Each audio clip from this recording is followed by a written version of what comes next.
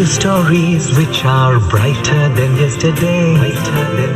The streets have never been so quiet. The squirrels found a new hideaway. Tomorrow will never be the same. There is so much hope in our hearts. Brick by brick we shall overcome and walk right into a new start. Welcome to the brand new world. We're the children of our Mother Earth. Reach out your hands, let us heal our earth together. Welcome to the brand new world. We're the children of our Mother Earth. Reach out your hands, let us heal our earth together.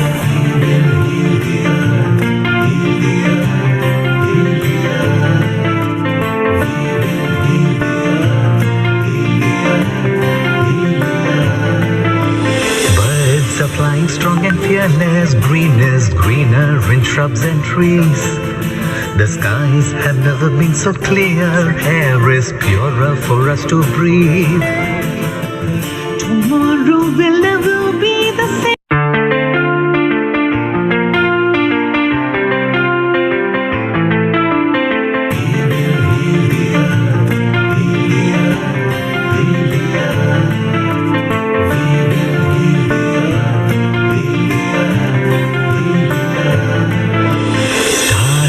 Can tell you stories which are brighter than yesterday.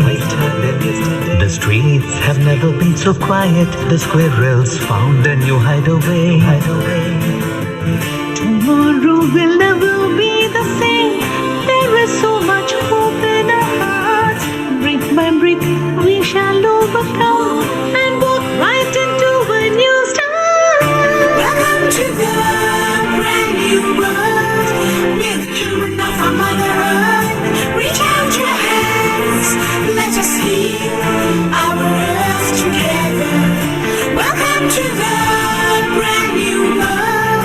We're the children of our Mother Earth. Reach out your hands, let us heal our earth together.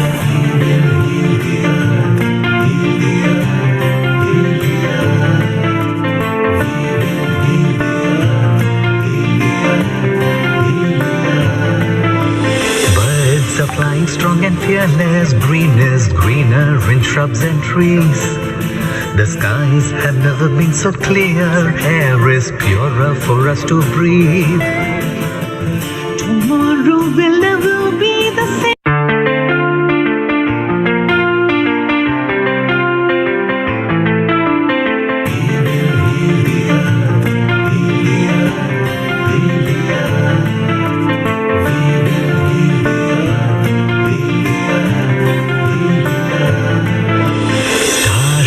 Can tell you stories which are brighter than yesterday. The streets have never been so quiet. The squirrels found a new hideaway. Tomorrow will never be the same. There is so much hope in our hearts. Brick by brick we shall overcome and walk right into a new start. Welcome to the brand new world. We're the children of our Mother Earth. Reach out your hands, let us heal our earth together. Welcome to the brand new world. We're the children of our Mother Earth. Reach out your hands, let us heal our earth together. We're the children of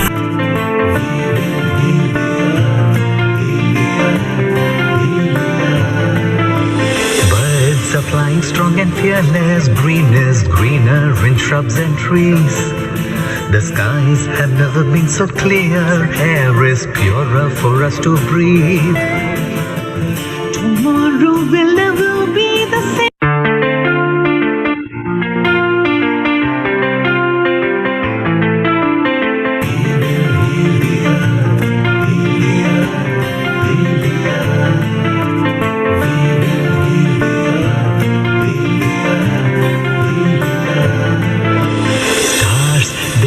you stories which are brighter than yesterday. The streets have never been so quiet. The squirrels found a new hideaway. Tomorrow will never be the same. There is so much hope in our hearts. Brick by brick we shall overcome and walk right into a new start. Welcome to the brand new world. We're the children of our Mother Earth. Reach out your hands, let us heal our earth together. Welcome to the brand new world. We're the children of our Mother Earth. Reach out your hands, let us heal our earth together.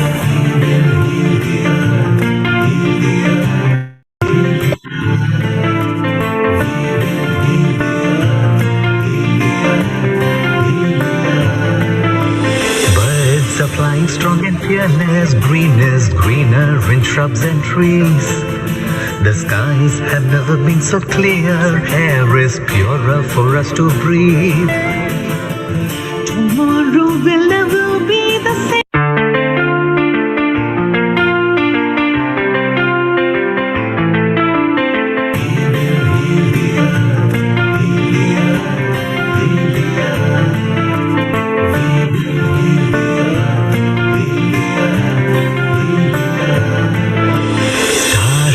Can tell you stories which are brighter than yesterday.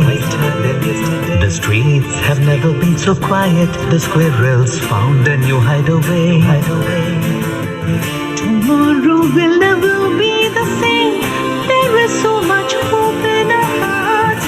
Brick by brick we shall overcome and walk right into a new start. Welcome to the brand new world. We're the children of our Mother Earth. Reach out your hands, let us heal our earth together. Welcome to the brand new world. We're the children of our Mother Earth. Reach out your hands, let us heal our earth together.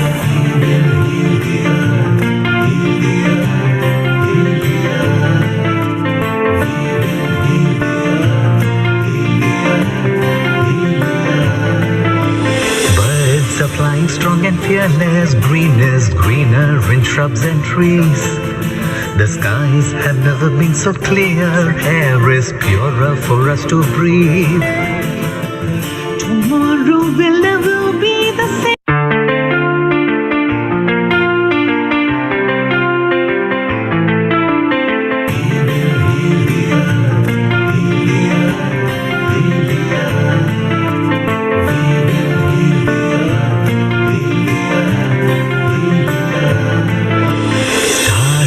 Can tell you stories which are brighter than yesterday. The streets have never been so quiet. The squirrels found a new hideaway. Tomorrow will never be the same. There is so much hope in our hearts. Brick by brick we shall overcome and walk right into a new start. Welcome to the brand new world. We're the children of our Mother Earth. Reach out your hands, let us heal our earth together. Welcome to the brand new world. We're the children of our Mother Earth. Reach out your hands, let us heal our earth together.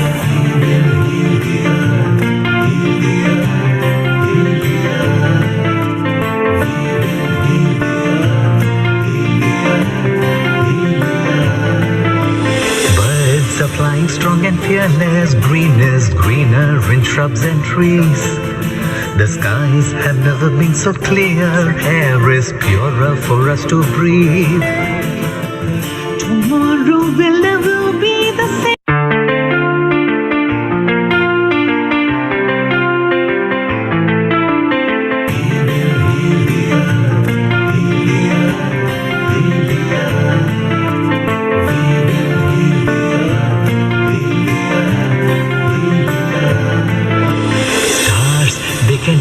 stories which are brighter than yesterday. The streets have never been so quiet. The squirrels found a new hideaway. Tomorrow will never be the same. There is so much hope in our hearts. Brick by brick, we shall overcome and walk right into a new start. Welcome to the brand new world. We're the children of our Mother Earth. Reach out your hands, let us heal our earth together. Welcome to the brand new world. We're the children of our Mother Earth. Reach out your hands, let us heal our earth together.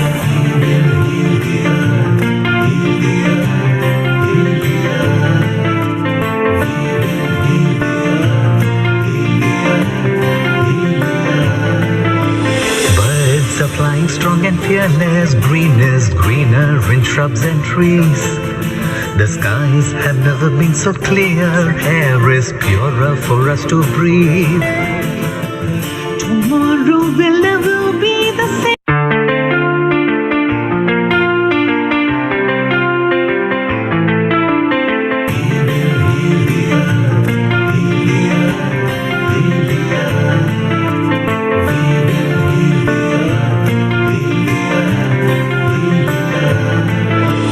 Stars, they can tell you stories which are brighter than yesterday. The streets have never been so quiet. The squirrels found a new hideaway. Tomorrow will never be the same. There is so much hope in our hearts. Brick by brick, we shall overcome and walk right into a new start. Welcome to the brand new world. We're the children of our Mother Earth. Reach out your hands, let us heal our earth together. Welcome to the brand new world. We're the children of our Mother Earth. Reach out your hands, let us heal our earth together.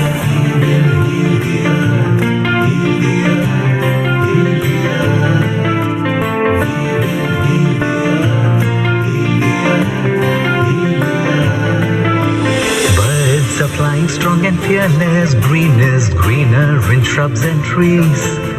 The skies have never been so clear. Air is purer for us to breathe. Tomorrow will never be the same.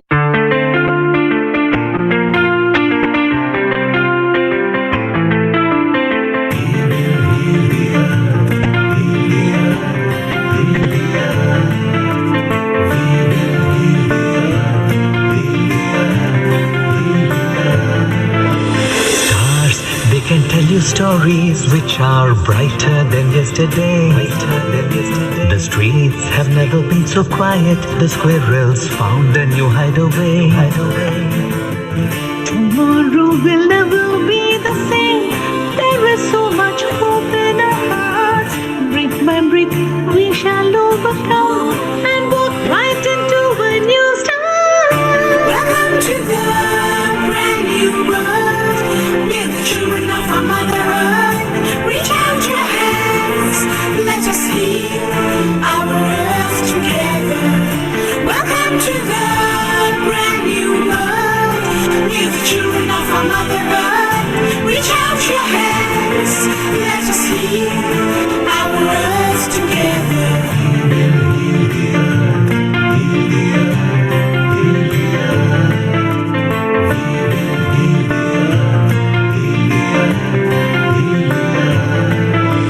Birds are flying strong and fearless. Green is greener in shrubs and trees. The skies have never been so clear. Air is purer for us to breathe. Tomorrow will never be the same.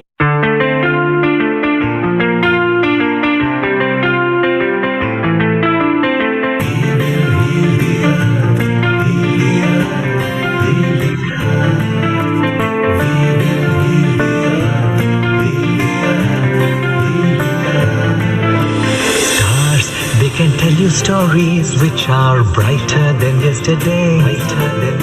The streets have never been so quiet. The squirrels found a new hideaway. Tomorrow will never be the same. There is so much hope in our hearts. Brick by brick, we shall overcome and walk right into a new start. Welcome to the brand new world. We're the children of our Mother Earth. Reach out your hands. Let us heal our earth together. Welcome to the brand new world. We're the children of our Mother Earth. Reach out your hands. Let us heal our earth together.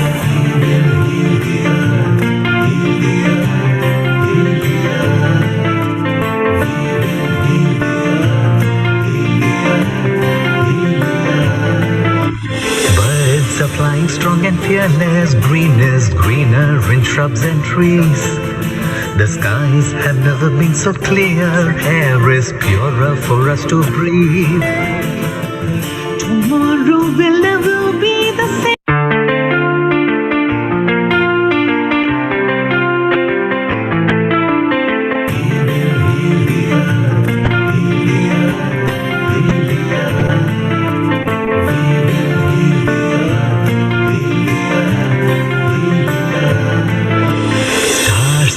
Can tell you stories which are brighter than yesterday.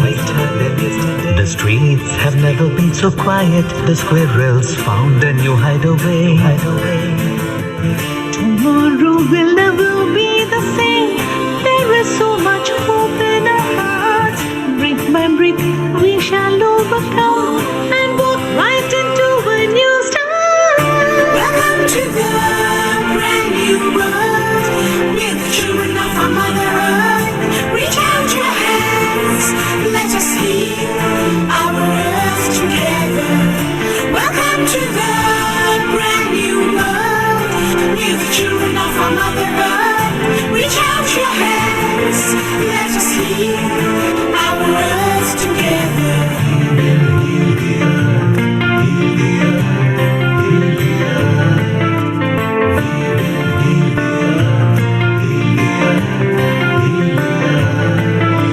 Birds are flying strong and fearless. Green is greener in shrubs and trees.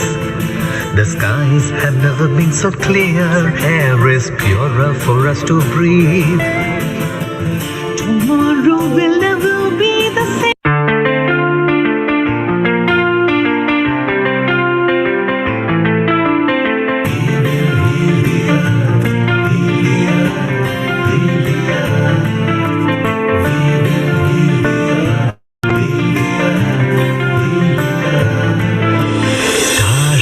Can tell you stories which are brighter than yesterday.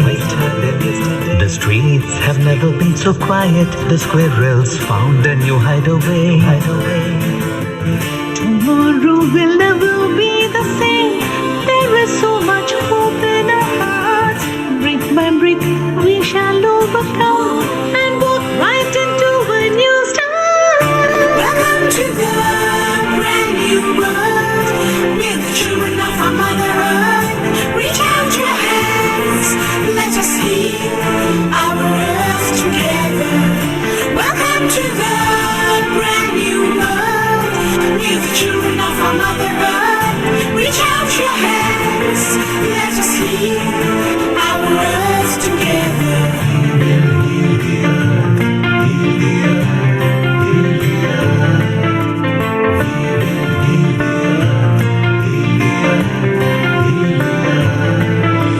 Birds are flying strong and fearless. Green is greener in shrubs and trees.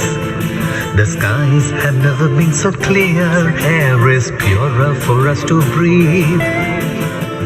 Tomorrow will never be the same.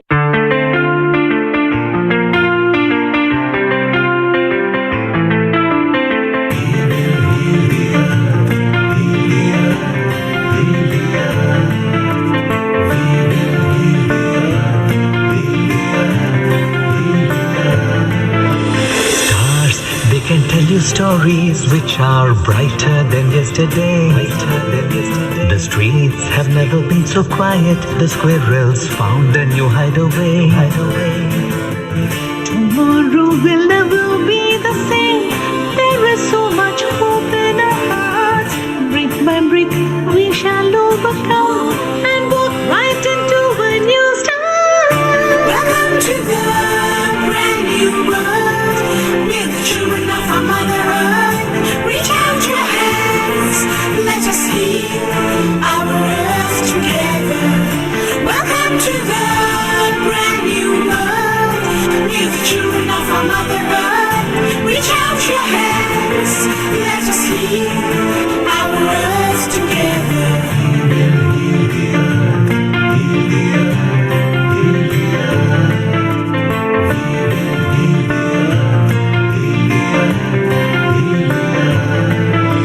Birds are flying strong and fearless. Green is greener in shrubs and trees.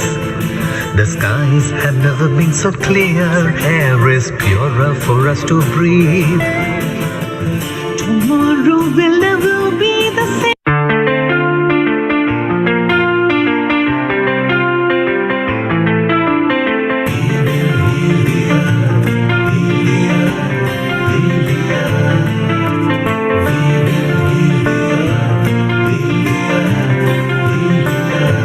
Stars, they can tell you stories which are brighter than yesterday. The streets have never been so quiet. The squirrels found a new hideaway. Tomorrow will never be the same. There is so much hope in our hearts. Brick by brick we shall overcome and walk right into a new start. Welcome to the brand new world. We're the children of our Mother Earth. Reach out your hands, let us heal our earth together. Welcome to the brand new world. We're the children of our Mother Earth. Reach out your hands, let us heal our earth together.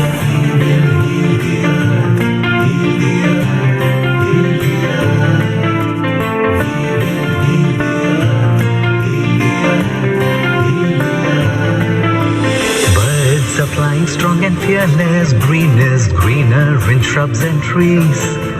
The skies have never been so clear. Air is purer for us to breathe. Tomorrow will never be the same.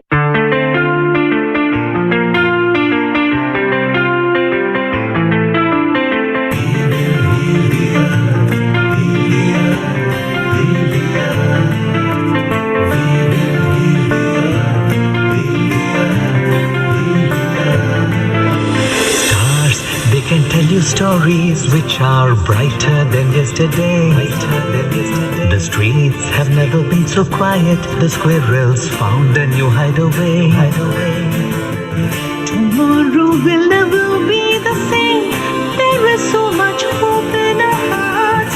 Brick by brick we shall overcome and walk right into a new start.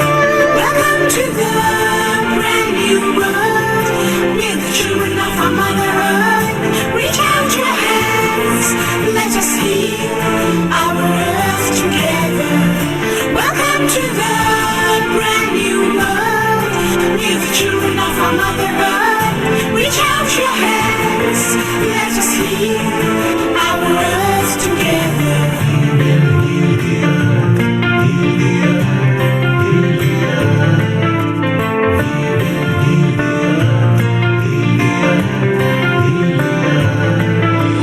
Birds are flying strong and fearless. Green is greener in shrubs and trees. The skies have never been so clear. Air is purer for us to breathe. Tomorrow will never be the same.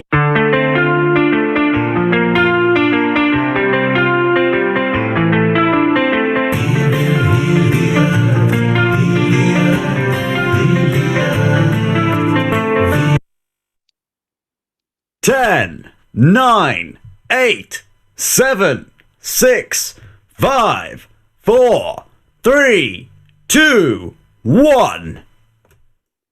Global Namaste to all the lovely souls across the world.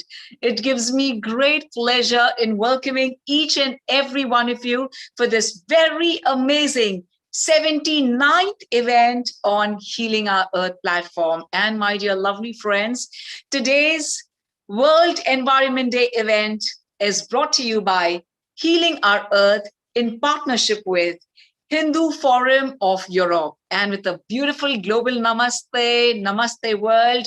And by the blessings of divine love, I take this wondrous, wondrous opportunity of thanking all of you for being here. At first, thank you for showering us with abundance of love. As we all know that God has gifted us, and this beautiful Mother Nature has gifted us this lovely planet, Earth, where we all stay. It nourishes us at every point, and it is our responsibility to save her. It is on our shoulders. So we are here to celebrate on this wondrous day of World Environment Day. It's time for all of us to be together and make sure that we make this world, this planet Earth, a lovely place to stay in, because we have no other place to go besides our planet Earth. So I'm truly thankful to Healing Our Earth in partnership with Hindu Forum of Europe, bringing this most wondrous 79th event. Let us all pray for the globe that is going through the coronavirus pandemic in so many countries. So towards the beginning, let us all come together for the Gayatri Mantra. As we always say, prayers work wonders. It heals the heart and, of course, reaches the soul. So please, may we all sit upright, take a deep breath, and join us for the Gayatri Mantra. Om Bhurбhuvah Tatsaviturvarenyam Bhargo Devasya Dhimahi Diyo Yona Prachodaya. Om. Coming towards the brightness, feeling the light and feeling the brightness within us, we are extremely happy to bring you this free online event every Sunday to spread love, bring unity, create harmony, and share happiness, especially at this point of time, where our mission is to inspire, motivate, and promote happier, healthier, peaceful, and more harmonious global communities by delivering multicultural and diverse online content which enhances the well-being of international audiences, sharing a wide range of information, educational as well as entertaining presentations.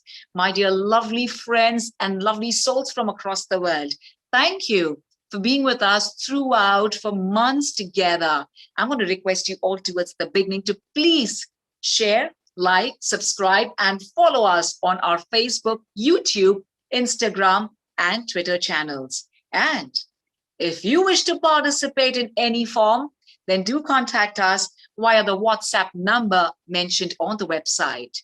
On behalf of our producer, director, and the entire Healing Our Earth team and the Hindu Forum of Europe, we take this wondrous opportunity of thanking all our guest speakers, all our guest attendees, and it's every beautiful soul who's joined us from across the globe, to my wonderful global audiences of Healing Our Earth. Our special 79th event is on the World Environment Day in partnership with Hindu Forum of Europe. And towards the beginning, it's time for me to truly invite the lovely, magnificent lady. Ladies and gentlemen, please join us in welcoming the chair of Hindu Forum Europe UK, Dr. Lakshmi Vyas, who's a visiting professor at the American University of Sovereign Nations. Ladies and gentlemen, Dr. Lakshmi Vyas is chair of Hindu Forum of Europe and European Women's Faith Leader with Religion for Peace. She works with the European Council of Religious Leaders and several prestigious organizations in the UK and Europe.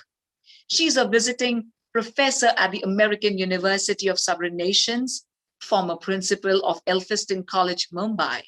She's authored 3 books and several research papers in reputed magazines and journals.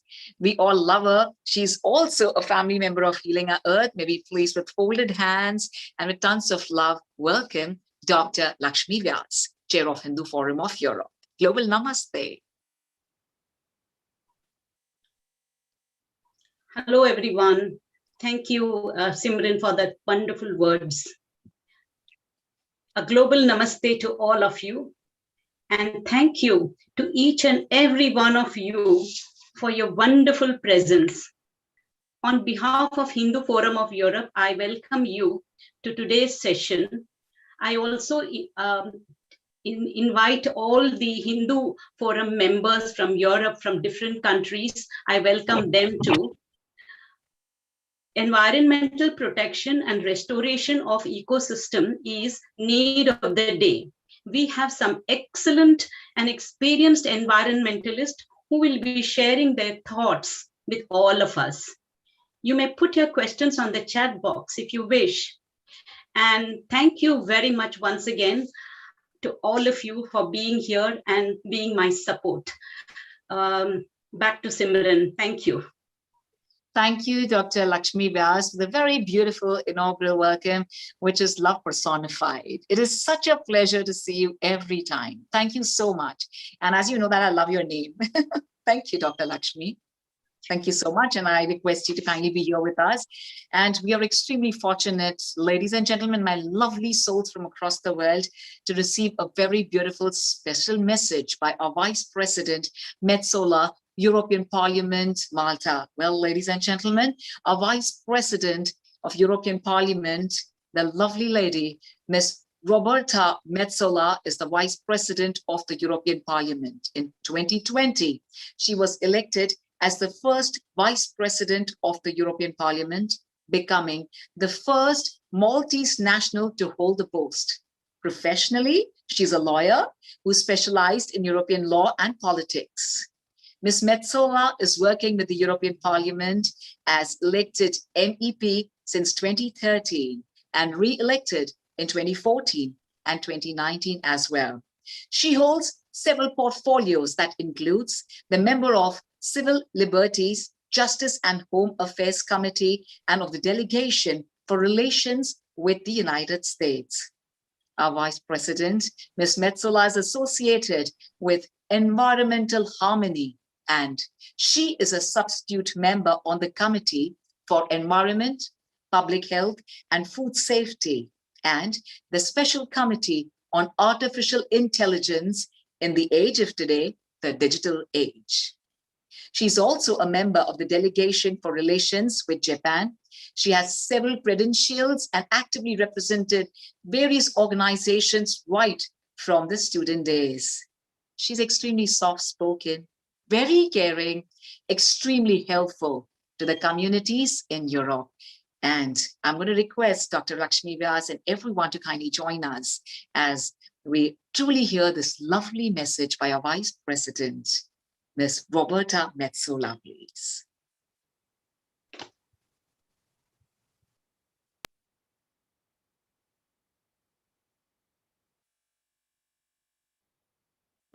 Thank you so very much for inviting me to your event. It combines 2 topics that are very dear to me: environmental protection and communication with communities passionate about it. Hindu beliefs and thinking about nature have been especially relevant for the protection of the environment. They emphasize the link and interdependence between humans and the nature that surrounds them. They also emphasize the importance of balance in that relationship, a concept that the rest of the world has caught up with only recently. There is scope for peaceful coexistence of humans with their environment, but only if we are careful that we do not take more than we should and give back than what we have taken. As Mahatma Gandhi has said, there is enough for everyone's need, but not for their greed. Voices urging for action on climate change grow stronger and stronger every day. They urge us to act now, But we know that we should have already acted yesterday, and we grow more and more aware of this every day. We not only need to protect what is left, we need to try to salvage what has already been lost. The United Nations have chosen 2021 to begin its decade on ecosystem restoration. The next 10 years are going to count most in the fight to avert climate change and the loss of millions of species. This means that it is up to us, our generation, to save the world. The previous generations were not sufficiently aware of the risks. The next generation will come of age when we have already reached the point of no return. Now, when I say saving the world, this will not be half as glamorous as Hollywood movies have made it seem. Saving the world requires a deep reflection into what we consider truly important, and then reducing or stopping those activities that don't bring us to that goal. It means finding alternative activities that bring less harm. And all this is not something that we need to do just once. It is a profound and systematic change to how we view our world and ourselves in it. But all of this is not just effort. It is also an opportunity for us to reinvent ourselves and find new avenues for growth and development. Concepts such as circular economy are beneficial not only in terms of environmental impact, but they also make economic sense. They create jobs, they generate new spheres of economic activity, and they respond to the challenges of our time. The European Union is aware of the urgency of the situation and has been doing everything in its power to change it. The President of the European Commission, Ursula von der Leyen, has very eloquently stated that making nature healthy again is key to our physical and mental well-being and is an ally in the fight against climate change and disease outbreaks. It is at the heart of our growth strategy, the European Green Deal, and is part of a European recovery that gives more back to the planet than it takes away. So, of course, when talking about the EU's activity in this area, we cannot not mention the European Green Deal. It is the EU's plan and strategy to transform the Union into a modern, resource-efficient and competitive economy where there are no net emissions of greenhouse gases by 2050, where economic growth is decoupled from resource use, and where no person and no place is left behind. The aim of the European Green Deal is to boost the efficient use of resources by moving to a clean, circular economy and to restore biodiversity and cut pollution. But you may ask, what will happen to those regions that are very carbon intensive or with many people working in fossil fuels? In line with leaving no one behind, the EU has prepared the Just Transition Mechanism, which will give financial support and technical assistance to help those that are most affected by the move towards the green economy. In terms of restoration of healthy ecosystems, the EU has been preparing a new proposal for legally binding EU nature restoration targets to restore degraded ecosystems. Public consultation on the file ended in April of this year, and the proposal is expected in the following months. It will be very exciting to see what is in it. This proposal is in line with the EU's biodiversity strategy for 2030, adopted last year, that envisages establishing protected areas for at least 30% of land and 30% of sea in Europe. It also envisages increasing organic farming, restoring EU rivers to a free-flowing state, planting 3 billion trees by 2030, reducing the use and harmfulness of pesticides by half by 2030, and many more. But the actions of the European Union institutions are only a part of the puzzle. We all need to act together to save the world for our children, and I know that you are our committed and very reliable partners in this. Thank you. Thank you. Thank you so much. What a beautiful message. Yes, we're all with you, and absolutely a pleasure for all of us to have this extremely beautiful message by our Vice President of the European Parliament, a lovely lady, Miss Roberta Metsola. And as they always say, it's not yours, it's not mine, but it is ours. So thank you so much. This has truly encouraged all of us to go one step further, to truly go ahead and save the environment. Let us all truly save our mother, who truly nourished us. Wishing you all a happy World Environment Day. And as we all know, here on this wondrous platform, Healing Our Earth in partnership with Hindu Forum of Europe, we travel across the world. So it's time for all of us to take you all to Africa right now. And absolutely a pleasure for all of us to welcome Mr. Elvis Paul Nufor Tanjim, who is from Ethiopia, but right now he's in Senegal in Africa, and he's flying back to Ethiopia this evening. My dear lovely souls, Mr. Elvis Paul is the coordinator for the Great Green Wall Initiative of the African Union Commission. Dr. Tanjim worked as a Regional Enterprise Development Manager for Tree Aid International, which is a UK-based international development charity, before joining the Great Wall Initiative in Africa. Dr. Tanjim, with his strong environmental inclinations, has also worked in Scotland, Environmental Justice Foundation London, Watershed Task Group in Cameroon. Dr. Tanjim holds a master's in ecology and management from the University of Ethiopia, an executive MBA from PGSM Paris, and PhD in business administration and several certificates and diplomas. He's a member of several professional networks, including Junior Chambers International, where he is a senator, and a pioneer member of World Greening Alliance created by WBCSD and Elion Group in China. The Great Wall Initiative is a Pan-African flagship program aimed at resilience building in the dry lands of Africa through a mosaic of sustainable land management, restoration, and sustainable economic development projects. With folded hands, we are truly delighted to take you all to Africa, and let us all meet Elvis Paul Tanjim. Global namaste to you.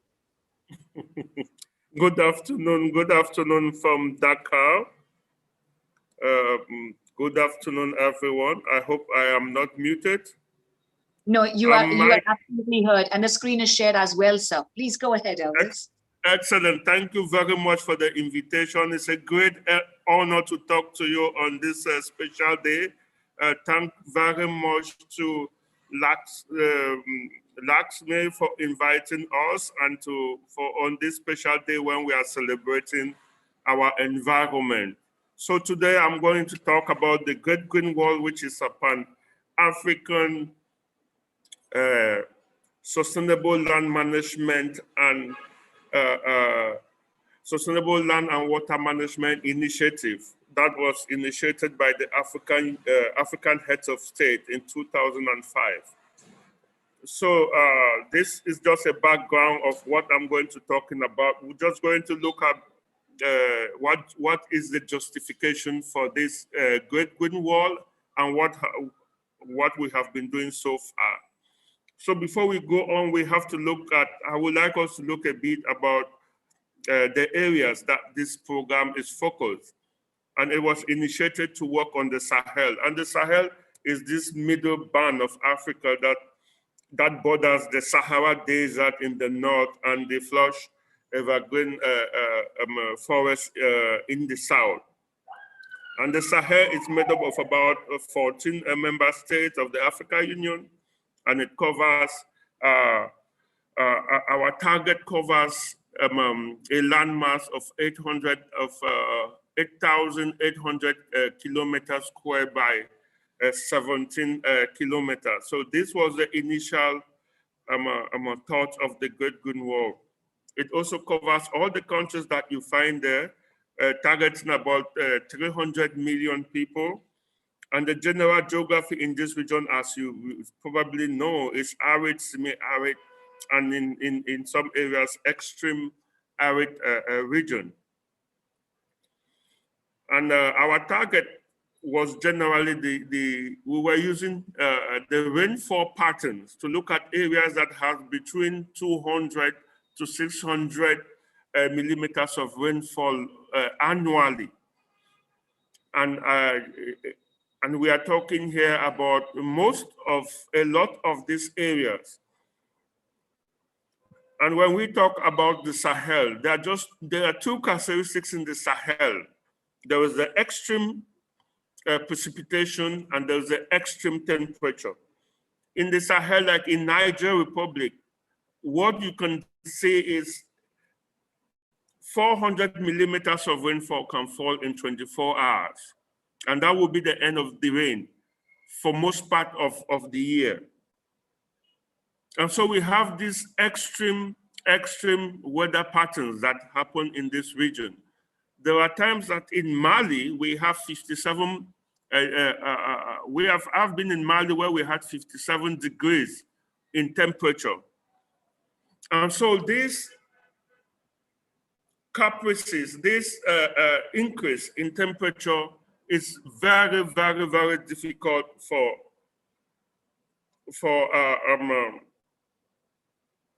is somebody working on it? Hello? Yes, please. Perfect. Are you getting me? Very well, very well. We are with you. Elvis, we are with you. Am I audible? Super. Yes, but I'm no longer seeing the slide. The slide is there of over 3.2 million people with the map. Strange. I'm not gonna see. Okay, I think.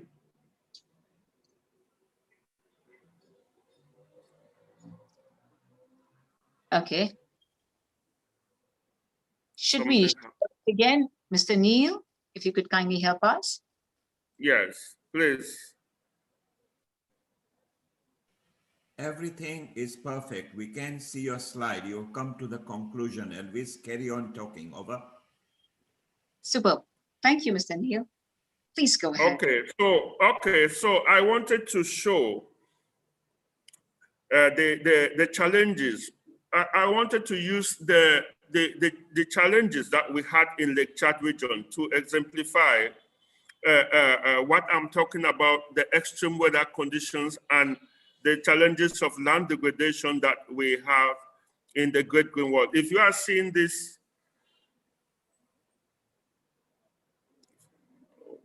there is Fora is requesting remote control of your screen. Is Fora one of you? Yes, it's the implementation of MEAS. That's the slide we have in front of us. Yes.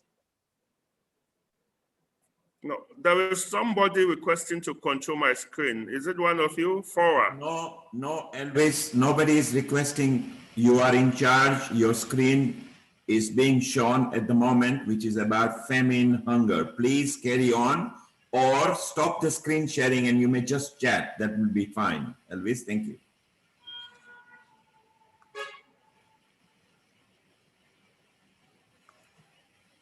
Elvis, you can just talk if you like. Yeah, I think there is some sort of a bug attempting to control the screen. Okay, switch off the screen share and just chat, Elvis. That will be fine. How do we do it? Let me go there. Oh my God, this is strange. Okay, I think I will just chat. So Sure. if you are getting me, that's fine. Very well, very well. Yes, sir. Very good, because I think there is something happening with the screen. So the Great Green Wall initiative was created in 2005, 2007 to provide a solution, a Pan-African solution to the issues of extreme weather, climate, and the advent of climate change in this region.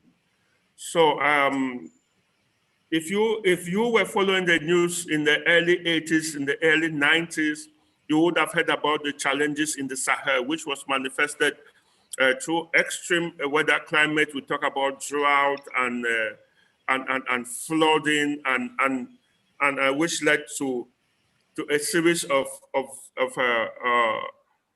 developmental and climate-related challenges. And one map that I wanted to show was what is happening in Lake Chad. Lake Chad, which is found in the Sahel region of Africa, which is located between Chad, Cameroon, Niger, and Central African Republic, is an example of the challenges that we face. Lake Chad has lost its water body since 1963 by more than 94%. And when you lose your water body, the area is degraded, and there is a huge population in this area of about 30 million people. And these people are people that depends on nature for their livelihood and for their income generation activities. So we are talking here about serious problems with Lake Chad.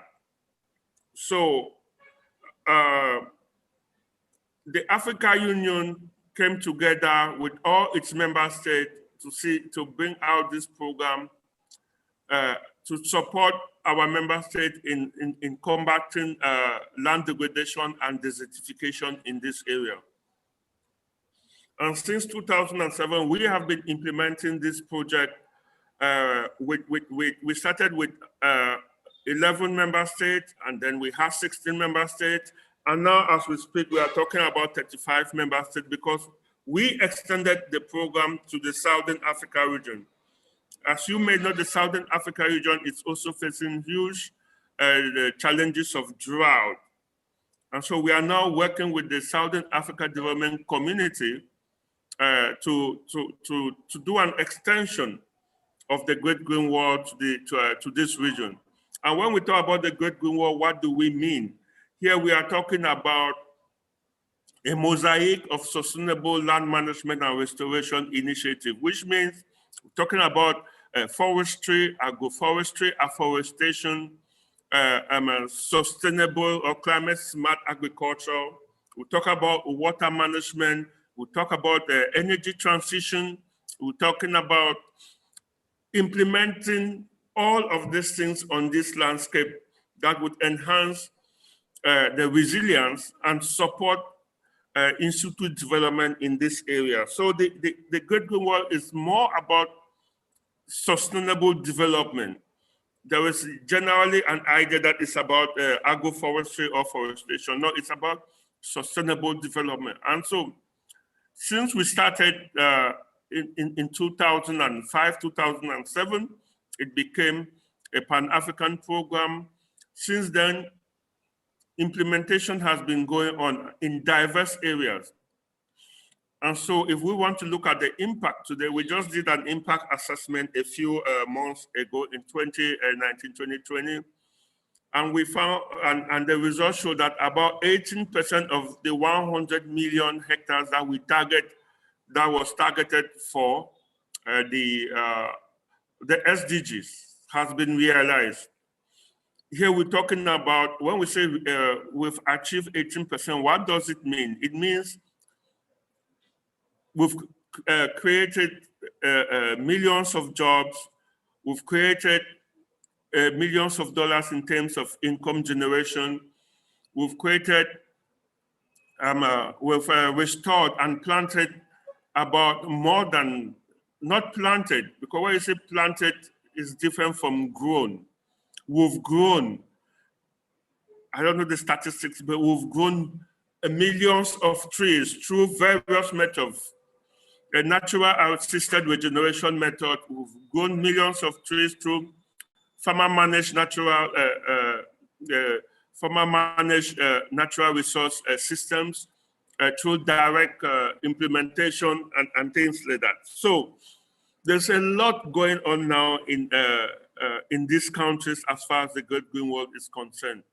We have been working with our international development partners like the European Union, the World Bank, FAO, and especially the UNCCD to ensure implementation and to raise funding. As you very well know, the issues of biodiversity conservation is more than just about development.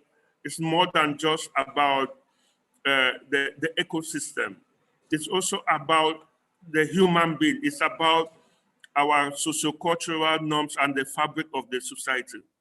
One of the biggest challenges that we are facing today in the dry lands of Africa, and especially in the Sahel, is the issue of security. And the biggest, one of the push factors for this security is the fact that we have complete degradation of the environment. When the environment is degraded, when the farmers are no longer able to have access and use the arable farmland, when the pastoralist communities are no longer able to have enough rangeland for feeding their cows and their cattle and their camels and their goats. This lack of natural resources has led to serious conflict. One of the biggest issues that we have is what we call climate security conflict. And this conflict has degenerated into international conflict. You can hear about the conflict between the Dogons, the hunters, and the herders in Burkina Faso, in Niger, and right down now to Mali and to other regions. So the fact that the environment is degraded, the fact that people can no longer feed themselves, it has also led to complete disintegration of the social norms and the social fabric. And so the environmental degradation is far more than just about the economy or the environment. It's about the human being. You must certainly be getting about the thousands of young Africans that are fleeing, trying to cross the Mediterranean Sea through the Sahara Desert. These young people have lost hope. These young people have completely given up because most of these young people are coming from the dry lands of Africa. And so we are talking here, if we have to heal the world, if we want to heal our soul, if we want to heal our communities, we have to start from healing the ecosystem. We need to balance the way we use. We need to a complete paradigm shift from the unsustainable lifestyle that we've been living, from the too much focus on profit, to go down to look at the human being and the environment. And I think if we have not learned from the fact that we have destroyed nature, I think the outbreak of the COVID pandemic has shown us that there is a huge need for us to rethink our development strategy. There's a huge need for us to rethink our relationship with nature and our relationship with one another. Thank you very much. Thank you so much on this brilliant note, Elvis, that you spoke about, how could we actually heal the ecosystem, especially in a day and age like today when, the entire world is facing, of course, whatever we're going through. It's time for all of us to save the environment. Absolutely wonderful. Elvis, I'm going to take this wondrous opportunity of thanking you, but please be here with us because we have to truly ask you something very special. So thank you so much to all the lovely souls who joined us. Towards the beginning, we had the wondrous inauguration by Dr. Lakshmi Vyas, and then, of course, the inauguration by our Vice President of the European Parliament, our lovely lady, Roberta Metsola, and the welcome by Dr. Lakshmi Vyas. So Dr. Lakshmi Vyas, I'm once again going to invite you, please, to kindly be here with Elvis, and we are here to have a beautiful conversation with him of few seconds to a minute. And of course, I'm truly looking forward to meeting your guest as well. Absolutely a pleasure. Thank you so much, Mr. Elvis, for the keynote address. And maybe please welcome Dr. Lakshmi Vyas to thank Mr. Elvis as well. And we're looking forward to still meeting our beautiful guest. Thank you, Dr. Elvis, for your enlightening and stimulating keynote address. I appreciate your commitment and felt the deep involvement with the project as you were speaking. The Great Green Wall Initiative, covering several countries, is nearly 4,350 miles long, and it is an Herculean task, to build the wall. I can quite understand. It is not just growing trees, but transforming lives of millions of people in the Sahel region. A decade is over and 15% underway, I think, as you mentioned. Let us all support this project and get involved in whatever way we can. Your presentation drew the audience and held their attention for a long time as you were speaking. Once again, I thank you very much for accepting my invitation and sending a brilliant message across. Thank you very much, Dr. Elvis. Thank you, Dr. Lakshmi Vyas. And Dr. Lakshmi, I definitely must mention this about Dr. Elvis, that, he was waiting for the slides. But I think right from the slides, whatever we watched, to everything he spoke is deep within our hearts. And I think he's not just inspiring us, but also aspiring us to do something about the environment. I'm going to take this wondrous opportunity of thanking you, Dr. Lakshmi. And I'm also looking forward to meeting Bharatji in a while from now. So just waiting for you in case you want to call him right now. Yes, Dr. Pankhania is here. A very, very warm welcome to you, a global namaste to you. And it is indeed really a matter of pride for us that you are here with us. Dr. Pankhania is he is a COVID special doctor, and he is a wonderful person as a doctor as well as a human being. And let us hear from him what he has to say on global warming. A couple of minutes of message from Dr. Pankhania. Namaste everyone. And it really was heartening to hear Elvis talk about the green wall in Africa. As a fellow African born in Kenya, I'm very aware of the degradation of the environment, which is then causing mass movement of people. And when I lecture at my university, and several of them, Bristol, Exeter, Plymouth, Imperial London, I tell my public health students, if you do not act on these issues, then human beings are going to come and knock on your door in the UK. The UK thinks that it is an island and it can look after itself, so why bother? And I say, listen, people can get onto dinghies now and navigate via their smartphones and come and knock on your door. What are you going to do about it? And one way we can keep a sustainable, a thriving population in the country in which they were born is to stop, number one, conflict, war, the items of war, tools of war, guns, bombs, planes. And then secondly, enable these people to live where they're born. And if you enable them to live where they're born, they're not coming to knock on your door. The issue with respect to global warming, moving on in another direction now, is still understood. And until a few months ago, we had President Trump and his entourage who were basically bought off by the fossil fuel lobby to deny that fossil fuels contribute to global warming. So we are dealing with a very dark force, because when we have people like President Trump and others in power for too long, they will put us over the tipping point. We are already at the tipping point, and we only need a few people like President Trump and others, I mentioned, and others, who will tip us into a point of no return. So what is this global warming, climate change big issue? And it is as follows. For millions and millions and billions of years, planet Earth was created and then it settled down. And as it settled down, life evolved. And life evolved with plants, animals, vertebrates, and then finally human beings came along.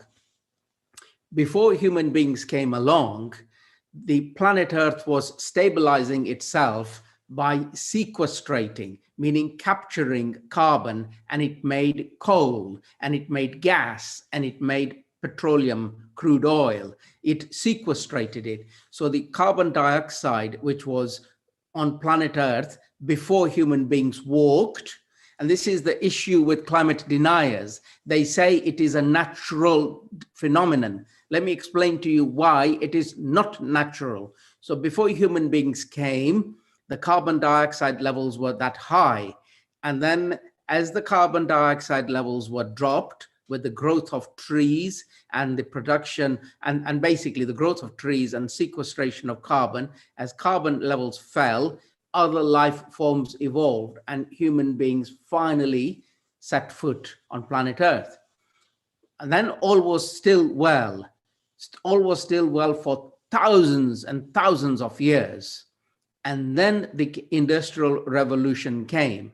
And in the short period of 150 years of the Industrial Revolution, we have been releasing colossal amounts of sequestrated carbon in the form of methane gas burnt, coal burnt,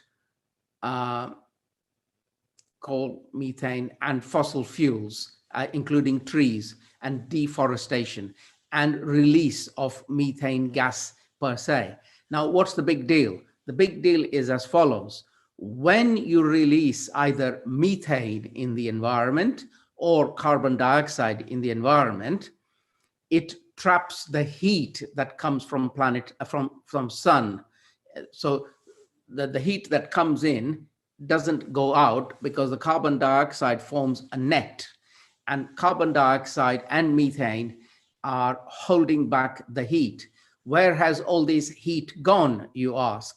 Well, the heat has gone by being sequestrated in the oceans. So the vast, the huge, the large volume of oceans, 70% of planet Earth, have been capturing this heat. And because it is a large amount of volume of water, we do not see where this heat has gone. Well, I tell you where this heat has gone. It is in the water.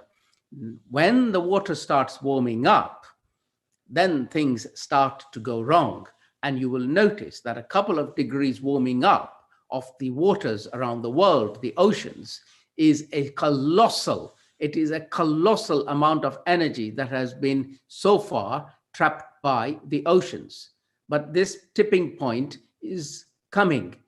With the tipping point that will come, we will have crop failures, we will have climate change, we will have hurricanes, we will have floods, we will have mass movements of people. We will have started the process of destroying planet Earth. And I'm not being extraordinarily scary. I'm depicting a picture of once you reach tipping point, you can't return. It costs too much to return. You can only save planet Earth now, if you act now. Once the tundra, the steppes, which has got frozen methane from millions of years, starts warming up, it leads to a rise in temperature. Then it leads to a further rise in temperature, more methane comes out, and more, and more, and more. So you've created a chain reaction. And once you've created a chain reaction, it is finished. You know, rising sea levels, the sea ice will go, we'll get more heating, and then more release of methane, more heating. What are we to do? I don't know all the answers, but what I do know is that there are some nations per capita that release more carbon dioxide than others. So the nations that I'm looking at are United States, India, China. They release disproportionate amounts of global warming gases. They look to Africa to tell them to do things. They look to Africa to improve their game. They look to other countries to improve their game, but they don't want to put their own house in order. We have to put our own house in order. So I'm going to end by asking all of us, well, what can we do? Very little, but we can elect the right politicians. And please, if you do not want to live in harmony with planet Earth will wipe the smile off our faces. We will all die. So it is important, very important, that we live in harmony with planet Earth. What can you personally do? Well, personally, change your diet. if you were to change your diet from a meat-based diet to a vegetarian diet or very little meat, you will be contributing a colossal amount towards preventing global warming with the release of CO2 and methane gases from cattle and the plowing of fields and the deforestation to grow grass, to grow cattle, to feed you. So what would I advise? Top 3 tips. Live in harmony with planet Earth. Live a simpler life. Fly less and eat less meat. I will stop there.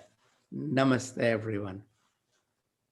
Wow, this was truly, truly unbelievable. So I'm going to take this wondrous opportunity of truly thanking Dr. Bharat Pankhania, sir, who is absolutely, our regular esteemed guest and dignitary on Healing Our Earth platform, and also a great contributor to Healing Our Earth. Thank you so much for bringing such valuable updates every now and then, even regards COVID and right now regards saving the environment.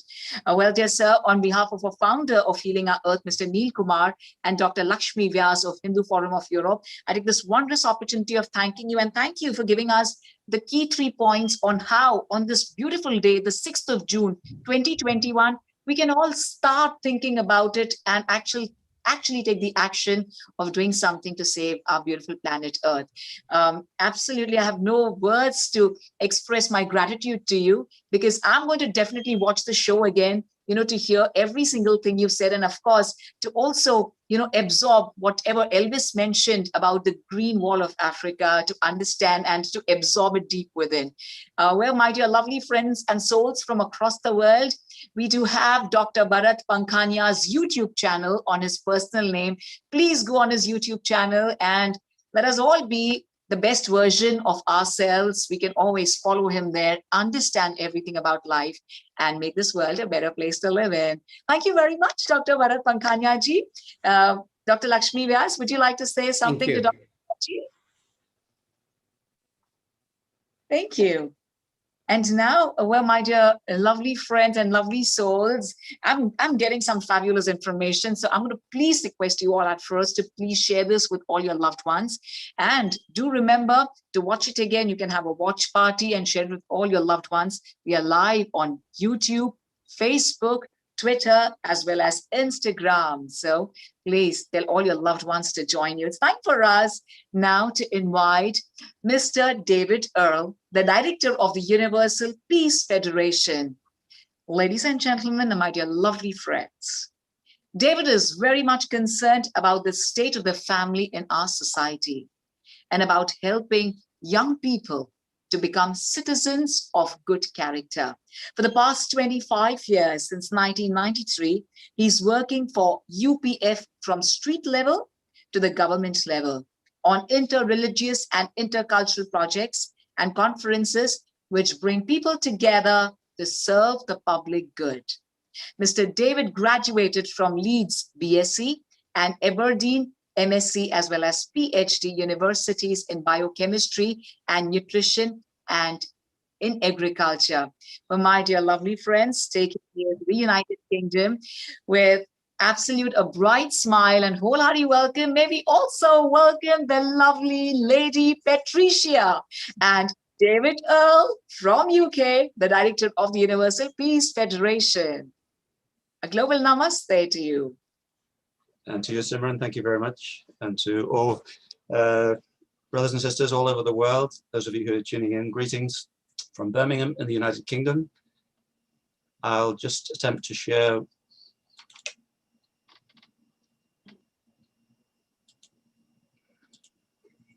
Is that okay, Simran? Perfect, sir. Very good. Our lovely planet. Thank you. Isn't that beautiful? So beautiful. Yes, it is. It Not is. least because of the blue oceans. And I'm going to talk a little bit about that, but I'm going to just introduce myself briefly, very briefly. My wife and I have tried to spend as much time as possible in nature. And my wife is intoxicated by oceans and the sea, partly because that was a formative part of her upbringing in Belgium. She spent so much time with her parents during all the holidays by the North Sea. And the same thing with my grandfather on my mother's side. You can see a picture of him here speaking to Her Majesty the Queen. He spent a lot of time in Malta, the Honorable Roberta Metzeller's home. And my mother, who grew up in Malta, she and her father, my grandfather, could not live apart from the sea. He had to live by the sea. And my point here is that young people, nature should play a formative part in their upbringing. If they're going to become decision makers in the future and make a better change to our planet. I want to leave two basic ideas with you today. The first is we should do there are many ways of approaching the environment, as you will hear. We've heard from Dr. Bharat and Dr. Elvis. I'm going to leave two ideas with you. We should do as much as possible to help our young people as they grow up engage directly with the natural world, to get their hands dirty, to get their feet wet. And the other idea I'm going to leave with you is that we have to, at the top end, we have to find ways to encourage our decision makers and people in government to go beyond national self-interest. And I'll speak a little bit more about that in a moment. So in terms of young people, this is an article recently on the BBC website from many psychologists, eminent psychologists, that children, there are so many benefits to allowing young children and our kids to really get their hands dirty, to get rid of excess energy, to meet challenges and adversity, and to experience actual reality rather than virtual reality, which they do, of course, on their mobile phones and social media. So many benefits to young people. So a lot of my work has been taking young people into the natural world to experience nature, to challenge them, to develop their leadership abilities. This is in North Wales, in Snowdonia, taking young people, as I said, to get their feet wet in the Atlantic Ocean, but also to climb Mount Snowdon and see the beauty of nature and the majesty from the top of Mount Snowdon, as you can see there. I also do work with young people, especially environmental projects. So in Birmingham in 1996, these young people came from all over the world, all faiths, all cultures, all races, and they built a nature trail for local people in Birmingham. They established a recycling center. And in the process of doing that in a tree nursery, they made friends with each other, and they learned about the value of nature, recycling, the natural environment. The following year, another project, we came together from all parts of the world and we built a park for people in Small Heath, as well as friendship between one another. So that's something of the nature of my work, as you mentioned, Simran, in the introduction, bringing people together to serve the public good. I'll just turn now to the oceans. And the co-founder of our Peace Federation, Dr. Haq Jahan, said this in her autobiography about the ocean. The sea can be frightening. Maybe some of you have experienced that. I dearly love the sea, as God's deep will can be found within it. My husband also loved the water. And even during our busy schedules, we'd find ways to visit a river or the sea, but not just to admire the scenic beauty or a fishing trip. As we rode the rough waves, we wanted to tell people of the world that humanity's future is found in the sea. We often took young people with us to fish on the high seas. We wanted to raise them to become leaders who would work anywhere. As I mentioned, this interaction, direct interaction with the natural world. When we stayed in Kodiak, Alaska, young people from around the world came to receive education, but we didn't lecture or preach to them. We only offered the advice, go out to the sea. On the sea, you'll discover what God wants to teach you through this direct interaction with the natural world. As has been mentioned already, the oceans cover 71% of the Earth's surface. They hold about 97% of the Earth's water. The rest is in glaciers, lakes, rivers, and ice, and so on.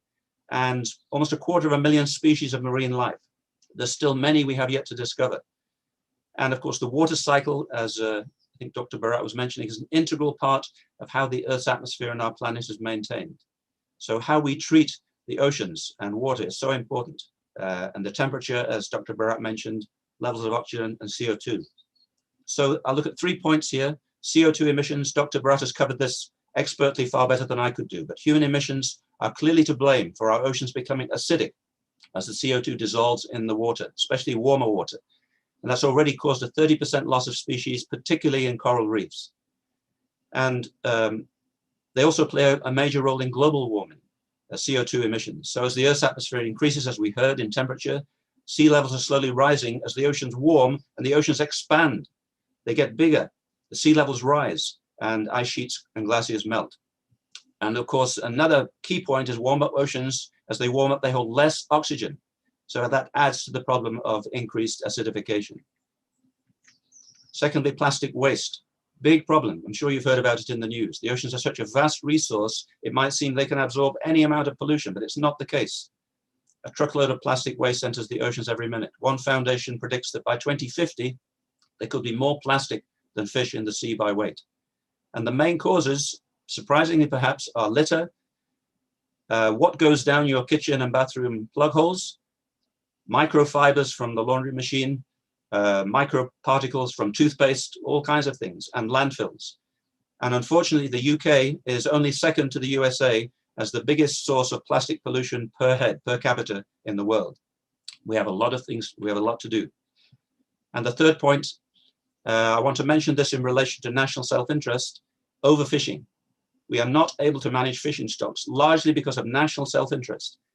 So just, you know, between ourselves and Denmark and Norway and Germany is the North Sea. And in the 1970s, there was a 270,000 ton population.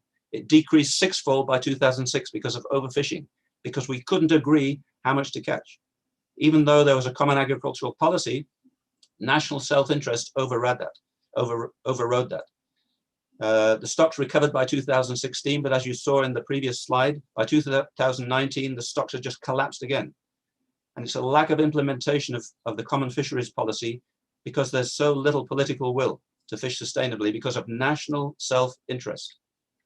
What can we do to combat that or to help our decision makers make the right kind of decisions which are in everybody's best interests? Well, our UPF ethos is interdependence, as we know, so well from COVID, mutual prosperity, and universal values. Interdependence means not being defined by our borders and barriers, but by our common humanity and our shared future. We have to get that into the minds of our young people.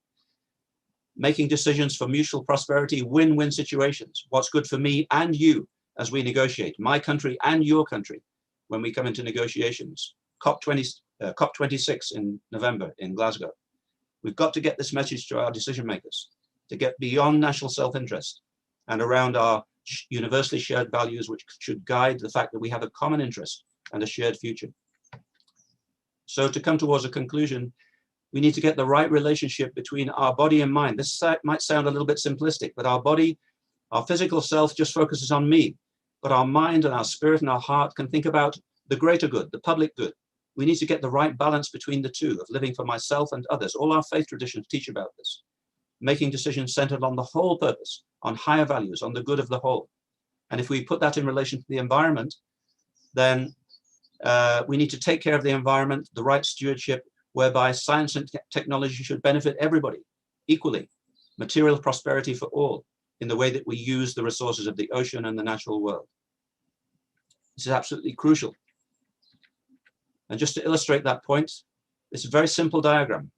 I live for my family lives for my community lives for society, my society lives for my nation should live for the sake of the greater good, for the sake of the European community or for the sake of the world. And then if we get into difficulty, the whole will come and support the individual. But the opposite of that, especially national self-interest, is that we take from the whole. We take fish from the North Sea, the British fishermen, the Icelandic fishermen, the Denmark fishermen, the Norwegian fishermen, and the stocks go down. The whole diminishes because we're putting my nation and our jobs before other nations and their jobs. And the whole goes down, and we, in the end, who loses? Everybody loses. Everybody loses. So in conclusion, then, our UPF, our Peace Federation, is trying to impact on the lives and the minds of decision makers. This was an Africa Summit, 55 nations in Senegal, where Dr. Elvis is at the moment. And we try to help them think things through. I'm speaking here with the State Minister of Education from Nigeria and the Deputy Minister from Lesotho to try to help them to think beyond, to get beyond national self-interest and think about the common good, the whole purpose, our common humanity. And lastly, our Peace Federation awards the Sunhak Peace Prize, which is started in 2015 to President Anote Tong of Kiribati, which is the first island nation which will go under as the sea levels rise. He developed migration with dignity in his forward-thinking view of things. And Dr. Modadugu Gupta, an Indian biologist and fisheries expert who pioneered the Blue Revolution. So we want to really applaud and acclaim these kind of people who are thinking about the oceans, who are thinking about the environment, and bringing real solutions. So that's my message today. We need to influence decision makers to go beyond national self-interest, and we need to help our young people to engage directly with the natural world so that they grow up with formative experiences that enhance and inform their decisions for the future. We create a better future together with them. So thank you very much for listening. That's my little presentation. Thank you. Thank you. Thank you very much, Dr. David Earl. And right from, the first picture and the last picture, which is extremely fascinating. And of course, in between, where we all individually, as a whole need to really work on saving the environment. I'm truly delighted and thankful to you. But I'm going to also have a word with our lovely lady, Patricia. And, both of you have been doing phenomenal work, to save the environment. And I would also love to congratulate both of you. A global namaste to you, ma'am. Yeah, namaste. Yeah. I want to congratulate both of you for also having the honorary citizenship of India, for being the recipient of the prestigious award. Please, David and Patricia, ma'am, I would love to ask you that. Please, would you like to tell all our lovely viewers about this award? Yes, my wife should speak, but I'll just say a few words. We do a lot of work, as I mentioned, bringing people together to serve the public good. So we, all the different communities of Birmingham, Hindu, Sikh, Muslim, Christian, Jewish, raise money for a project we developed in Hyderabad in southern India, in Andhra. And it was to provide a home for Dalit orphan children and education. And the money for it came from all the faith communities of Birmingham to fund that project. And it's not even a drop in the ocean, but most of the young people who've gone through that home and the local school have managed to get a college degree, vocational qualification. And the project somehow miraculously came to the attention of the Indian government. And we received what was called the Hind Ratan Award, the Jewel of India Award in 2003. So we went to India, but in order to receive that award, Patricia and myself, we had to be given sort of NRI status, which is a little bit unusual, honorary citizenship of India, to receive that award because it's only given to NRIs. But it was the collective effort of all the people of our faith communities here in the UK which made that happen. So beautiful. And it was also the collective effort of women coming together, because I've been doing peace work for many, many years with women from beyond race, culture, faith, for peace. And so everybody would go in their own place of worship. We could collect a lot of money. And so it was a wonderful way to create a bridge between India and the UK and to give something back to India, to restore all the exploitation, from the past and to serve that country. And also to create some communal harmony in that place of India where there was a lot of tension. And yeah, it was an amazing project, and it still keep going, really. And just to mention, Simran, that we believe that, to heal Mother Earth, we need more and more the motherly aspect of the female contribution to decision-making, people in positions of responsibility, the aspect of compassion, togetherness, the motherly aspect. We need that women need to play a much bigger role together with men in healing our Earth. Brilliant. I think the way, both of you have expressed it, I think this goes as a beautiful message to all the families to truly come in together and truly do something. And we've been receiving beautiful messages, and, where people are also asking us, for that we could probably ask and, tell all the organizations who are working towards peace and harmony, to do something about it. So thank you for sending us all your comments. And David and Patricia, it's been absolutely a pleasure on behalf of a founder of Healing Our Earth, Mr. Neil Kumar, as well as Dr. Lakshmi Vyas, the chair of Hindu Forum of Europe. I take this wondrous opportunity of truly thanking you. And I'm going to please request everyone to share this with all your loved ones, share this with every single soul on this planet Earth. And I think we need to bring this change. And of course, it is absolutely in our hands. So thank you for spreading our word and for giving us and letting us know and making us aware of the whereabouts. And I'm still mesmerized by the beautiful first artwork and the last picture. It is going to stay with me. And I truly look forward to imagining a beautiful world. We all need to imagine and make sure it really comes to be true. Thank you. Thank you very much, David, and our lovely lady, Miss Patricia. Thank you. Thank you to all our lovely souls. And we're going to take you now to the United States, where we're going to invite Professor Dr. Lane Hartzell, who's a professor at the Asia Institute at Washington, D.C. and Tokyo in 3E, that is energy, economy, environment, and a research professor at the Center for Ethics in Science and Technology Department of Philosophy at Chulalongkorn University in Bangkok. He's also a project scientist in Sensoria in Montreal. Earlier, he worked as an assistant professor on convergent studies in Sukmayong Women's University, and he's also worked as a lecturer at the Mahidol University Department of Molecular Biology and Bioinformatics. He's extremely dynamic in his thoughts and research. And to speak more about the restoring ecosystems, maybe please, from all our heart and soul, welcome Professor Dr. Lane Hartzell from USA and Thailand. Absolutely a pleasure to have you here. How are you doing, Professor Dr. Lane?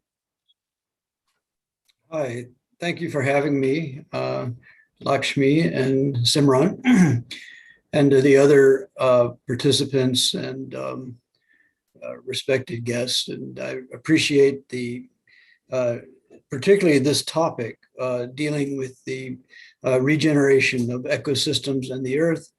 And I'm going to provide a, can you hear me okay? Should I ask Very that well. first? It's perfect. Good, okay. Thank you. The I'm going to provide a reflection. It involves a personal reflection and also philosophical, both moral reorientation, we might say, and then a hypothetical deductive. I'll get to that later. When I was much younger, 30 years ago, and I was doing medical research, we would debate in our lab together about this kind of question: will technology save us, or will people stop using energy, food, as Dr. Pankania, I hope I got your name right, mentioned about the tremendous amount of waste, energy, and so forth that we use. Will we stop that? I took the position at the time that I thought that yes, we will, as individuals and societies and so forth, reduce our consumption, make the correct individual choices and so forth. My counterparts, the other researchers, actually we were in surgery at that time, they took the position that we're going to have technology. Now at middle age, I think that we were both wrong, and I have some ideas about how we might make this more right, some of which you've already talked about. So I'm going to try to find a basis for grounding my talk. As you know, it's very difficult to find ethical and moral basis in many things. It's not as easy as, say, mathematics or physics, which is quite a bit more stable. So before I start off directly, I talk about universal values that we already have codified into the UN 1948. That's law. Universal bioethics declarations and protections of nature. All of these are laws that can be relied upon when we're working to make some type of change. So it's not just wishful thinking anymore. These are laws that have muscle.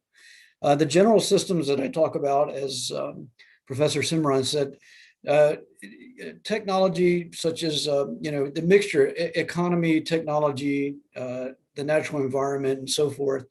And we also have to talk about the organization and production of capital and labor, since that's the predominant, the large system that we have today.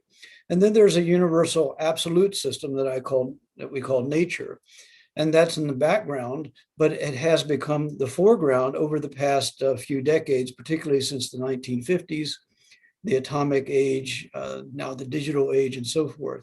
So I framed this as an ethical argument for the practical application of 3E, energy, economy, and environment, in a moral reorientation, maybe, and a look at our definitions. applied ethics of global justice for human development within the natural environment is a kind of argument on global justice for ecology, I think. So this is a normative argument. That's philosopher speak, normative arguments about how we go about our each day and how we interact with each other. These are the norms that we have and how we're going to implement particularly technology and economy in society.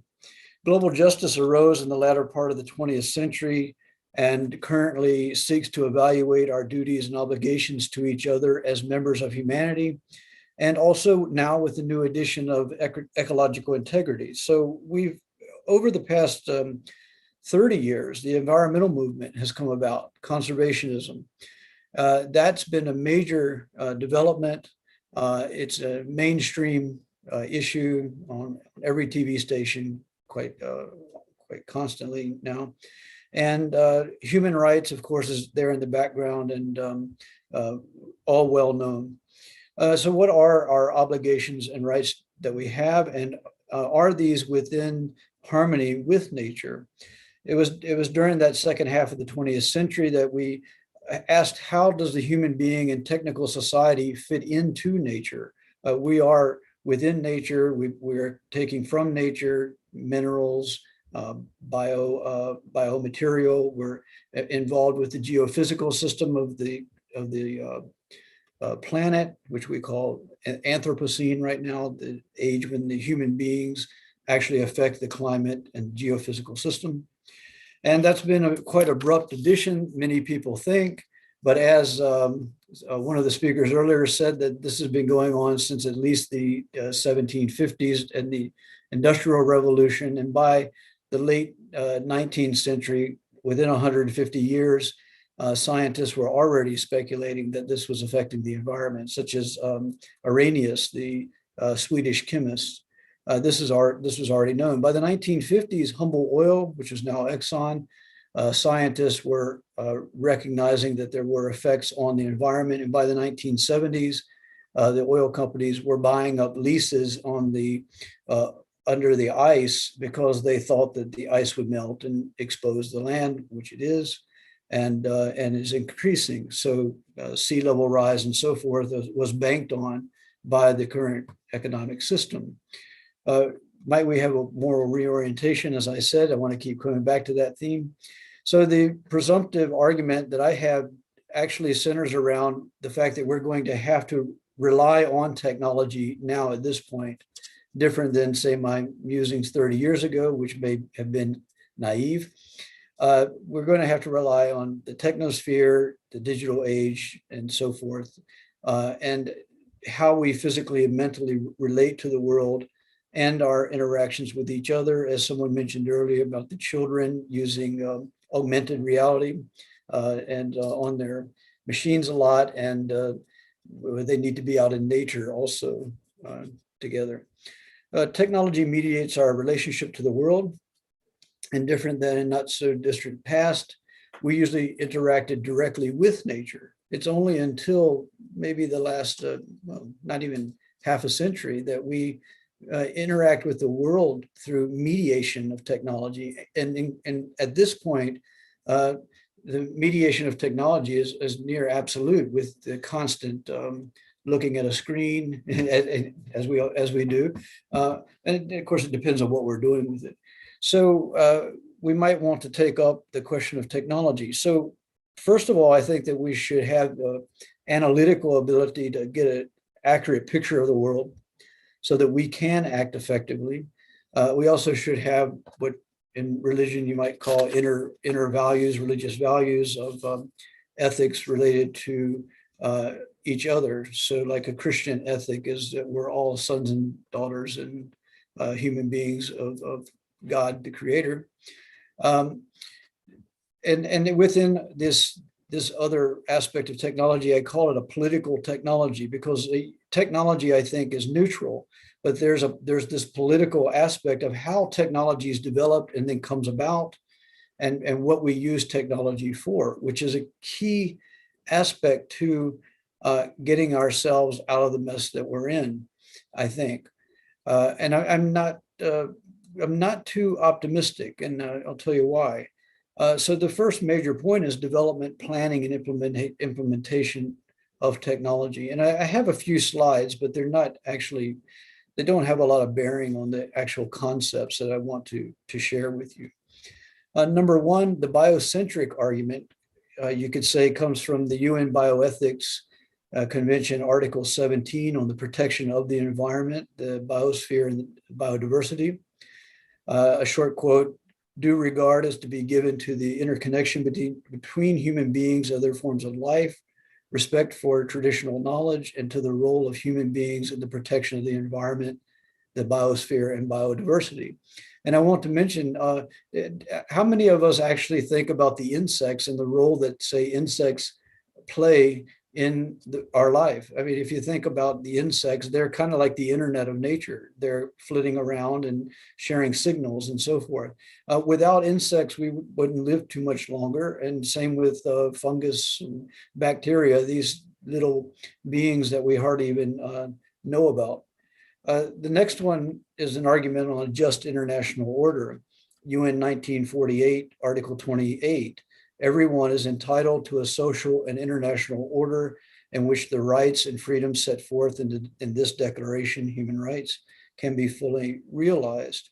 Now, these are underpinnings on which we can rely that are codified, as I said at the beginning, to create this particular, a better society, a better future that all of us, I perceive, want. And we seem to share the same values related to ecological and human values. Let me give one example. Since I've covered the concepts, let me give one example of a massive system. Dr. Lakshmi asked me to give an example. So let's take, for example, the New Silk Road. There's two parts to the New Silk Road from China that goes all the way over to Europe. There's one that goes over top through Pakistan and India and into Europe. There, I think it's just above Greece. The other one is a maritime route, which goes along the old Islamic trade routes over, from, say, Istanbul to Medina, and then down, and from Medina over to the Spice Islands, where I'm at actually right now in ASEAN, in Southeast Asia. So this is a major project, massive infrastructure, and as you can assume, as you can probably deduce, that it's going to require a lot of minerals, cement, sand, and all of this kind of stuff to actually build this thing. So now I want to move into what I'm really getting at, and that's the matter of urbanization. So in the I had a choice from Dr. Lakshmi to choose something other than the oceans, because that was already covered. So I chose urbanization and the bioethics like this. The definition of urbanization is the massive flow of resources into urban cities. That's the definition of civilization, and urbanization is the definition of civilization. So I'm not going to make the utterly absurd conclusion that we have to get rid of civilization, but we need to find a way to deal with the massive inflow of natural resources into urban centers. This is what's creating most of the problems, right? Because if you look at this whole integrated system, this productive system, this massive inflow of natural resources, that we have a problem. So take, for example, well, maybe in the Middle East, we can take that. Someone might say, well, yes, cities are made out of sand and steel and glass, but in the Middle East, there's plenty of sand, such as say Doha or something. Well, the sand, first of all, that area, Northern Africa and the Middle East today, these areas that we've called after, say, the Darfur Agreement and so forth, these areas were covered by pine cedar forests as far as you could see, and as thick as you could see. And it was grass savanna down towards Saudi Arabia. Today, it's deforested, it's desert, and so forth. And then we get to the city. Even the cities, they have to bring sand from the Mekong here in Southeast Asia to build the cities in say Doha or the region there, because the sand there is too fine. So you have to have coarse sand to build cities. So cities are large piles of sand, silicate, steel, and petroleum. That's a city, and then all what goes into it, where you have to create a massive energy system to drive this thing. So this combination, I think, is, if you want to look at the larger scale, what's causing our major issues. If you've ever seen say, for example, a lithium mine or a bauxite mine for producing aluminum, these are massive holes in the earth, all kinds of chemicals, logistics and so forth. So how can we deal with such a matter? Well, I don't know, but we can try to find some ways to what we might call preserve as much of the earth as we can within this particular fairly horrific system that's being imposed on the earth.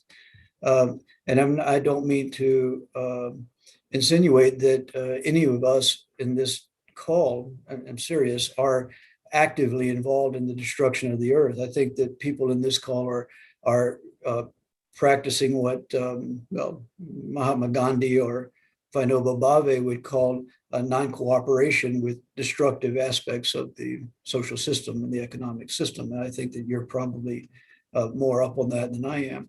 So the question is, how are we going to participate within this system to move the system to something better? And at the same time, we're participating in himsa or violence because of the matter of the use of resources. So there's an argument of access to the technosphere, that we should have access to what we need. So that this is a matter of just rescue. There's a lot of people that just need rescue. They can't access this technical system. And for people like us that have access to the technical system, how can we turn this to use it for a better system, such as bringing about a better fossil fuel regime than we have now? We're not going to get a renewable energy system. We're going to get a next level fossil fuel system. It's going to be better, but it's not going to be a renewable system. So how can we do this, and how can we participate in sharing the benefits of culture, knowledge, and so forth, rather than ending up in some kind of worldwide conflagration of militaries going out of control and something like nuclear weapons or thermonuclear war ending the human species before the climate change does. So there's serious issues with conflict that we have to deal with. It makes things sound quite difficult, but I do have hope in the fact when I see people like yourselves talking about the issues and so forth. Dr. Simran, how much extra time do I have here, or how much time do I have? Yeah, actually, I would just request if you can conclude it, because just... Okay.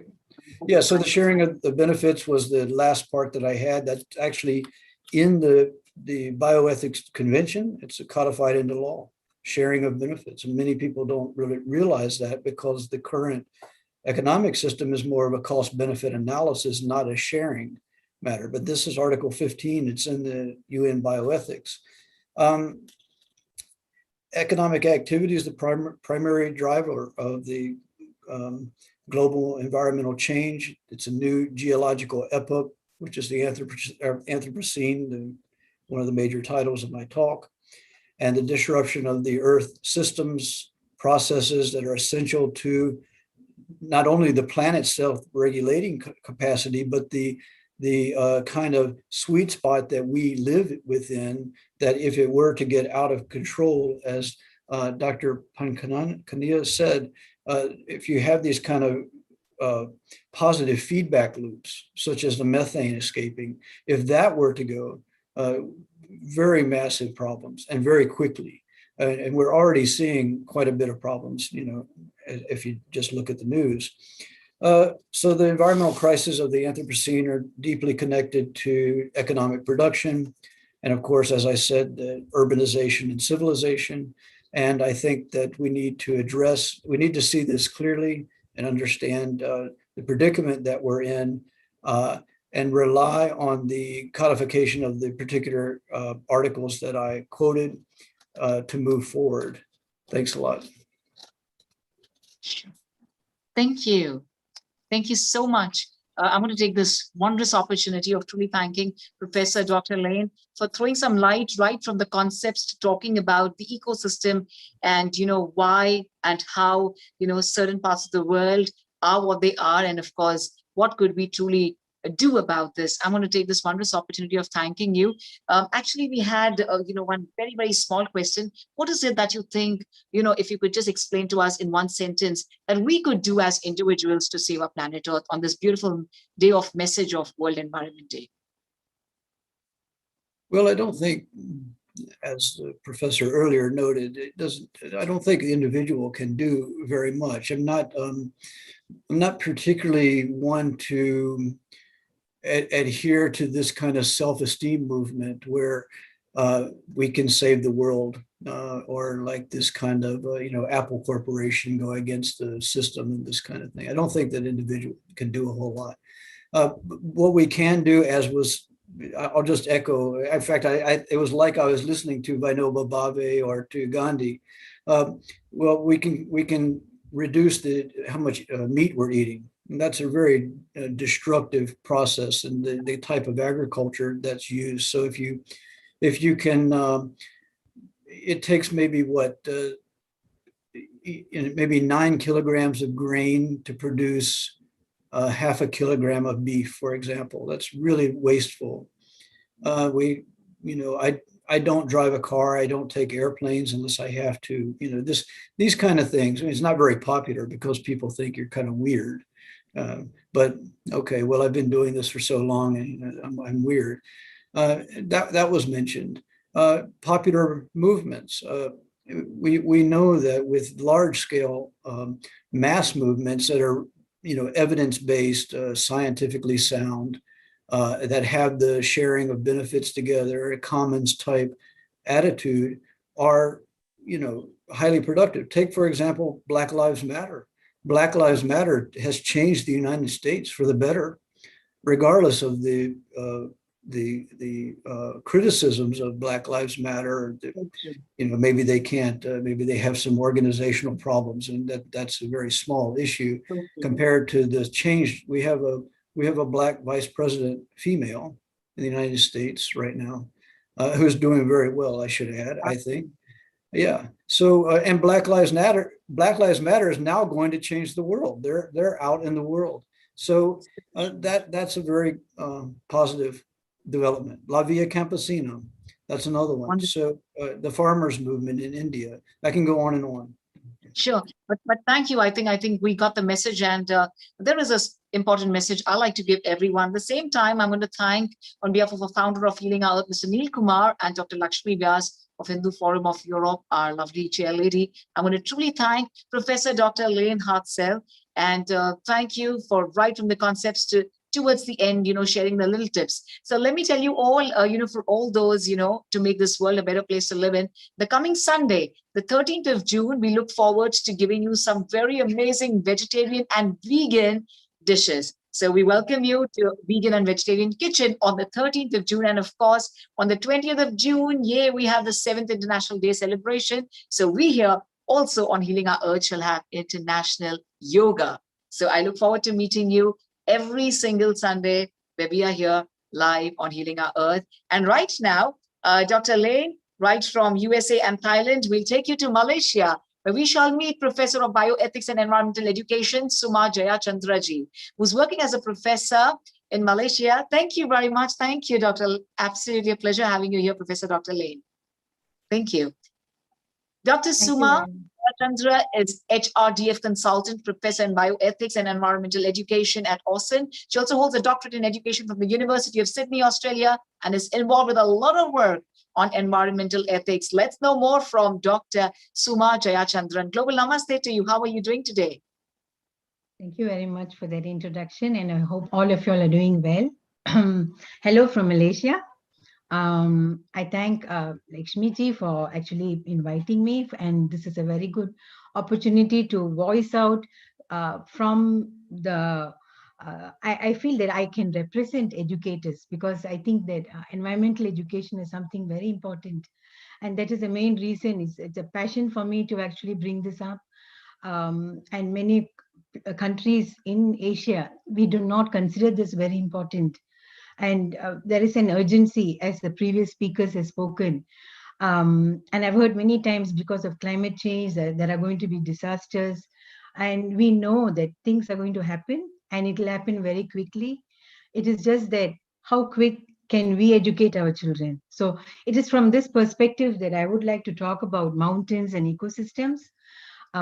So I'm focusing on two other topics, and we all know mountains have their own expressions.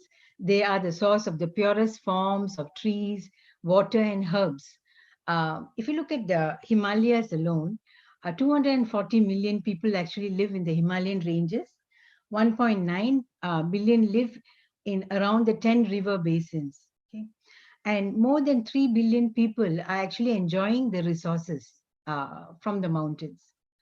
And mountains have remained there maybe much before us, and they would I would say that mountains are also the reflections of the self.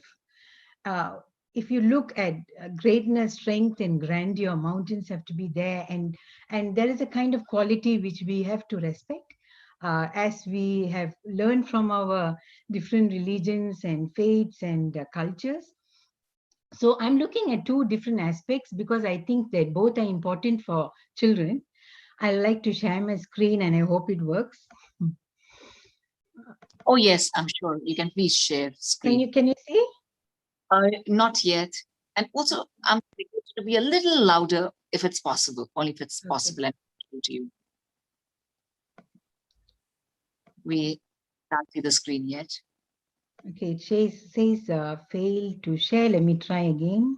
Sure.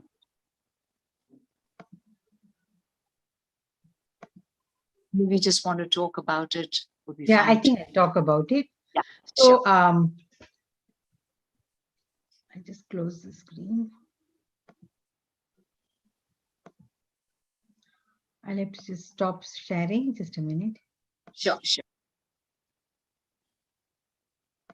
Okay, there's a white screen that's appearing in front of me. Anyway, so the main message that I thought that I would just pass on is that if you look at mountains and ecosystems, we are looking at the biotic system around the living systems around rivers and lakes, as well as in the mountains.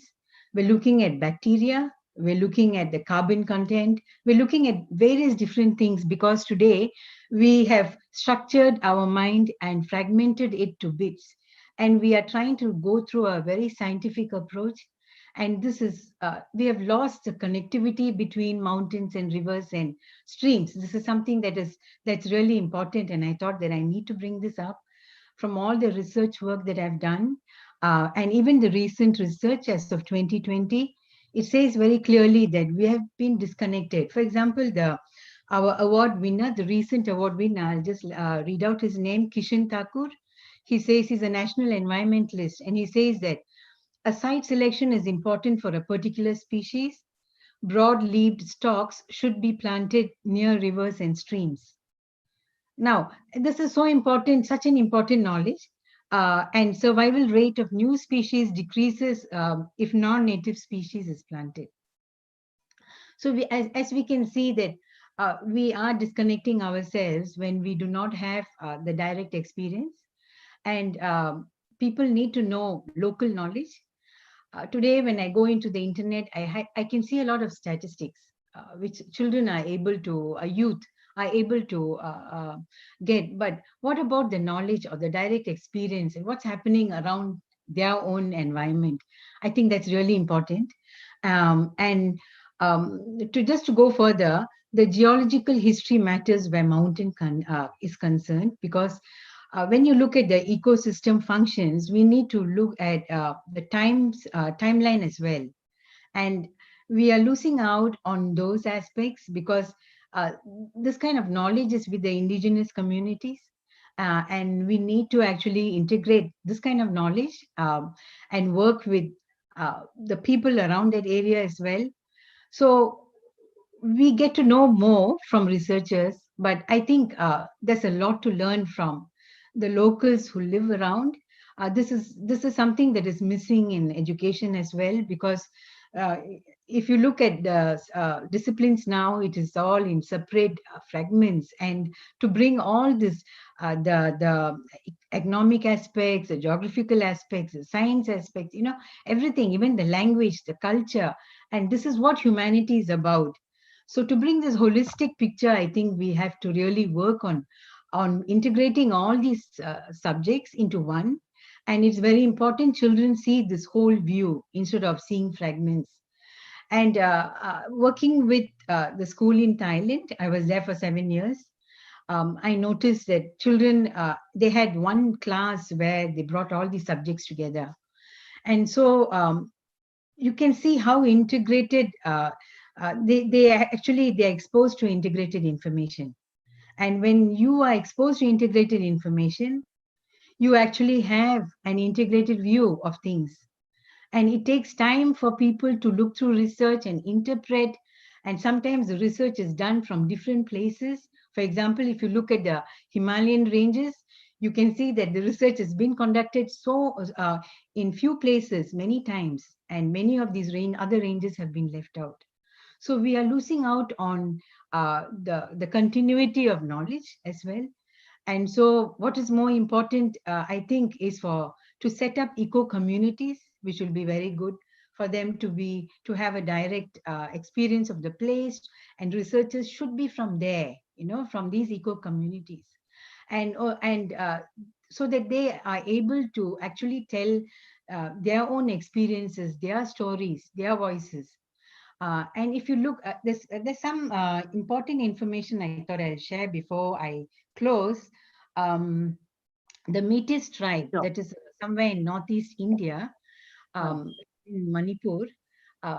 It was around 2003 that a case study was conducted, and the Metis tribe had their own ways of preserving things. They protected certain plants, certain trees. They had their sacred places where they kept, made sure that the species had retained. So there were taboos not to touch, not to take plants, and also not to harvest certain plants. So this is now this is also to do with ecosystems, because we do not know what is available, how much, and at which temperature, which season. Because if you look at research, the time frame is not there. They do not give you the time when these things grow. And I'm talking about herbs and shrubs and medicinal plants, which are very valuable, as well as for the human health. And today human health and well-being is so important, and even animal well-being. Yes. So my question today, I'm just leaving this whole thing for us to think about. If you look today, education and policy making is going towards one direction. One is digital identification of plants. Yes. Whereas earlier we had stories that spoke about the life of water bodies and mountains and plants. Then again, preservation of species for genetic codes.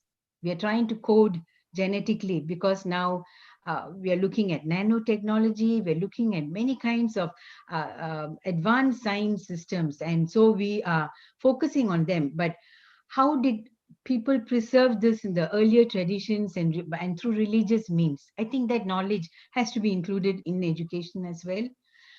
Patenting or guidelines by forestry and authorities of plants, trees, water bodies. Now, patenting has become very important.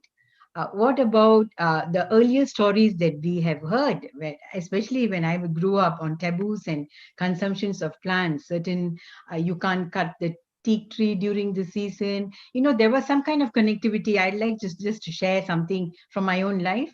I remember that when somebody passed away in my house, they said that the teak tree fell, and that was a warning sign. So I'm looking now, scientifically it may not be true, but or it may be true, we don't know. But I'm just looking at how people connected their lives with the environment around them. And this is from grandmother's tales. So we know that they were very connected, but it's not happening now with our children because they move on and they do not, like somebody said earlier, they don't have a direct experience with their own land, with their own soil, water, and Sure. they don't play. Yes. So, and then structural knowledge, we are so stuck with structural knowledge and not with process-based knowledge. We do not know what's happening once the water comes from the mountains and where does it go. We have also disaggregated or defragmented rivers and lakes. We have man-made lakes and resorts now. And so we have moved these bodies separately. We do not know, research doesn't cover all this. And so we are losing touch of that interconnectivity. And Kepra has done a lot of work on this. David Orr has stressed a lot on this, on how this discontinuity is continuing. And we realize it, but we're not doing anything, especially with the younger generation. So I leave today with this message that we have to bring structure and process both together. We have to bring traditional knowledge and the advanced scientific knowledge that we're going through. And at the same time, many of us who are from who are connected spiritually, we know that we are nothing but the reflection of the environment itself. What we destroy is we are destroying our own self. So this message has to go to children. And I think it is long time we have been arguing about religion, who is greater, who destroyed the environment. We need to stop that and try to bring things more through intercultural, interfaith, and work from humanity. Yes. And in my meditation, I'm just opening up to you all my personal experience. There's nothing like the power of love. And there is only one unity, humanity. And I think the source has to come from divinity. If children know this, we can't see any separation between anyone. Yeah. So this is a message that I leave, that that's the most amazing message. So true. I'm going to, mention this to everyone. One of the most renowned and best professors of bioethics from Malaysia, Dr. Suma Jayachandran. Thank you for that message. And that message goes to all the generations. So let us please answer that question and you'll have all the answers to yourself. I'm going to now request and take you all to the UK with Manish Tiwari ji. And I'm going to request our managing director of Here and Now 365, which is UK's leading independent ethnic advertising and marketing agency. Manishi, I'm going to please request you to kindly summarize on right from the beginning what we started with, and please comment. How are you doing here today, Manishi? A global namaste to you. Thank you very much, Simran. So before I start and I come to the speakers and gist of what they said, I'd just like to take a small detour. So I grew up in India. I live in London, but I grew up in India in a small state called Chhattisgarh. And it's largely a tribal land with almost majority of the population being tribal. Most of the land is green, as until about 80s, it used to have a forest cover as high as 70%. And in the last 30, 40 years, that has been eroded. And when I go back there now, in the cities, you see these kind of industrial units, pollution. There's a lot of economic growth there. And obviously, if you were to calculate the per capita income, maybe it has gone up, but life and nature has been destroyed in many other ways. And that is the irony of what we're dealing with. So I just wanted to highlight that. I just wanted to say that before I touch upon the speakers of today. So David Earl from the Universal Peace Foundation, and I'm supposed to start from David, so I'll start with that. He touched upon where we're going wrong with the oceans. And I think there's a wonderful documentary which we all must see, if not already seen, called Seaspiracy, which is on Netflix. And it just brings to life the fundamental destruction which is happening in the sea, which will lead to unsustainable fishing in just about 20 years. So by 2045, our seas would not have enough fish because of the kind of commercial fishing and its impact. And David very nicely touched upon those topics. He also touched upon the fact that we have to go beyond national self-interest. We can't be a nation state alone. We are so interdependent. He touched upon migration. So migration is a reality. We can't close our doors to our neighbors. We are an interdependent world. We buy and sell in every part of the world. People in London, they're from every part of the globe. This is a melting pot. I think from last research, and this will be proven again by the census, 55% of the people living in a city like London are actually born outside the UK. So this is a telling sign that this world is not going to be anymore confined within the realms of a nation state. And Dr. David and Patricia Earle talked about this. The other thing which they did talk about is the carbon dioxide emission and the plastic waste. And these are real issues. If we do not tackle it now, 71% of our planet is sea and water. And if we don't take care of that, we are in deep trouble. I'll move on to the next speaker, Dr. Lane Hartzell, who talked about bioethics and some wonderful facts that civilization is not necessarily urbanization. These are two different things.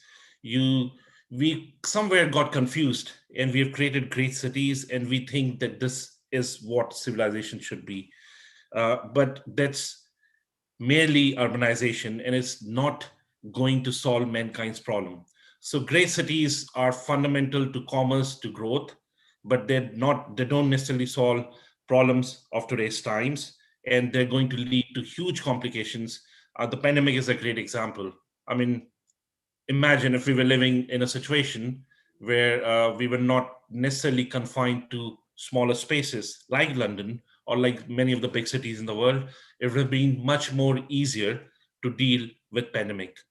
And we might just end up creating situations like this. So Dr. Lane Hartzell touched upon that. He also talked about the digital age and what it means, how we need to manage the 3 E's: energy, economy, and environment in preserving the earth. Very interesting idea which he did give, which was to do with Mahatma Gandhi, non-cooperation with destructive aspects. And we do see this kind of mobilization now within the millennial generation, where they are taking decisions based on ethics and not necessarily based on economics. And I think this is something very fundamental. I think this can be implemented. This we all can take up with some amount of passion, and we can make sure that we do not do things which are going to be destructive. And our next speaker, Dr. Suma Jayachandran from Malaysia, she talked about mountains and ecosystems, which is again extremely important. Mountains and ecosystems preserve, or rather, as we know, in South Asia, the Indo-Tibetan plain that holds the key to the entire region. If something goes wrong there, you will have complete destruction in entire South Asia, whether it's India, Pakistan, Nepal, or any other SAARC nation. So that fundamental understanding of ecosystem and how mountains help to preserve it is very important. She talked about the ongoing research and its shortfalls, and we all know that there's not enough mobilization of resources towards the right kind of research, but it needs to be done. We've lost a lot of knowledge of herbs and shrubs, and we do not have still operating system where we're able to take away all that ancient knowledge or knowledge which was there and to be utilized into the present time. Lastly, she did talk about knowledge, but not just structural knowledge, but wisdom.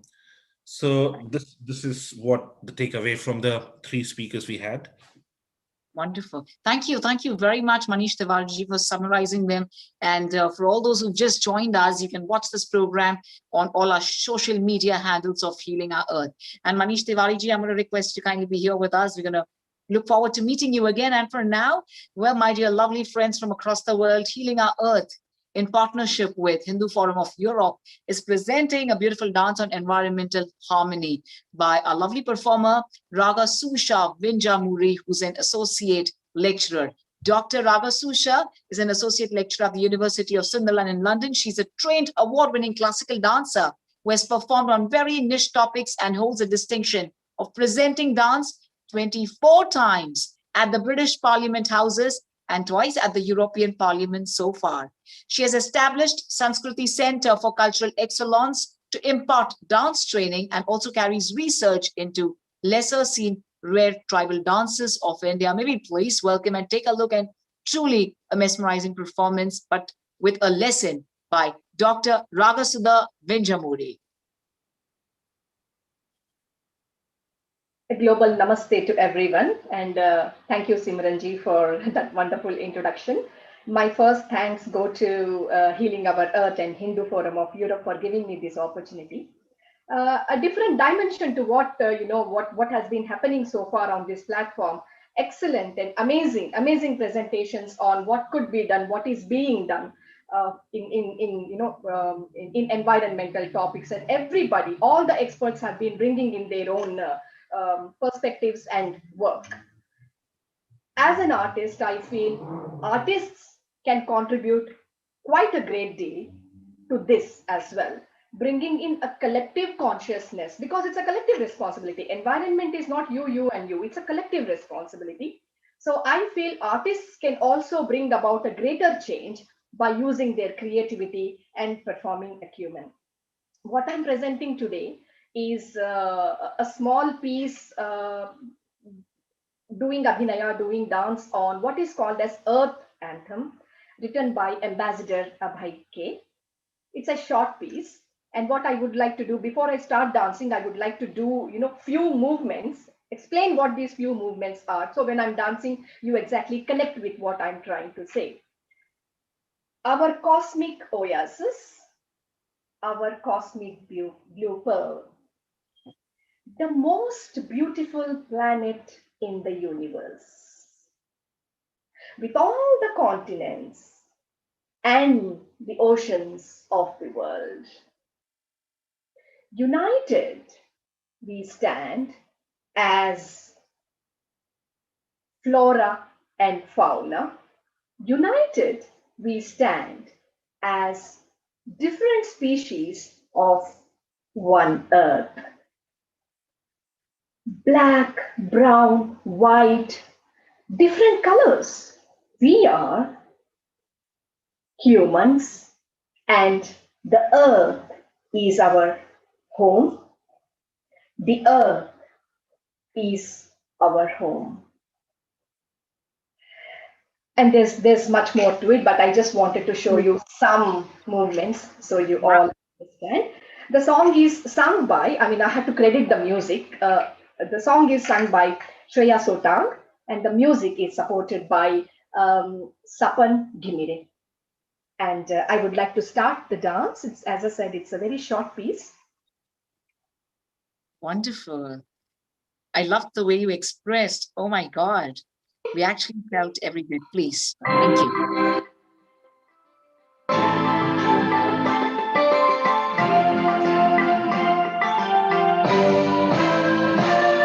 Our cosmic voices cosmic blue pearl, the most beautiful planet in the universe.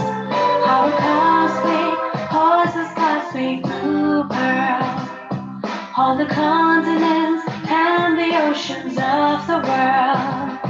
United we stand as flora and fauna. United we stand as pieces of one earth.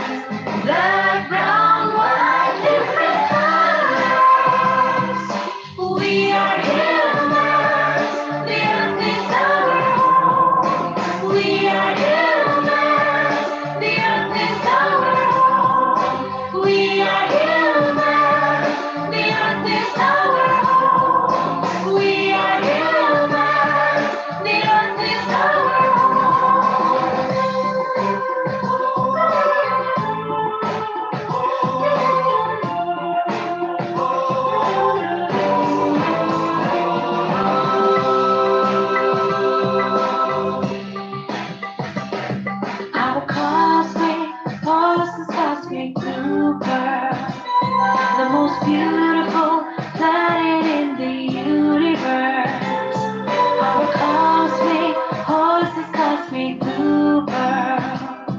all the people and the nations of the world.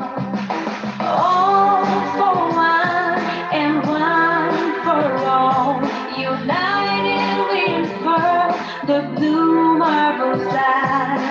Black, brown, white, different colors. We are humans. The earth is our home. We are humans. The earth is our home. We are humans. The earth is our home. We are humans. The earth is our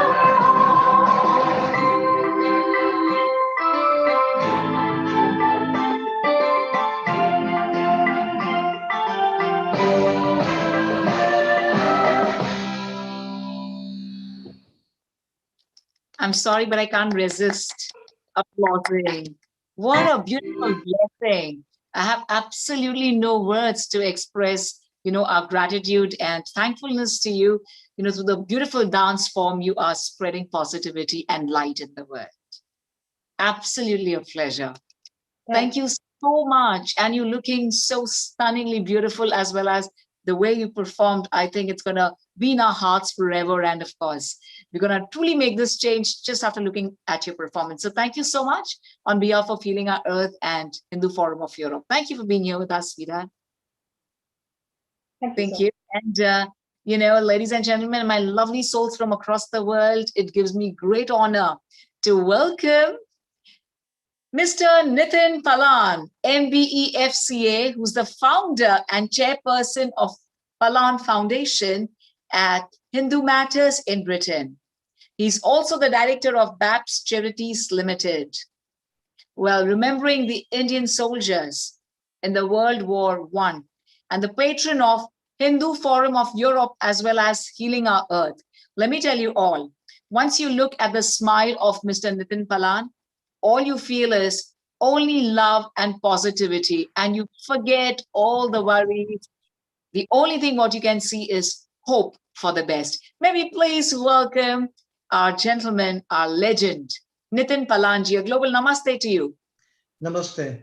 I haven't heard such flattering words for such a long time. I've been missing you for a number of years. So thank you for the flattery. It's very, very kind words, and I'm ever so grateful. Sitting amongst all of you in London on a sunny day and remembering that we are here today to pay homage to the Mother Earth. We are all children of the same Mother Earth. We're all made up of the same composition that the Earth gives us, from air, fire, water, space, and the Earth itself. In fact, I should first of all thank all of you for a very highly intelligent debate. I should also thank the producer of this show, my friend Mr. Nil Kumar. And the essence of making this program, Healing on Earth, was to remind everybody on a weekly basis that the Mother Earth does need healing. And it's a constant reminder to all of us not to wait for the other to participate in this form of healing. So as a person that's not as involved in the various scientific outcomes, knowledge, research, such wonderful things that many people are involved in. As just one guy, I would just suggest a few things that my spiritual master has taught me. And I think Gandhi probably has said this before as well. Let us begin with being the change that we want others to be. And can you imagine if all the 6 billion people changed their lifestyle, we wouldn't have this problem in the first place, would we? I mean, it might put Nil Kumar out of a job, but we would have a better world, and I would be able to spend more time with Nil Kumar as well. So great knowledge. There's 2 or 3 outcomes I would love for all of us to be involved in. And this doesn't necessarily apply just on the issue of healing the earth. It applies even on the COVID situation, which brought to us the weakness of the human society. The borders that we have created in our mind, that we are all different countries, all different people, and each island is individual rather than earth is one. Imagine if you were to think as one earth, one world, we wouldn't even have the problem of COVID to worry about today. But we still think as us and them rather than children of earth.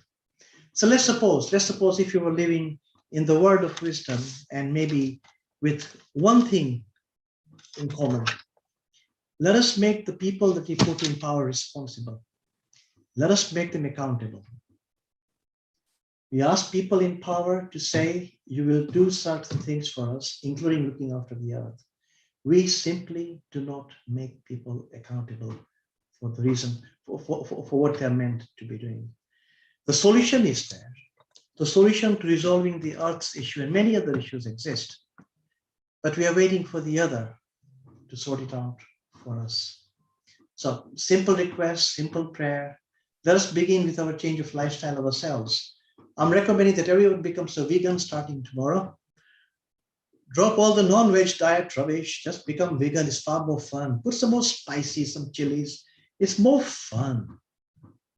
And you'll save maybe a bit more of the planet. And I mustn't be too political on this platform. I might get checked out in a minute, but that's an idea. That's an idea. Perhaps we should consume what we need and accumulate less. Maybe that's another possible idea.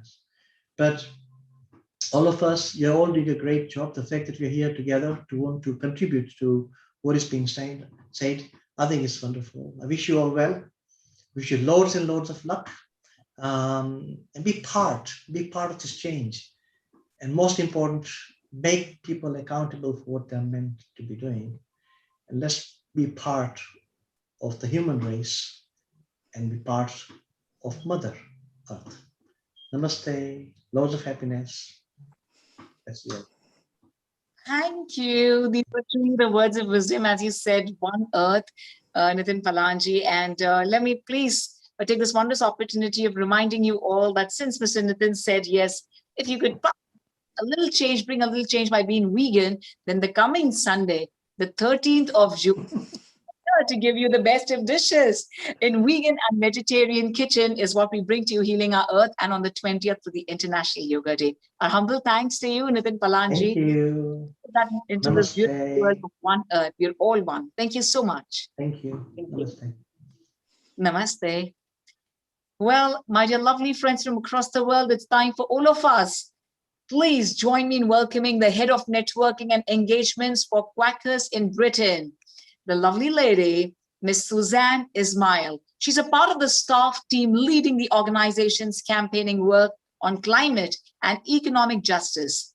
Ms. Suzanne also has the background working for church investors, carrying out research to inform ethical investment practices and engaging with companies on a wide range of social, environmental, and human rights issues.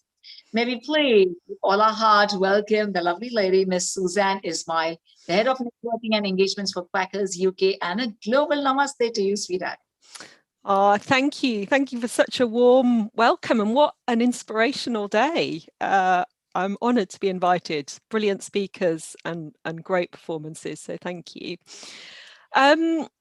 So yeah, I'm here to talk a little bit about the work that Quakers in Britain are doing on climate change and climate justice. I really just want to share a little bit of our journey with you. But before I do that, let me just say a little bit about Quakers. We're a relatively small religious community, certainly in Britain where I work. There's about 20,000 people attend our meetings, and we're the Quaker community in Wales, England and Scotland. There are Quaker communities elsewhere around the globe, but I can't speak for them. As a movement, we grew largely out of Christianity, but many of us also find value and spiritual nurture in other faith traditions too. So it's particularly good to be here today. And our journey around climate justice, it's really resonated hearing some of the other speakers today. We've really gone on a journey, really seeing the issue at first as something to work on as a technical issue, as a personal issue, and actually now very much seeing as a structural and an economic and a political issue. So it was refreshing to hear Nitin say, make people in power accountable. And I hope I'll say a little bit about how we're trying to do that today. So you absolutely don't need me to emphasize the importance of taking urgent action on climate change. Some of our earlier speakers have done that far more passionately and more eloquently than I could have done. Elvis and Pankania in particular, I really appreciated hearing what they had to say. But when I started working with Quakers, it's probably about 2 decades ago now, concerns about climate change were just starting to become mainstream. And the first reaction that many of us had was that call actually that we've heard from many of our speakers today. What personal action can we take to reduce our carbon emissions? So lots of us started calculating our own carbon footprint. Some of us gave up our cars, gave up meat, stopped flying, changed to renewable energies, lots of things that we've heard others talk about today. And of course, all of that is so important, absolutely vital. And Dr. Pankania saying, if we can live simply, that's an important foundation. Actually reminds me of one of our dear Quaker phrases, which is a simple lifestyle freely chosen is a source of strength. And I think that's really important. Having said all of that, we quite soon realized that as vital as that was, it wasn't enough and we needed to do more. We could do all we wanted personally, but if the system didn't change, we wouldn't have the systemic impact that we needed. So just as a small example, lots of Quakers changed their energy suppliers to renewable energy. And that's really important. But if that remains a niche, relatively expensive thing that only a few of us can afford to do, we're just not going to make those deep carbon reductions that we really needed to. So that was something for us that sort of gave us pause for thought, really. And at the same time, we also started having conversations with allies and partners, particularly in the global south. We were painfully aware that communities where we had connections, particularly in Eastern and Southern Africa, and in Bangladesh, were being disproportionately affected by climate change, floods, droughts, crop failure, all the things that we heard from Elvis about earlier. So we asked them, what could we do to help? And I remember really vividly the response that came back. One colleague in particular said to me, he said, it's not about helping us. We don't need charity. It's about justice. And his point was that countries that were suffering most from climate change had done the least to cause it. And they were suffering largely because of the actions of developed countries like Britain. Dr. Pankania spoke about the Industrial Revolution. Well, Britain was a driving force behind that, and a driving force behind the carbon emissions that resulted. So again, that was something else that gave us quite a lot of food for thought. And it made us realise that it isn't just about us as individuals, or us as a Quaker community. It's not even just about what happens in Britain, but it's actually about our place in this complex web or system that joins the whole world together. And again, we've heard a lot about that from our other speakers. So as we started to realise that, our approach shifted, and and we started to think about what we could do to influence the system as well. So today, the majority of our work on climate justice as a central faith body is political work, actually. We still very much support individual Quakers and Quaker communities to take those steps to live low carbon lives, really important, and it gives us a moral authority to speak out as well. But as a faith community as a whole, we think we can have a bigger influence if we also act in this political sphere. And also that impact can be even greater when we work together with others. So a lot of what I'm talking about, we're doing in partnership, particularly with other people of faith, through an organisation called Faith for the Climate, which is a space for all people of faith to work together on climate change. And it's also really exciting to be able to do this work with people from other faith traditions. It makes us a lot stronger, I think. And I know that the Hindu Forum of Britain and Hindu Climate Action are supporters of this work as well. So it's particularly nice to be able to come here today. So of course, in terms of political action on climate change, as we've already heard, 2021 is a very big year. David's already mentioned COP26, the meeting that will be happening in Glasgow this November. So COP is the decision-making body of something called the UN, the United Nations Framework Convention on Climate Change. And that's an organisation whose job is to prevent dangerous and runaway climate change. So at this meeting in November, the aim will to review progress that's already happened and to try and agree future and deeper commitments. So the UK government is the host of this conference. So for us in Britain, this is a really big moment. And as a faith community, we've been pushing the UK government to have much more ambitious commitments for a number of years now. And there has been some progress, I'm really pleased to say. Their latest commitment, which is to reduce UK emissions by 68% by 2030, is theoretically one of the strongest in the world. But we're a bit worried that there isn't enough of a concrete plan to back this up. And so we're asking for progress in two specific areas. Again, Dr. Pankania talked a lot about fossil fuels earlier. So one of our areas is about stopping public money going to support fossil fuels.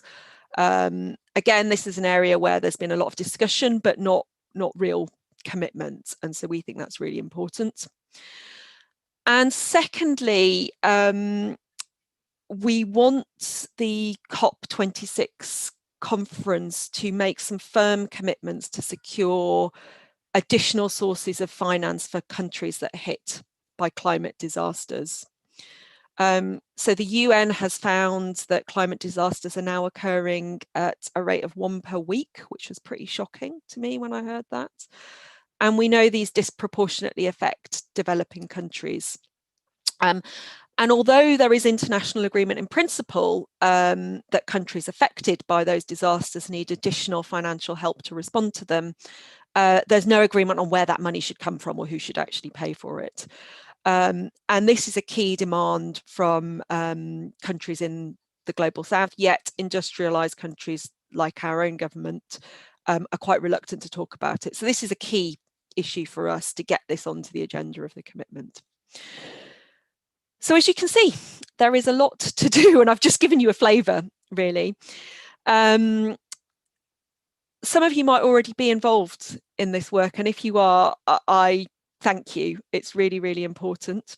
If you're not, I invite you to join us. One thing you can do right now, or perhaps after this meeting, is send a postcard to Boris Johnson asking him to take action on these issues. You don't have to be a British citizen to do this. There's a great website called Make COP Count. Go and have a look at it, and they've got a postcard action. They've also got lots more detailed information about the kind of issues that I've been talking about. A particularly good faiths briefing I would recommend, and they'll tell you lots of other things that you can do to get involved in the run up to COP. But I think I've probably run out of time. Looking forward to any questions or conversations about this, but in the meantime, thank you so much for listening and giving me this platform. But Suzanne, it's been truly, truly interesting. So we all got carried away without even realizing what the time was. But on behalf of founder of Healing Our Earth, Mr. Neil Kumar, and Dr. Lakshmi Vyas, the chair of Hindu Forum of Europe, we are truly, truly thankful to you. And thank you for sharing with us your website so we all can get in-depth details there. And of course, we can also connect with our lovely lady, Miss Suzanne. It's my absolute pleasure having you here. And you're looking so pretty and fresh. Wow. You're very welcome. Thank you so much. Thank you. Well, and we are still in the UK. It's time for us to meet our lawyer with expertise in environmental and human rights issues. Let us please meet Geeta Parihar, who was formerly the head of legal consultant at Friends of the Earth. And now she works as an in-house consultant for NGOs and the United Nations. She's also a trustee of the Climate Justice Fund. Ms. Geeta has a strong background in environmental legal campaigns and was shortlisted for In-House Lawyer of the Year by the Lawyer magazine. In addition, she's the coordinating environmental Sangha group at her local temple. She's also the co-founder of the Regenerative Activism series of conferences, which focuses on taking a holistic approach to environmental activism. May we please welcome lawyer Geeta Parihar, who shall speak and of course give us a lot of information on environment and human rights issues. Absolutely a pleasure having you here. Namaste to you, Geeta. Thank you so much, Shimranji. I've been asked to speak on the topic of restoring ecosystems. And first of all, I wanted to say it's a pleasure to be here. And I think the work of the Hindu-European Forum seems more vital than ever, really, both on the multi-faith aspect and for making the connections between the UK and the broader European continent, both of which are very necessary. So when I was thinking about preparing for this talk, I thought I'd look up what the word ecosystem means on Wikipedia and how they define it. And it describes it as a community of living organisms in conjunction with the non-living components of their environment, interacting as a system. And so it's clear from that, and I know other speakers have mentioned this, how we are part of a wider system. We're within the fabric of a wider system. And this accords with very many spiritual and religious traditions.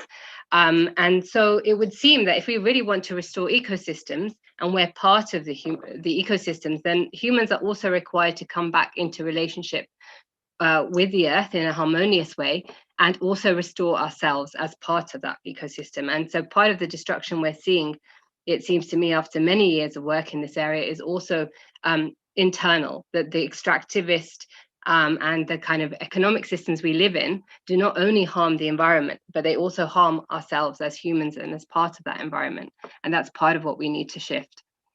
And I know many of you will be aware that for most of our time on this planet, humans have understood that we're part of this wider system, and our traditions and festivals have worked with the seasons and the sun and the moon and the stars. And then around about the 17th century, we saw in Europe this shift, and I know other people have discussed how industrialization spread from Europe through colonialism. And in order to continue and allow for industrialization, you needed to extract a lot of resources from other parts of the world. And this had impacts, of course, everywhere.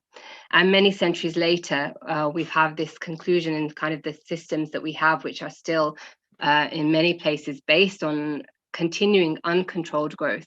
And as a result, we see species extinction, we see climate change, biodiversity loss, animal cruelty, and we see deadly diseases coming from this ecosystems loss as well. But despite this, there are many, many cultures in the world where the relationship between humans and nature hasn't been lost.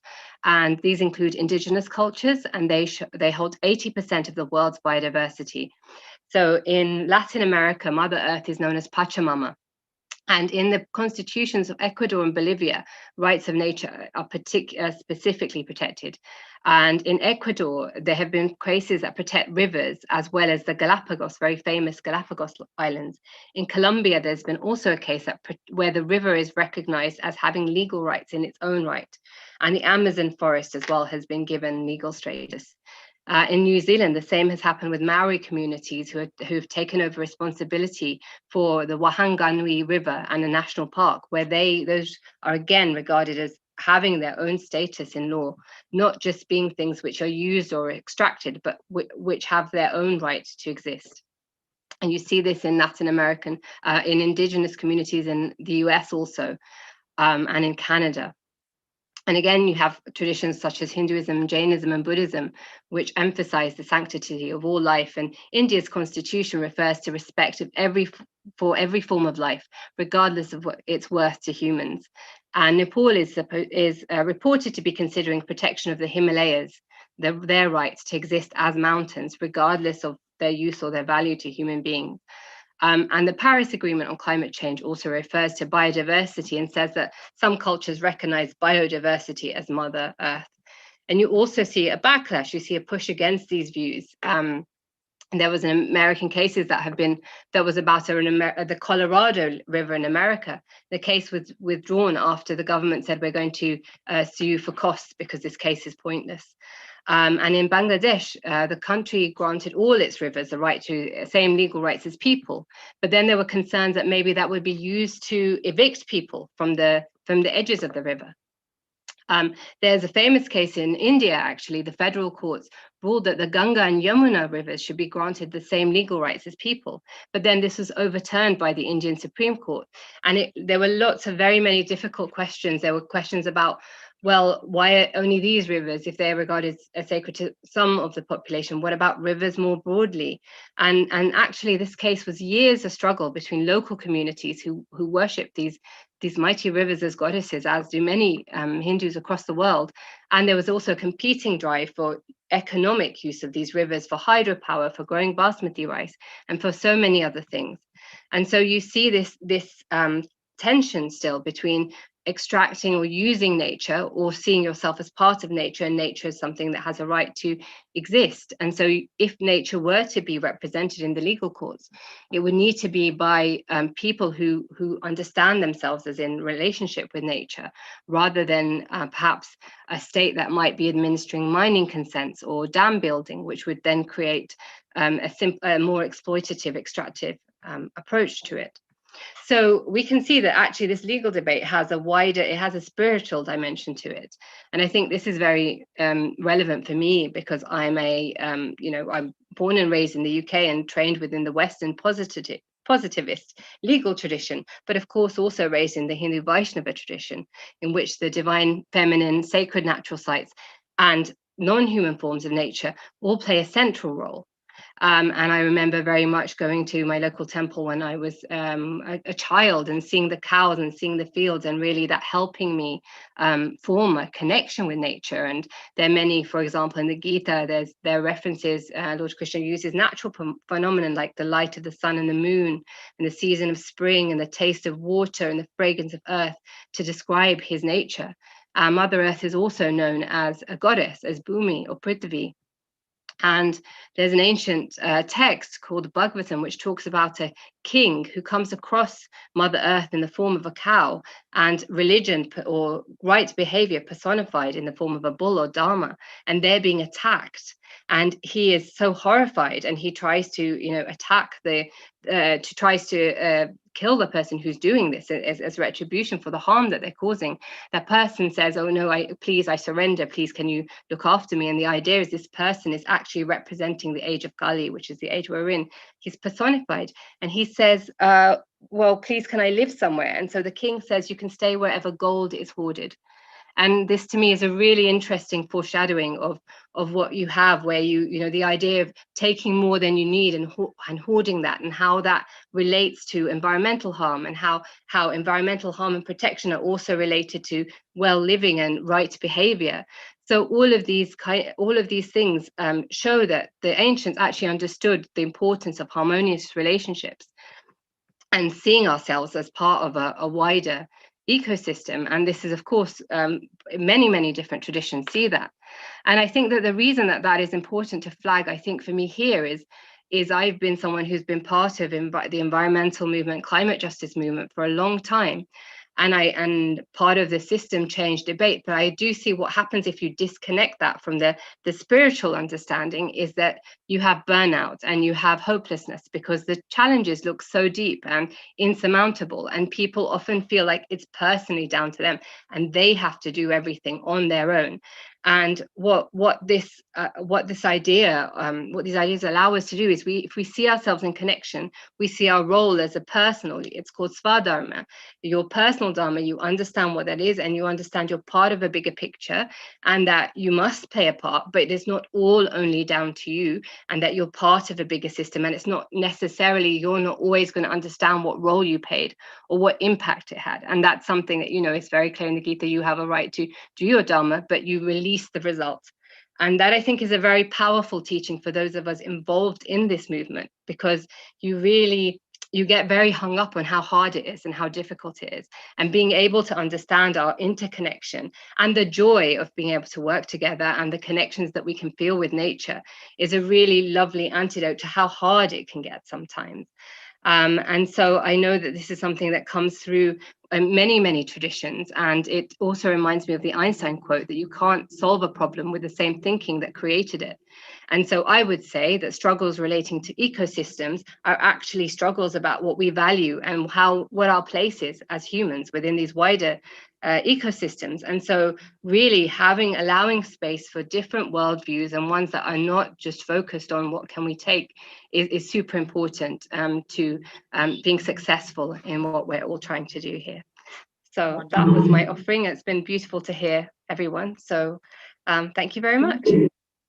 Thank you, Geetaji, for your holistic approach, and it's really touched our hearts. And I think it's a different feeling altogether, having this holistic approach towards environmental and, of course, saving the environment. Absolutely a wonderful feeling having Geeta Pariharji here, our lawyer in environment and human rights.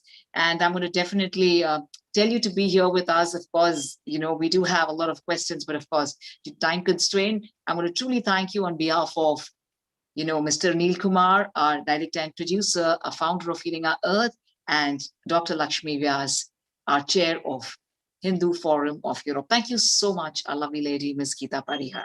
Thank you. And it's time for us to welcome the lovely lady, Ms. Olivia Fuchs, the research fellow of the Center for Applied Buddhism. Ms. Olivia has a master's degree from Winchester University in Buddhism in reconciliation and peace building. She's working as a project coordinator of the Eco Dharma Network, part of the steering committee of Faith of the Climate. She's also a member of Make COP Count, Faith Coalition. Ms. Olivia continues her freelance career and pursuing a passion for interfaith work, climate action, and social change. Absolutely a wholehearted welcome to Olivia. Global namaste to you. Namaste, and thank you so much, Simran, and thank you for the invitation. As always. Thank you for being a part of a family.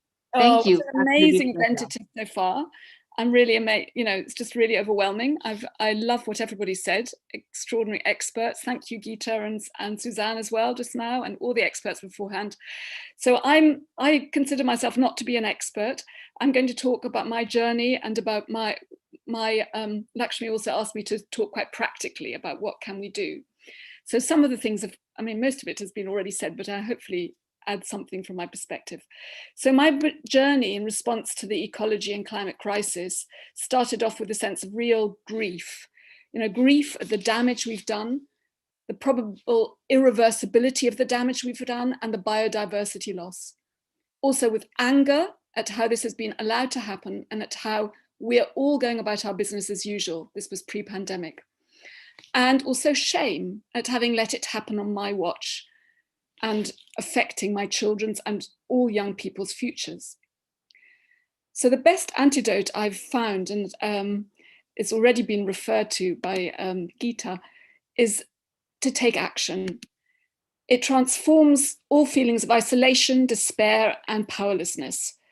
So in 2019, I set up the Eco Dharma Network, as already been mentioned, and it's an intra-Buddhist network aiming to expand the number of Buddhists actively engaged in climate action and ecology action, and also to resource and inform Buddhists who are already engaged, to build community, and to support and influence a transformative outcome from the COP26 in Glasgow this year, to add a Buddhist perspective, a Dharmic perspective.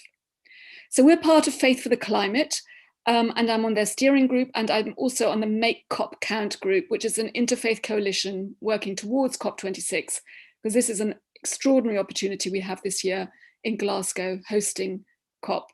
I'm based in the UK. The other thing which I think is important is collaboration.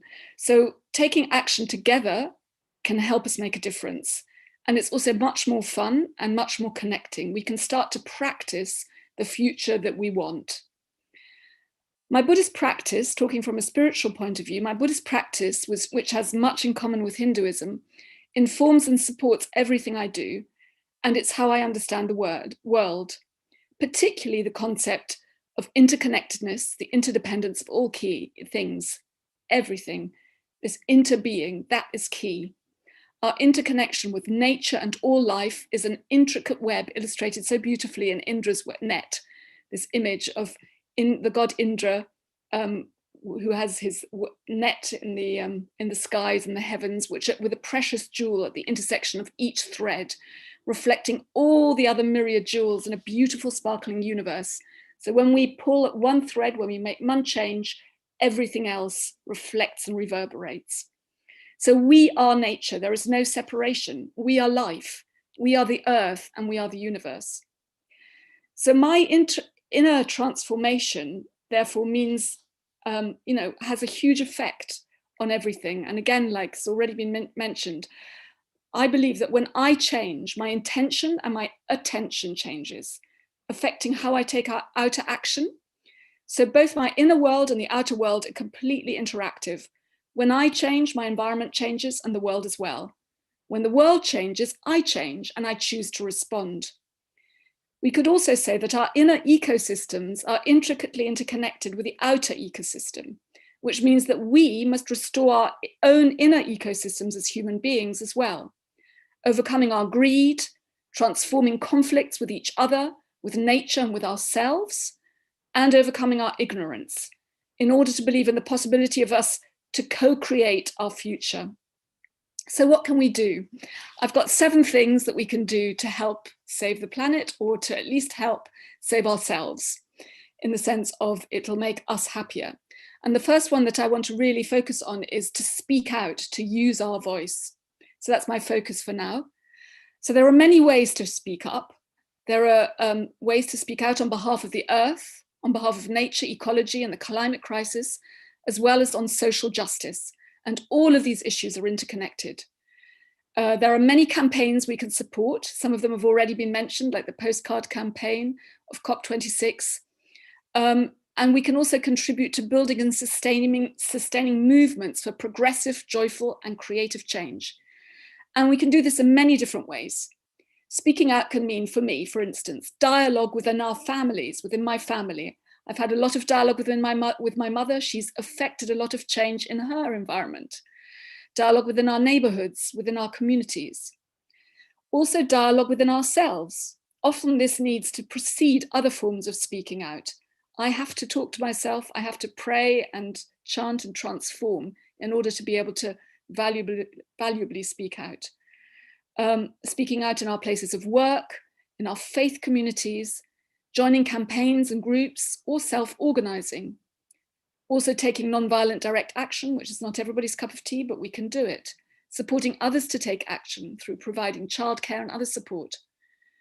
Also speaking to and connecting and influencing our political representatives, which is what I've been learning about more recently, particularly with an organization called Hope for the Future. If you're based in the UK, you can ask for their help to talk to your MP and really make climate the issue. So some of our I think it's really important that we speak out and contact those in power, the influencers and decision makers. Some of our representatives actually want us to tell them what we're concerned about, as it gives them a mandate. They want us to put pressure on them, so let's not feel shy. Then the other things we can do, a lot of them have already been mentioned. I'll just quickly go through them. So to be informed, to educate ourselves, to travel responsibly, walk, cycle, take public transport, fly less, to eat sustainably, mainly a plant-based diet. To be vegan is the best, and vegetarian a second. And again, like already mentioned, it can be really fun and delicious. To reduce our waste, so to delete any single-use plastic, recycle, upcycle, waste as little food as possible, compost. There are many things we can do.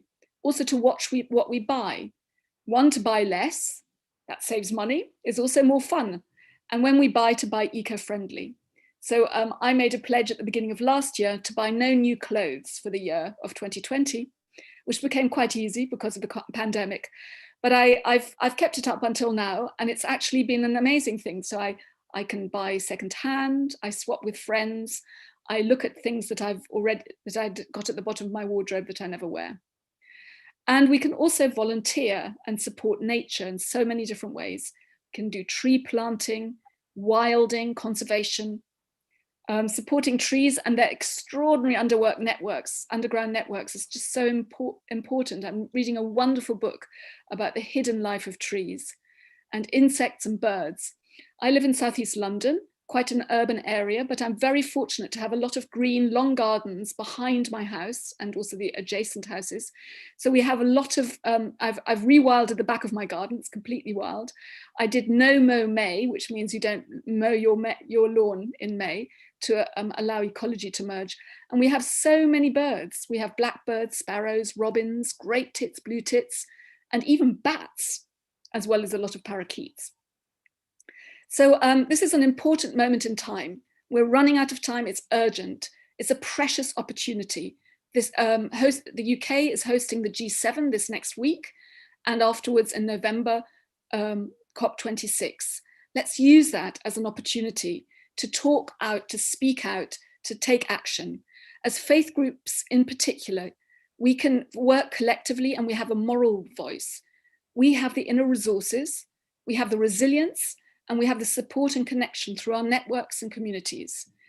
And we care for those most vulnerable in society. So as an interfaith network, we can really span the whole world. Just lastly, I want to just talk a tiny bit about climate justice. Why climate justice? The UK, much of Europe and North America are historically the biggest emitters who have gained most from industrialization and fossil fuels. We therefore have a huge historical carbon debt. We now need to play our part in our own emissions reduction, as well as in supporting low-income countries to reduce their emissions. So the two main advocacies, which Suzanne has already mentioned, which Make COP Count identified, are to end all fossil fuel subsidies abroad as well as in the UK, and to create new and additional sources of funding for climate-related loss and damage, which includes immediate loss like hurricanes, wildfires, flooding, and also slower impacts such as rising sea levels. So let's all use our voices and take action. Let's collaborate in co-creating a joyful, sustainable, and just world in harmony with Earth, leaving no one behind. Thank you so much. Thank you. Thank you so much, Ms. Olivia, and for giving us a list of things to do. And all of us, irrespective of age group and the generation we belong to, can definitely be a part of this. So thank you for sharing with us such great insights and sharing with us all the research that you've done. Absolutely a pleasure having you here every time. Thank you very much, our lovely lady, Miss Olivia. Thank you. And now we're going to request yet another lovely lady, Ravinder Kaur Nijalji, to kindly summarize in the next 4 minutes what our speakers have mentioned. Well, my dear lovely friends and souls across the world, our lovely lady, Ms. Ravinder Kaur, is the chair of Religions for Peace UK Women's Faith Network. She's a former member of the International Women's Coordinating Committee of the Global Women of Faith Network. She's also a member of the board Women of Faith Network and was awarded the Scottish Asian Women's Lifetime Achievement Award in 2013. Sat Sri Akal, and absolutely a pleasure to welcome you here. Global Namaste, Ravinder Kaurji. Namaste, Simranji. It's an honor and a pleasure to be here with you all today. And just listening to all the speakers has been so inspiring. Thank you very much for this beautiful environment today. So we started off with Suzanne, who is a Quaker, and she talked about looking at personal action and then also systemic change needed to occur if we wanted to have an effect on the environment. But then she talked about, human beings' place in the whole world and how could we affect change in this world. And the best way they thought that the Quakers have thought is to work in partnership with other faiths, but also to have a look at how can we influence the political leaders in the different countries.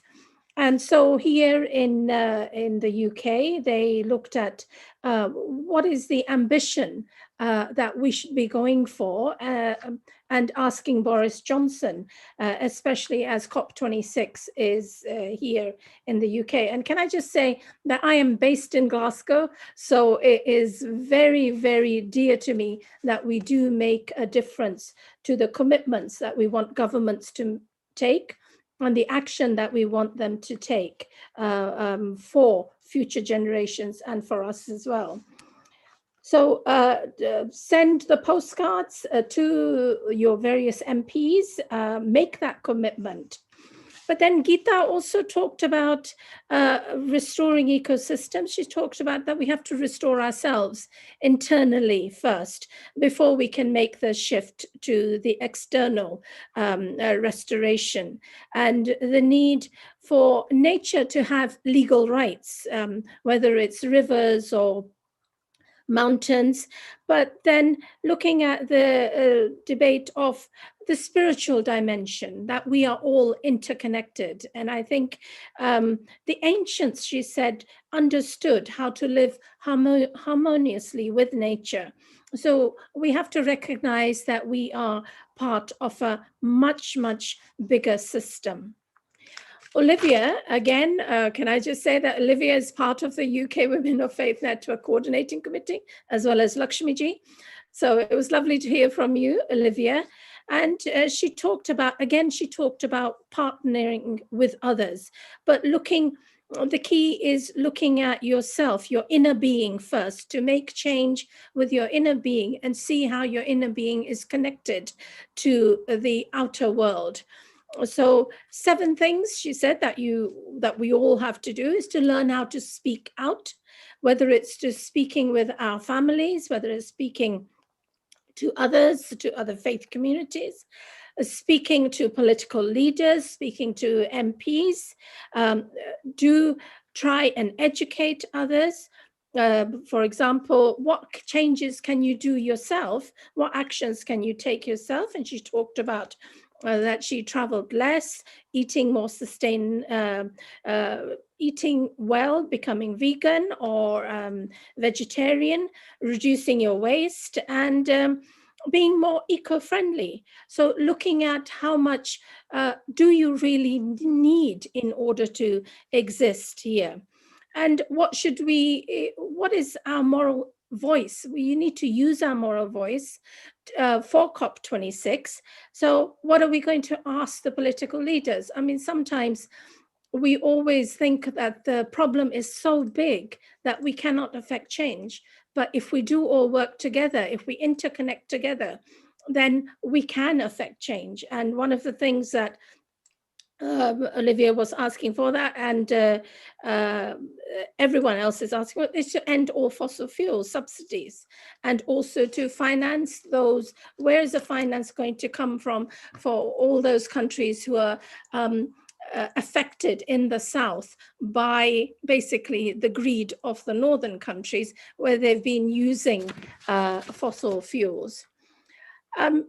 Can I just say as an ending that as a Sikh, that I'm informed from my holy scriptures that human beings are honored and privileged as sovereigns. We're the highest species, and therefore we have a responsibility to nature. And as stewards and custodians, we have to help safeguard, heal, and protect and facilitate the flourishing of all life. Sarbat Tapala. And one of the things that we can do ourselves is we can help the climate crisis by using nature itself. For example, we should be using, in the UK, we've got so much surrounded by water, we should be using more wave power. We have in Scotland, we have pure air, and we should be using more wind power. I know we don't have much sun, but we could be using more solar power as well. So, and also a sustained program of tree planting that would provide a long-term solution in taking in carbon dioxide and giving us precious oxygen that all living beings need to survive.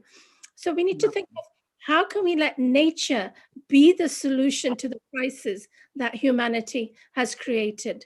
So do get together and do influence the political leaders for COP26. Together, we can make our voice heard, and together we can make a better future for ourselves and for generations to come. Thank you. Thank you. That's really very kind of you, Dr. Ravinder Kaurji, and for summarizing as well as, of course, giving us your inputs as well. And we're all together, we're all one. I want to request right now Dr. Lakshmi Vyas, our chair of Hindu Forum of Europe. Would you like to add something to so brilliantly Dr. Ravinderji has summarized everything, absolutely wondrously spoken by our esteemed speakers here today. Dr. Lakshmi Vyas, would you like to add something here? Thank you very much.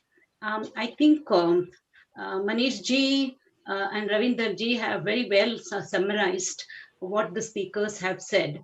And, it was an enlightening session, especially Geeta ji, Suzanne and Olivia. Though it was, the time got a little restricted, but it was a wonderful session. There was a lot of information. There was a lot of work that was done on the topic that they were talking about. And Ravinder ji summed it up so well. She's always good in her summing up, and she did a very good job. And thank you for that. And with that, I will also go to some of the other people who are around. Namaste, Sister Jayanti. So nice to see you, your soothing and your serene face. It's so wonderful. And I've got quite a few of people who have, is Dheeraj Shah around? Can I see Dheeraj Shah? Okay, so I will just sum up some of the guests that who are around. So Dheeraj Shah is one of the very leading personality in UK. He was there in the morning, but we could not accommodate him to speak. Similarly, Nemu Chand, he is the head of the Jain Institute of Jainology. He was also here, but I don't know, I can see his name, but I cannot see whether he is here or not. And also we had Irene Dusk from the Lelung Dharma Center, the Buddhist center it is. She was also around, but I cannot see her, but I really thank all of them for being here. Then I would also like to thank some of my friends and colleagues who have joined us from India. Namely, we have Savit Smita, who was the head of the university department in Mumbai. Then we have Vibha Kumar and Geeta and many others. And we have Premlata, who has joined from Dubai. And she is also one of the major research person with whom I have worked in Mumbai. And I will also want to mention about Varsha ji, Kalpana ji from Cardiff, Jayant Patel. Are you there? I think I saw you. Jayant Patel, Surya Upadhyay, he's a Nepalese and he represents the Nepal community. Then Manik Paul from Brussels, Chitra from Sweden, Georgina from the Brahma Kumaris. Then Pratik Dattani, he was around, but I think he must have left by now. Vibha, again, Shanti Jyoti, Bhagya, Dr. Bhagya, and Mamta Saha from USA. These are some of the people who continuously support me in my activities. Chandrasekhar, the Dolly Parekh are the others. Kirit Wadia. And from the Hindu Forum of Europe, we have members from Switzerland. Satish Joshi, I can see him right here. Then we have Madhupati Das, somewhere I saw him. And Manik Paul's photograph I saw. Chitra Paul is around. Then Marie Mandakini, she is also around. So I thank you all for being with us. And once again, I thank you everyone for your support and being a part of this campaign. So with these words, I will go back to Simran, and thank you once again to all of you. Thank you. Thank you very much, Dr. Lakshmi Vyas. I just want to mention that your name is Lakshmi. That is abundance and richness. So we have all the beautiful souls who joined us today. Humble thanks to you with folded hands. And to everyone across the world, I'm going to please request you all to share this with all your loved ones, healing our earth in partnership with Hindu Forum of Europe. Lakshmi ma'am, absolutely a pleasure having you and everyone here. So please, this is still the beginning of the celebration of World Environment Day. At the same time, we're looking forward to solutions and talking what is need of the hour. Thank you so much. And I'm also going to take the wondrous opportunity of thanking Dr. Mukesh Batra for being here with us. Absolutely a pleasure having the world's most renowned homeopath here with us. Wholeheartedly welcome to you, Dr. Mukesh Batra. And now I'm so excited and thrilled to welcome a dear friend of mine who's like a princess. May we please welcome Dr. Hani Kalaria, who's a mind, body, soul coach and a multi-award-winning creative dance expert with over 35 years of experience in the field of art, culture, and entertainment. She's also appeared on numerous television programs, including the top celebrity chef, Jamie Oliver, as a presenter herself for the hit television series Cooking Queen, which was aired on NDTV. Being a pure vegetarian herself, she takes great pleasure in sharing healthy living and diet tips with dancers and creative artists, together with offering coaching to help develop performing arts as a career. A lovely lady is gorgeous, been a spiritual seeker and meditator since she was a teenager. As someone who believes in holistic living, she regularly practices Samarpan meditation, which is also part of Dhyana Yoga, taught by the Himalayan yogi, Shiv Kripanand Swamiji. May we please welcome the truly gorgeous and, of course, the magnificent Hani Kalaria ji, a lovely doctor and, of course, a family member of Healing Our Earth. Global namaste to you. A global namaste to you too, Simran. Wow, what a wonderful, what a lovely presentation. And what a wonderful introduction. I have been absolutely thoroughly enjoying listening to everyone. The way you conduct your hosting and the way the special guests have been sharing such wonderful insights with the, with the area of environment. It also helped me to learn a few things as well that I'm going to start implementing straight away. So well done to all the special guests as well.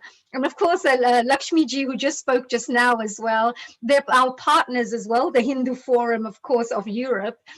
So they've been a real big part of this event, bringing this fantastic, whole range of interviewees, guests, special guests. So thank you, Lakshmi ji, as well for joining us today and supporting this wonderful event. So Simran, you yourself as well, before we go on to Radhika, I know that we don't have much time, but I have to say to the audience out there, who you've been listening to is one of the top hosts in the whole of India. And you have to watch her movie that's coming out very soon. I believe it's called Zindagi Tumse. And Simran is also an amazing host. You will see her in all the top events that are taking place in India, whether it's IFA Awards and all the top events that you can think of. So Simran, you're doing an amazing job. And you're a winner of 18 awards when it comes to Indian folk dancing. Superstar. So Simran, thank you so much. I know you're going to still be with us. So please stay there as my co-host today right now.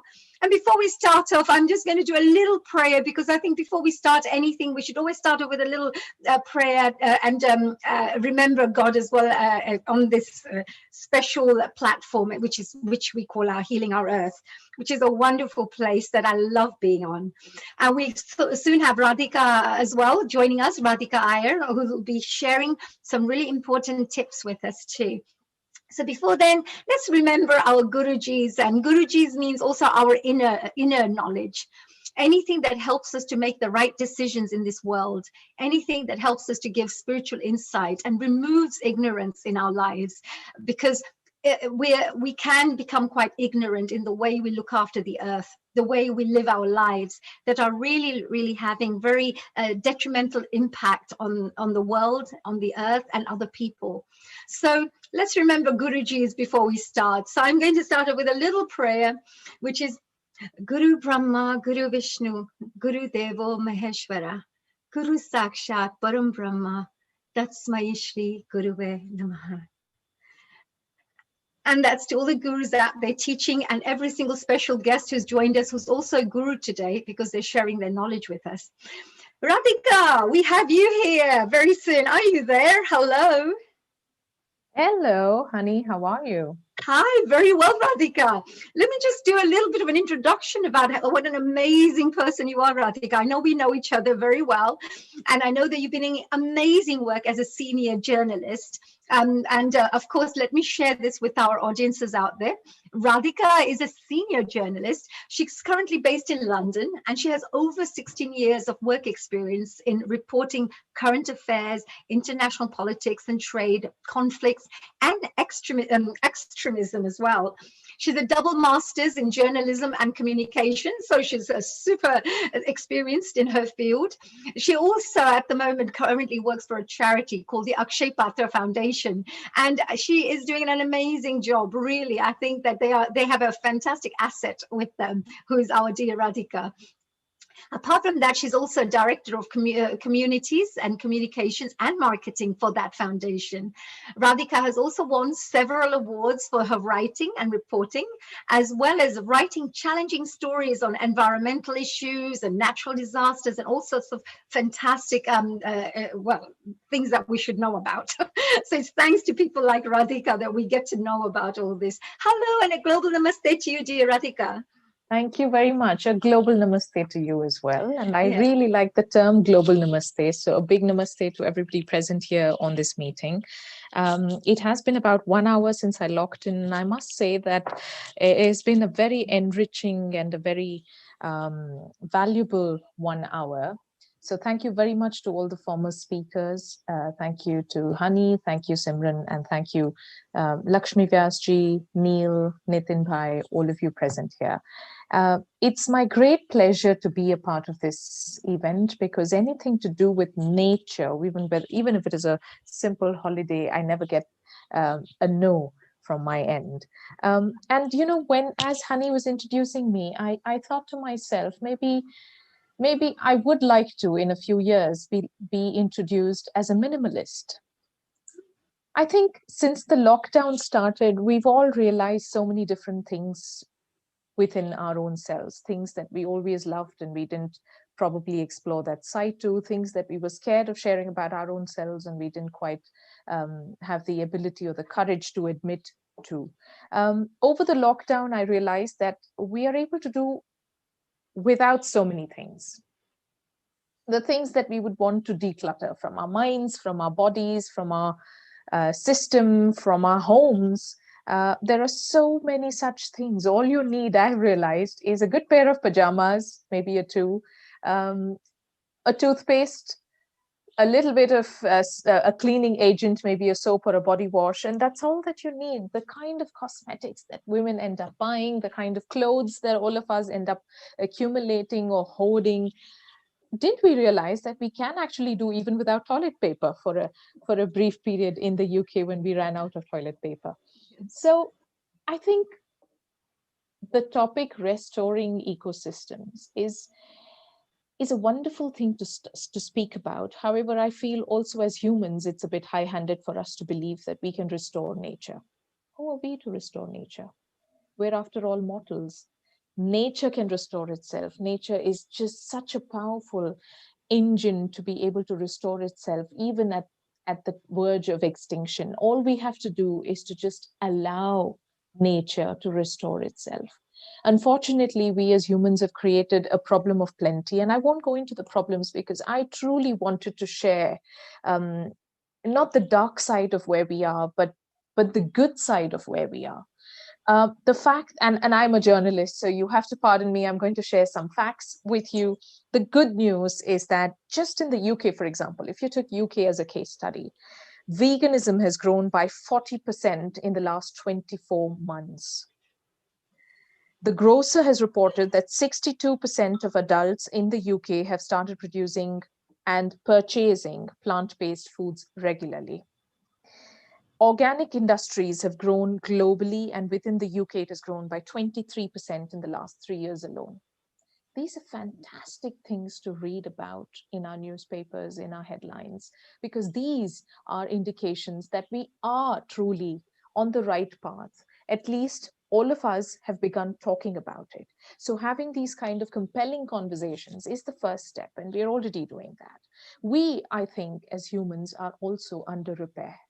When the lockdown happened, for instance, all of us went into homes. We started appreciating the little things that we had. We started appreciating nature. I, for one, started appreciating the bird that lives in my neighborhood, which I completely ignored for the last, I don't know how many years. But the first time during the lockdown, when things were so quiet, I got to hear this bird, this little chirpiness that it had. And I thought to myself, how foolish have we been to be able to ignore such wonderful things about nature. Now all of us are embracing our long walks, our 10,000 steps, and our organic little somethings. And I wish, though, that we had the wisdom to do this even before nature imposed upon us what we are seeing today as a pandemic. Sorry about that. That's a breaking news alert from my phone, but I'll stay away from news. So I truly do believe that we as humans are under repair, and so is nature.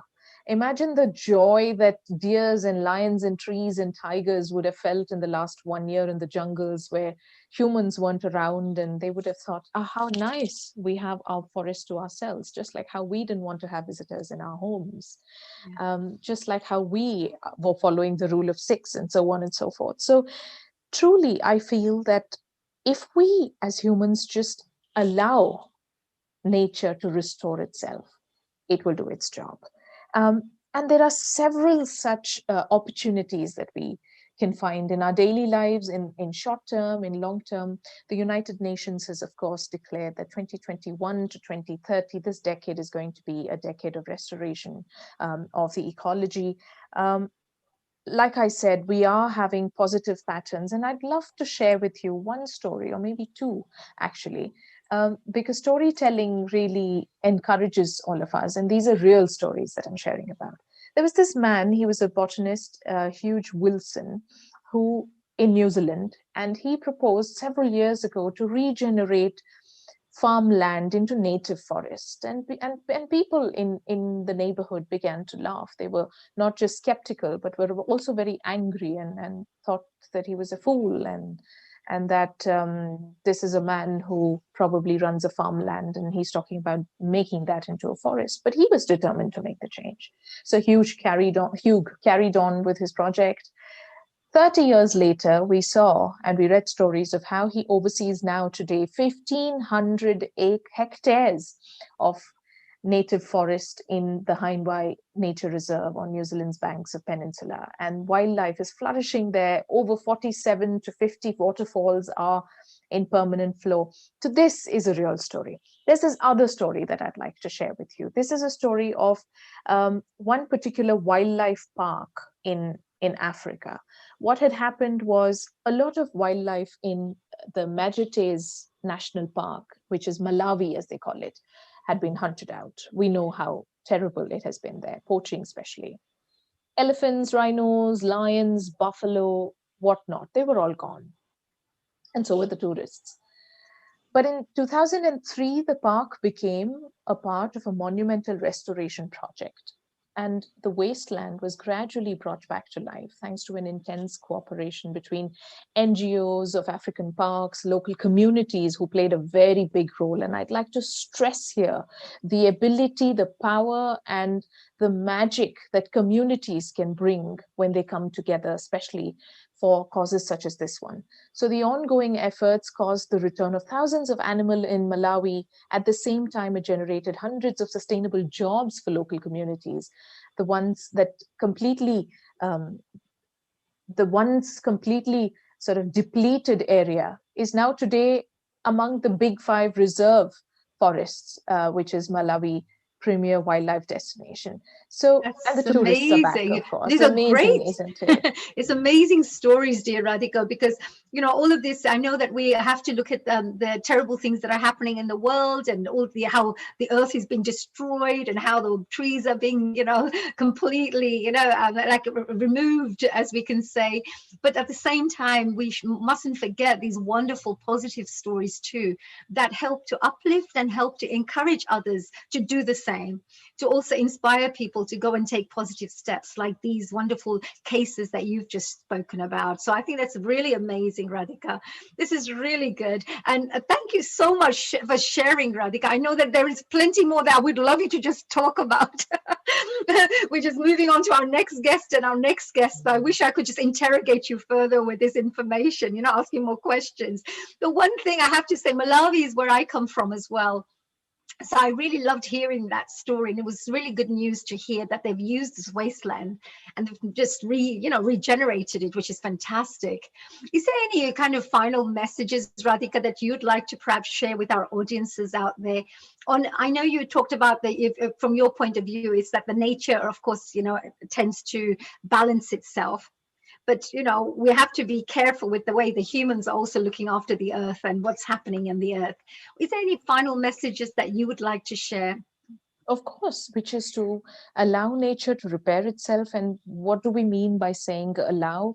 We, in our own little ways, we don't have to create reservoirs. We don't have to increase the areas of ecosystem. All of that sounds like it can go above our heads. We have a full-time job, many of us. However, little things: stop buying single-use plastic. Replace your shampoo bottle with a shampoo bar instead. Segregate waste at source, which is at homes, whether you're in India or in the UK or wherever, whichever part of the world you are in. Avoid chemicals in food, as well as in cosmetics or in your wardrobes. Use as much renewable energy as possible. Go natural, go green, and use these simple little things and buy as little as you can, because after all, we don't need so much. Sustainable cotton is a fantastic purchase to keep in your wardrobe. So little things like these really add up, and nature will look after itself, and also us. That's wonderful. What a lot, you know, when you look at positive people, you always notice how they look at all the positive things in life. And it's amazing to see that in you, Radhika, you know, truly positive person who will always look at the best things that happen in this world. And I'm really, really pleased to hear this. It's helped to uplift me too, hearing this wonderful news. Thank you for having me. Yeah, we like to say a very big thank you, Radhika, for these wonderful words of wisdom. Good luck with, of course, all the journalism side of things that you're doing right now, and wonderful news that you bring to the audiences to educate them, inform them. And please do keep supporting our Healing Our Earth, which you've been doing for such a long time. So with that, I would like to say a big global namaste to you, dear Radhika. Thank you for having me. Oh, you're so welcome. Sorry for the wait as well. We're a little delayed today, but there's so much information that's coming out today that we're taking out every drop of wonderful information that we can get from everyone. Thank you. Enjoy your day. So before we move on to our next guest, of course, I would like to also bring back on board Lakshmi Vyas ji, who's of course part of the Hindu Forum of Europe. We've been staging and organizing this event in partnership with this wonderful organization, and who's brought so many wonderful guests to you. Dear Lakshmi ji, global namaste to you. Namaste. Namaste. That was wonderful message that you also finished off with just a little while back that you shared, and the thank yous you gave to all the list of people who have supported this particular event and has been supporting the organization too. Is there any final messages that you would like to perhaps finish off with that you could share with our audiences? Yes. Well, on the basis of all the previous speakers, it is a feeling that we are left with an opportunity to redefine popular understanding of sustainability with respect, value, and ethical relationship to sustainable development. See, this is all what I can say. And on the basis of these speakers, you know, I can, I could bring about 10, 15 or so many different recommendations I can bring about. So I don't know whether I have the time to speak or not, but I may just stop here. And I have 15 challenges, you know, that I have I have written it down, you know, to send it to UNEP, so that there is somebody who is looking at it and, you know, taking actions. So this is what I was going to say. But due to the paucity of time, I would like to just sum up that all the speakers, whoever have spoken so many things and so many wonderful information that they have given, we have to utilize them to make use for the future and for the benefit of the environment. So I would also like to say that on the 18th of June, we have planned a tree plantation program with the school, primary school, where little children will be planting trees, and you know, they will be told, you know, how to take care of those trees, because planting trees is the easiest and is the best thing to do for environmental safety. So with these words, I give it back to you. That's actually such a beautiful thing. Actually, I have to also share with the audience, because, you know, I have to say Lakshmiji has an amazing background, because she's actually the chair of the Hindu Forum Europe, as I mentioned. She's also the European Women's Faith Leader, and she also works she kind of spreads messages of, I would say, peace, using the field of religion. So I think that's really amazing. She brings lots of people together from all different faiths. She also works with the European Council of Religious Leaders. She's also part of several prestigious organizations in UK and Europe. And I believe that she also visits as a professor at an American university of sovereign nations, which is amazing. You know, she just travels all over the world doing this amazing work. So she's also authored 3 books, and she's also, you know, created some research papers, which I would say are part of reputable magazines and journals. So I really think that we have an amazing lady here, a great role model, who's now helping also change the environment, helping the earth become a better earth. So Lakshmiji, you have really done great job, because you're bringing peace, because peace is also part of our environment. Peace is also part of earth, how human beings can become better human beings. If you become a better human being, you'll think more about the earth. Is there any final 3 areas that you want to mention before we move on to Sangeeta Pandeyji? 3 areas that people should look at, tips that you would like to share on how people could support the environment. One question that I would like to ask everybody is, do you need that extra car? Do you need that extra clothes or properties? You know, these are individual decisions, but in the larger interest of the world population, the extravagance can be reduced. So in the Earth Charter 7, they say that reduce, reuse, and recycle to safeguard Earth's regenerative capacities. So this is one thing which I will put it across to everybody. Another thing which I would like to mention is the pharmaceutical companies and the medical world should open to accommodate alternative practices like yoga and acupuncture, Ayurveda and traditional practices should be integrated into the medical system. And, this also would help, the people in a long way. And last one is every town and village should have a mini forest or woodland in its border. So this revives biodiversity of our planet, and that is the need of the day. And I would rather end with this quote from Mahatma Gandhi: the earth, the air, the land, the water are not an inheritance from our forefathers, but on loan from our children. So we have to hand to them at least as it was handed over to us. So we have to take care of the environment.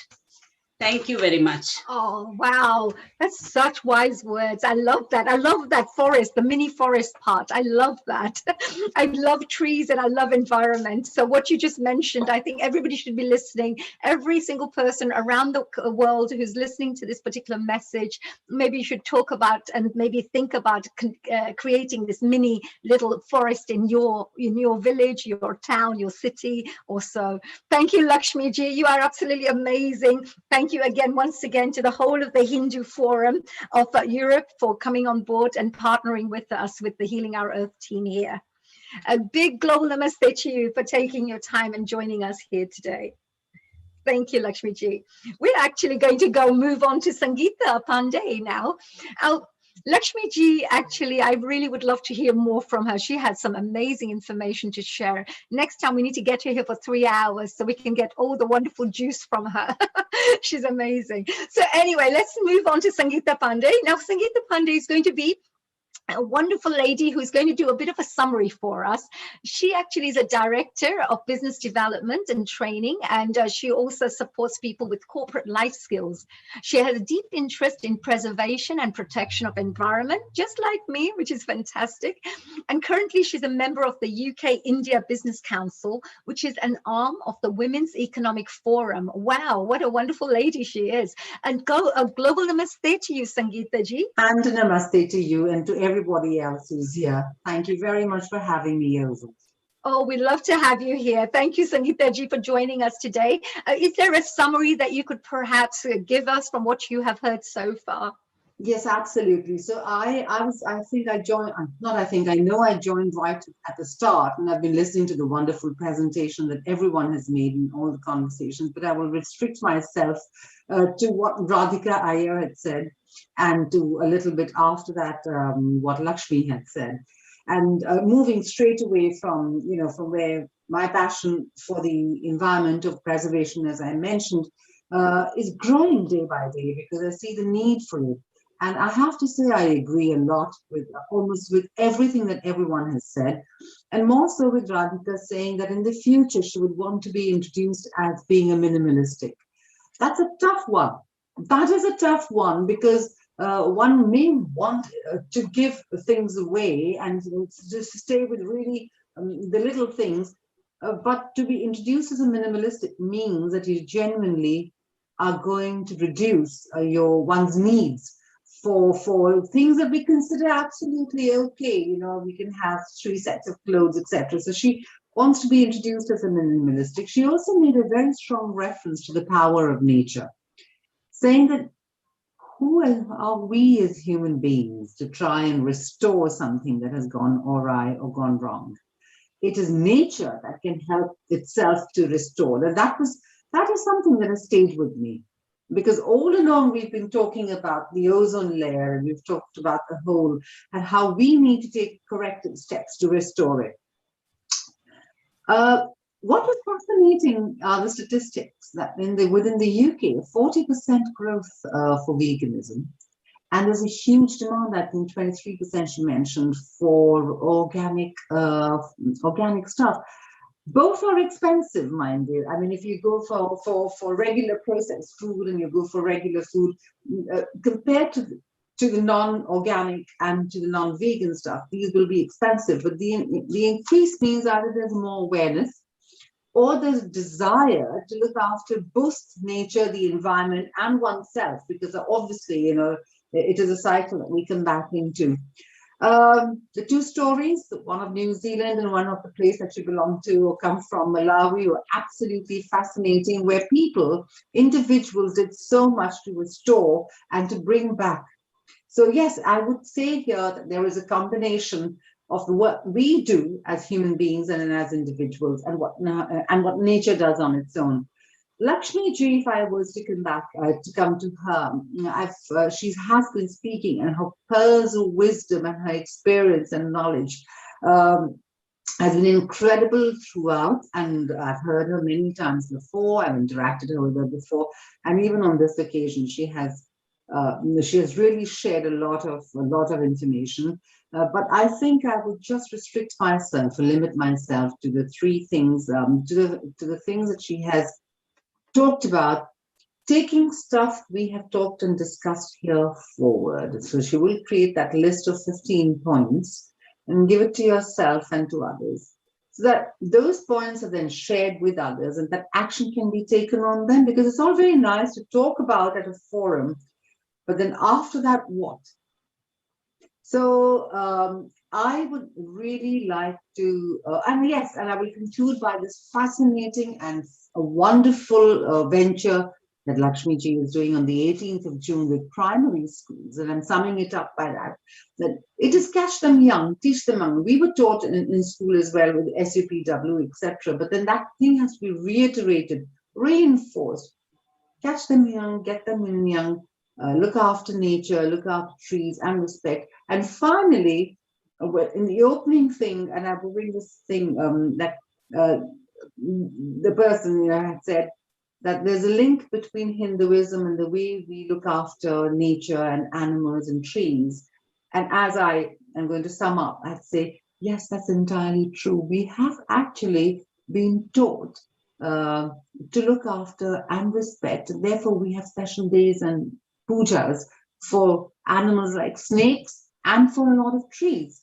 So yes, that's how I saw the session today. And thank you very much, Honey, for the introduction. And it's been wonderful being part of this event.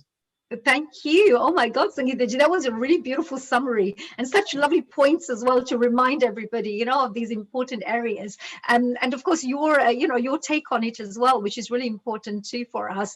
Thank you so much, Sangeeta. That was so great. With a lack of time, we need to move on to our next guest, but we'd love to have you back again in the future to share more of your wonderful knowledge with us. Thank you. Thank you, dear Sangeeta ji. Wow, wasn't she amazing? She's so good. I wish we had a chance to hear a little bit more of that summary, because it's really important to sometimes revise. Sometimes we learn some information, we gain knowledge, but it kind of moves away from our short-term memory or so. So by going through a nice little revision there, helps us to remember all the main points. Now I'm going to be moving on to a really amazing lady. She is such a wonderful role model of mine. This is Sister Jayanti. She is actually a European director of the Brahma Kumaris, who I'm a very fond supporter of. Her Grace, Sister Jayanti, is a European director of Brahma Kumaris with over 40 years of experience of Raj Yoga meditation, and of course its practical application in daily life. Her gentle voice, you'll hear it very shortly, and profound insights on spiritual solutions to everyday problems have touched the hearts of thousands around the world, including mine. Now, Sister Jayanti has a unique ability to impart the deepest spiritual truths with the utmost clarity. So we're going to be finding out what she has to say about the environment very shortly. Her prominent lecture themes have included health, education, racial harmony, women's needs, the religions of the world, sustainability, peace, and international relations, all of which have generated a lot of media interest. As an author of several books, she travels the world as a speaker and a broadcaster, sustaining people spiritually, as well as fulfilling her role as a director of the Brahma Kumaris National Coordinating Office in London. I just think she's amazing. And of course, all the BK activities go on in 28 countries around the European countries around the world. And that's something Sister Jayanti is also very, very involved in. So I just wanted to say a very big global namaste to our Sister Jayanti ji. Hello. Om Shanti and a global namaste to you, dear honey, and also to Brother Neil and also Dr. Lakshmi Vyas, and of course, everybody else. It's a privilege and a joy to be with you, especially on World Environment Day. And I've enjoyed all the talks that I've been hearing. It's been a huge amount of very good insight and information. And yes, I myself have been involved with the Earth Charter in the 80s, the Rio summits that have happened. And then, of course, since 2009, I've been attending each one of the conference on climate change. So there's a huge amount of information. But wow. Yeah, I mean, there must have been certain areas that you felt were very, very important for the whole, the whole of humankind to really, really learn about or to be aware of. Are there some areas that you feel are very important for all of us to be educated about? A very simple thing. It's simple, but it's absolutely essential. And that is to change my consciousness and the way in which I see nature and how I respond to nature and interact with nature. There was a lovely expression that was used earlier on, custodian, or we can say trustee. If I think of myself as a trustee for nature, everything shifts dramatically. I'm no longer exploiting or aggressing or just simply taking, but I have a responsibility towards nature also. And yes, nature has the capacity and power to regenerate and do everything. But one essential thing is our consciousness. And so when I change from a materialistic consciousness in which I want, and I turn it around to a spiritual consciousness in which I can start giving something, even giving love and light and peace, not just to my human family, which I need to do, but also all species on the planet, but also to nature itself. Nature at this moment is in need of healing and needs our thoughts of love and good vibrations. And I'd like to give you a few practical examples of this, because Brahma Kumaris is very concerned that it shouldn't just be something that's in our heads in an abstract way, but spirituality and life are not disconnected in the way that so many people think. But spirituality is the essence of life itself. And so when I think about spirituality in this way, then spirituality transforms whatever it is I do.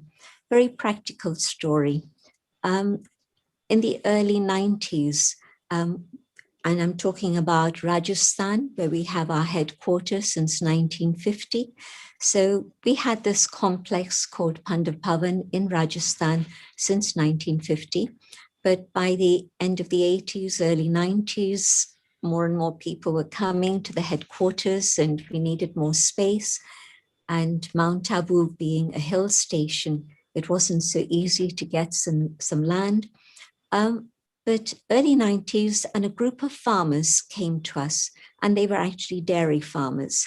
And they said to us, our land has now become infertile, it's barren, our cows can't survive on anything there anymore. We're going to have to move on and find another place. Would you like to avail yourself of this land? And we went to see it, and truly it was totally barren. And we said, fine, because it's going to be okay for a residential place for our campus. But together with acquiring the land, we also gave a commitment that we would not cut down any trees, and nor would we blast any of the rocks or the mountains to be able to make space for our buildings. And so our architects had a very holistic perspective. And you all have an invitation to visit us in Mount Abu and see Gyan Sarovar, the campus where the buildings are constructed around the hills, the buildings are constructed around the trees, and so on and so on.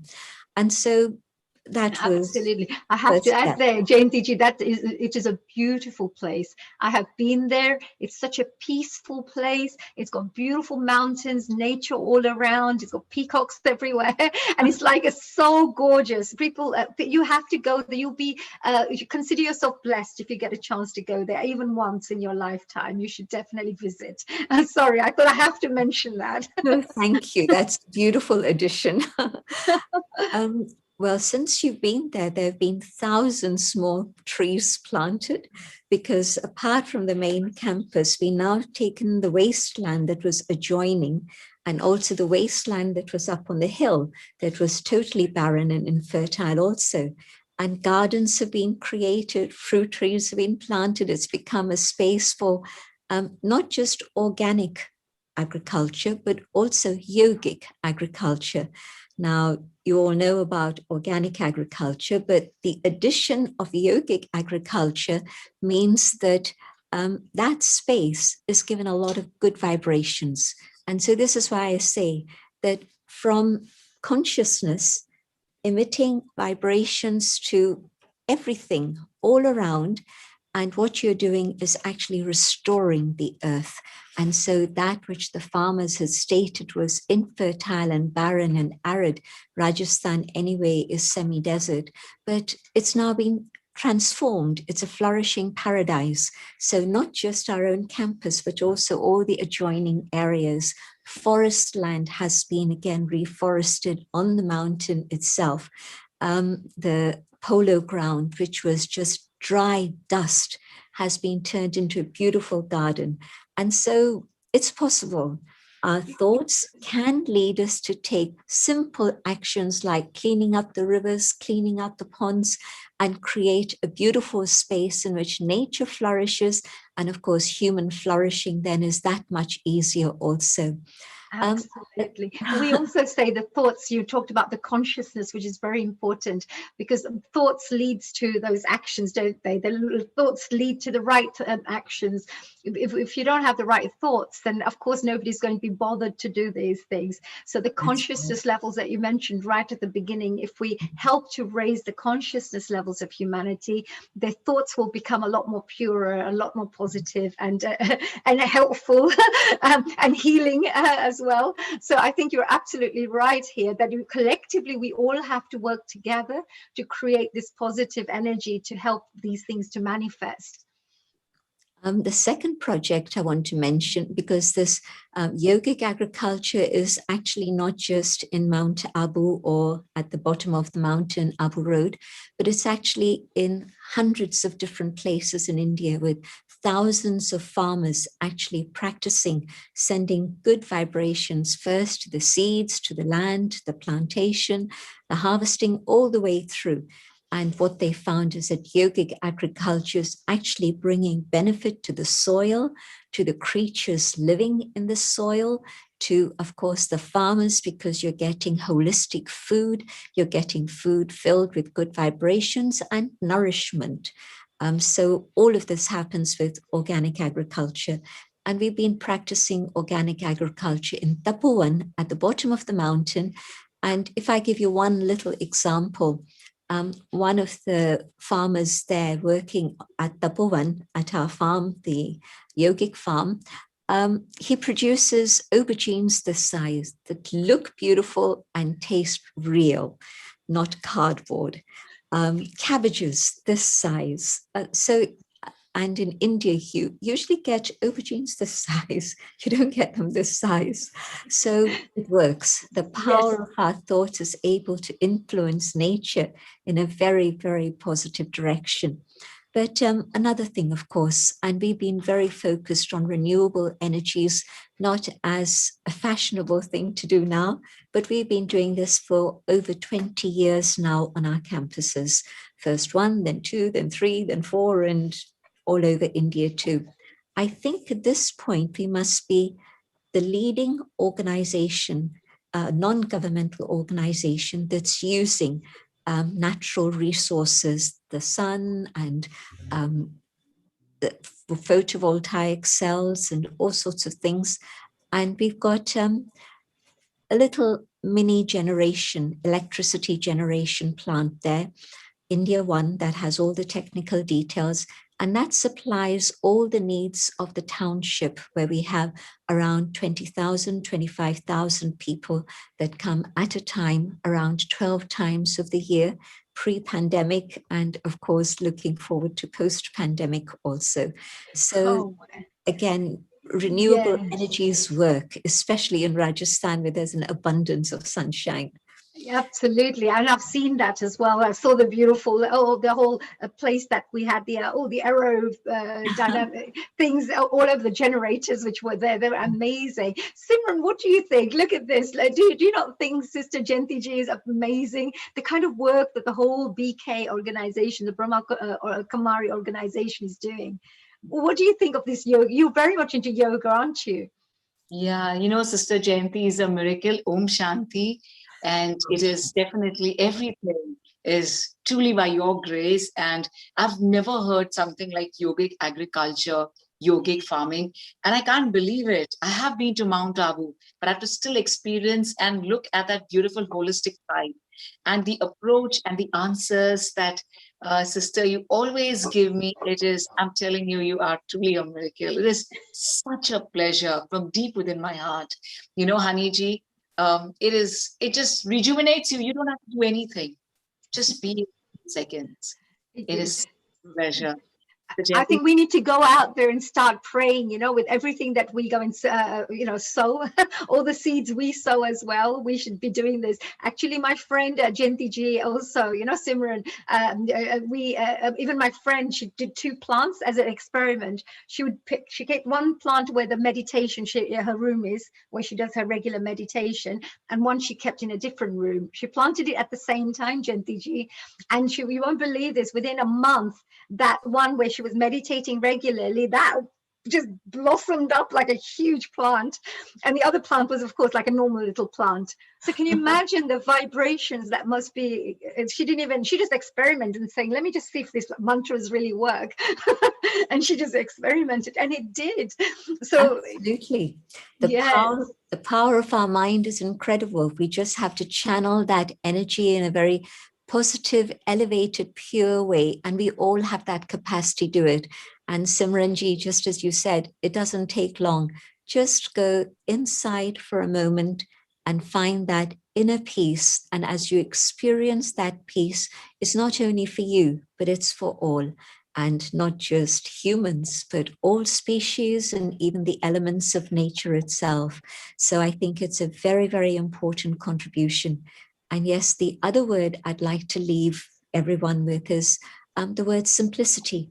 Can I simplify my needs? Vegan diet, of course, plant-based food and drink, but simplicity. What is it that I can simplify in my life? And I'll find that I'm free. It's not any practice of anything austere or any hardship of any kind, but it's a liberation. It really is. Try it for a week and see.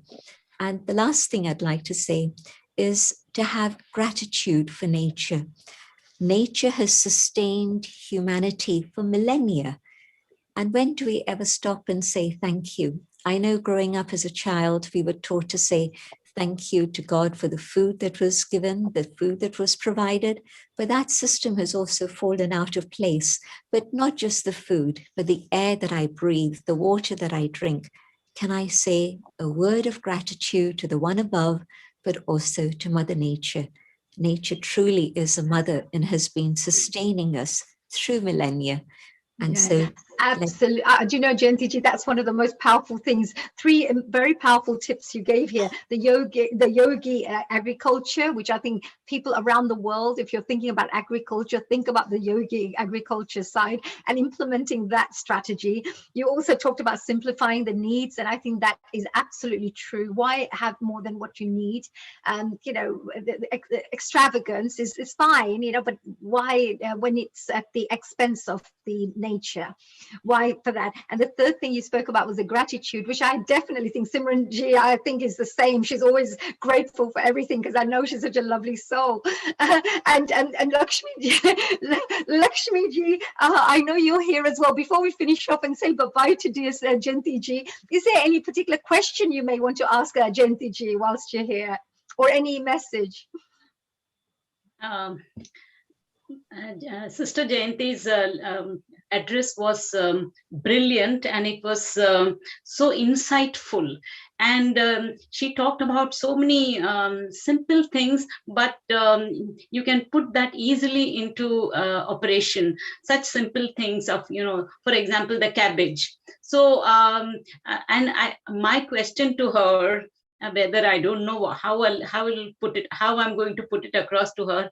How do you remain so silent, so serene, and so calm? This is my question to you. But this is our original nature.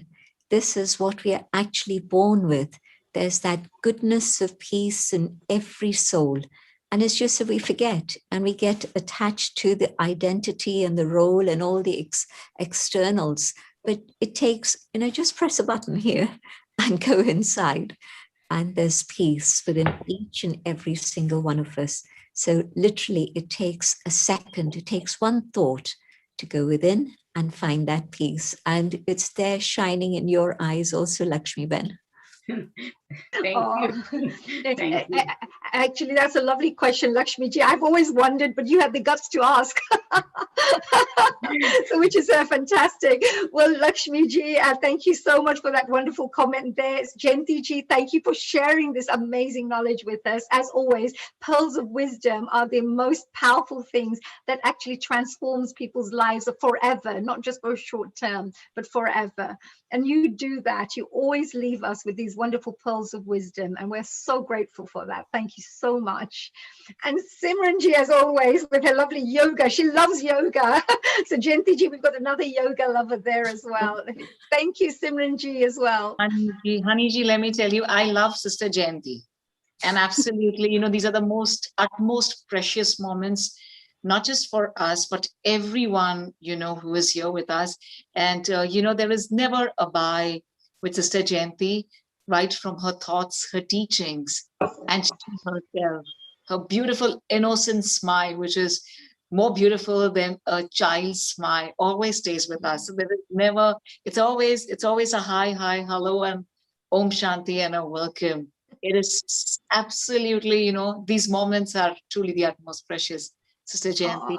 Thank you to everyone. You've all been very, very gracious and kind, and special thanks, of course, to my dear brother Neil and Sister Lakshmi. Om Shanti. Oh, dear Jayanti Ji, Om Shanti, Sister Jayanti Ji. Please do keep supporting our Healing Our Earth, because your support is really adds so much to our Healing Our Earth, and you're part of our family anyway. It's just like Lakshmi Ji and Simran Ji as well. We love you being part of this, and thank you for sharing. Enjoy the rest of the day, and of course to all our BK sisters and brothers out there, thank you so much for the wonderful, peaceful energy that you give to the world. Really, for every single one of you. I love that peace that you share with everyone. So thank you, and an Om Shanti to you, dear Sister Jayanti Ji. Om Shanti.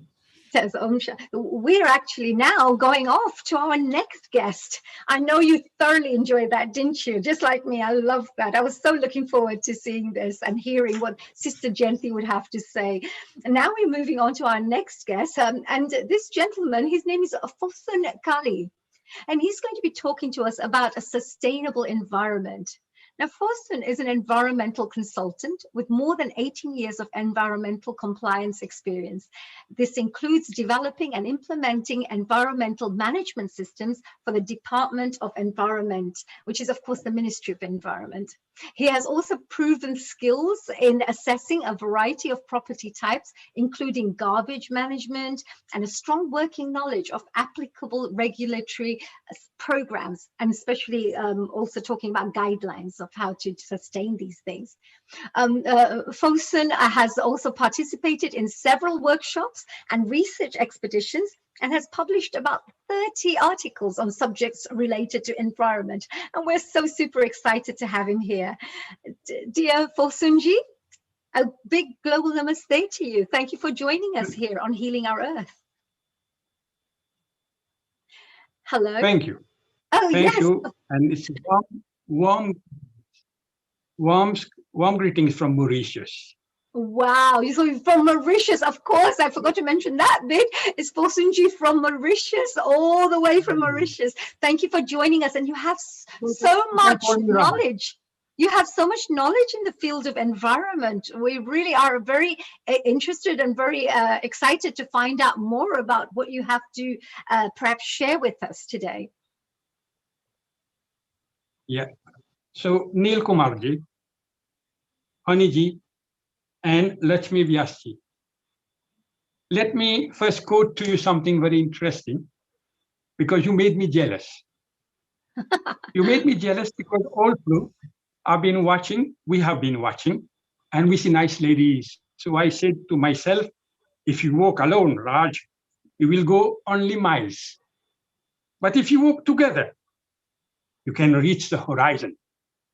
So the Indian Ocean Center for Human Values has chosen Healing Our Earth as partner. And I'm being accompanied by Gayatri Sambhu, my sister. Absolutely. Gayatri ji is, of course, one of our wonderful members of Healing Our Earth. And she has really contributed in such a big way by bringing the most amazing guests on our platform. So thank you, Gayatri ji, as always. Global Namaste, Hanji, Simranji, Neilji, thank you. But we have somebody, a personality who has really been a legacy. He's a legacy, in fact, for environment in Mauritius. Yes, Mr. Khan. Yeah, but today we are both sitting together with a family with tears in our eyes. Tears because our heart is heavy. And you'll be surprised. The legendary statesman who initiated the move, who took the challenge, who had the vision, passed away and was cremated yesterday for World Environment Day. Yet he was a founder of the environment section. Let me take you down the memory lane, where when we talk of the environment, we're going to talk of the heartbeat. Why the heartbeat? You just move the letter H from the heart and you get earth. And it is earth print. So Mauritius has got a very rich story. And we are today paying tribute to the legendary statesman, Sir Anirudh Jagannath. I pray God, together with Gayatri, that we'll do justice to this personality. We'll do justice to those people who were the frontliners of the 80s. Because they all, in their own way, contributed to the making of the roadmap of the environment. And for 30 years, we've been working together to make this story, to make the roadmap happen. Today, we have gone a little further in this field, because if you see the photos of the past, you'll be surprised that we were not that rich. There were so many problems. But Anirudh Jagannath took a decision. And he was the person who took the opportunity and the challenge. When we're talking of the 80s, Mauritius was to the knees. Mauritius was very poor, unemployment, social ills, and so many things were happening that we couldn't meet the two ends. But then there was an opportunity. In the world, Hong Kong was about to be returned to the Republic of China, and many investors from that country wanted to go away. But they were polluting industries. So the Prime Minister, the then Prime Minister, Sir Anirudh Jagannath, took the decision of inviting those investors to Mauritius to invest and to create employment. Yes, there were exigencies from these investors. They wanted to have passports, fiscal incentives. But, you know, when you are hungry, you won't see what is happening. You would say, yes, please come to us. We'll talk about the environment later, but today we would like you to invest. And the textile industry sprouted out in the country, creating employment to such an extent that there was no unemployment in Mauritius. And we had to import over time, of course, people from India and Bangladesh to work in the textile sector. Gradually, in every household, there was a livelihood. There was an income. Everybody could send their children to school. Everybody could at least wear a decent clothes, roti, kapra, or makan. So these challenges were rewarding because over time, it proved to be okay, it proved to be right. There was the right decision at the right time, and this decision helped us through. But the World Bank was there, say, hey, watch out. Polluting industries, no problem. We're going to take the 4 pillars, and now I'm introducing to you the 4 pillars, very important. The 4 pillars, the first one is a political will. Yes, there was a political will to take the country out of poverty, to take the country from the poor state it was, to try to get some income so that people could improve the quality of life. So the political will was there. Then, to make things happen, government gave an institutional strengthening, that is to say, the creation of the Ministry of Environment. Of course, with the help of World Bank, in '88, we had a report, worked together, and created the Ministry of Environment. So the political will was there, the first pillar. The second pillar was an institutional strengthening, means an institution which is going to be responsible for the environment. But things cannot exist just like that. As used to say the Prime Minister, the ex-Prime Minister, moralité pas plaisante. Morality doesn't feed the stomach. What you need is a legal framework which is going to support the institution to perform.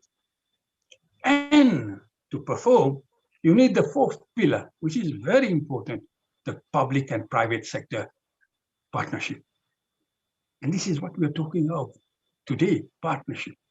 So the 4 pillars were there, and the creation of the Ministry of Environment, where I joined in 30 years ago.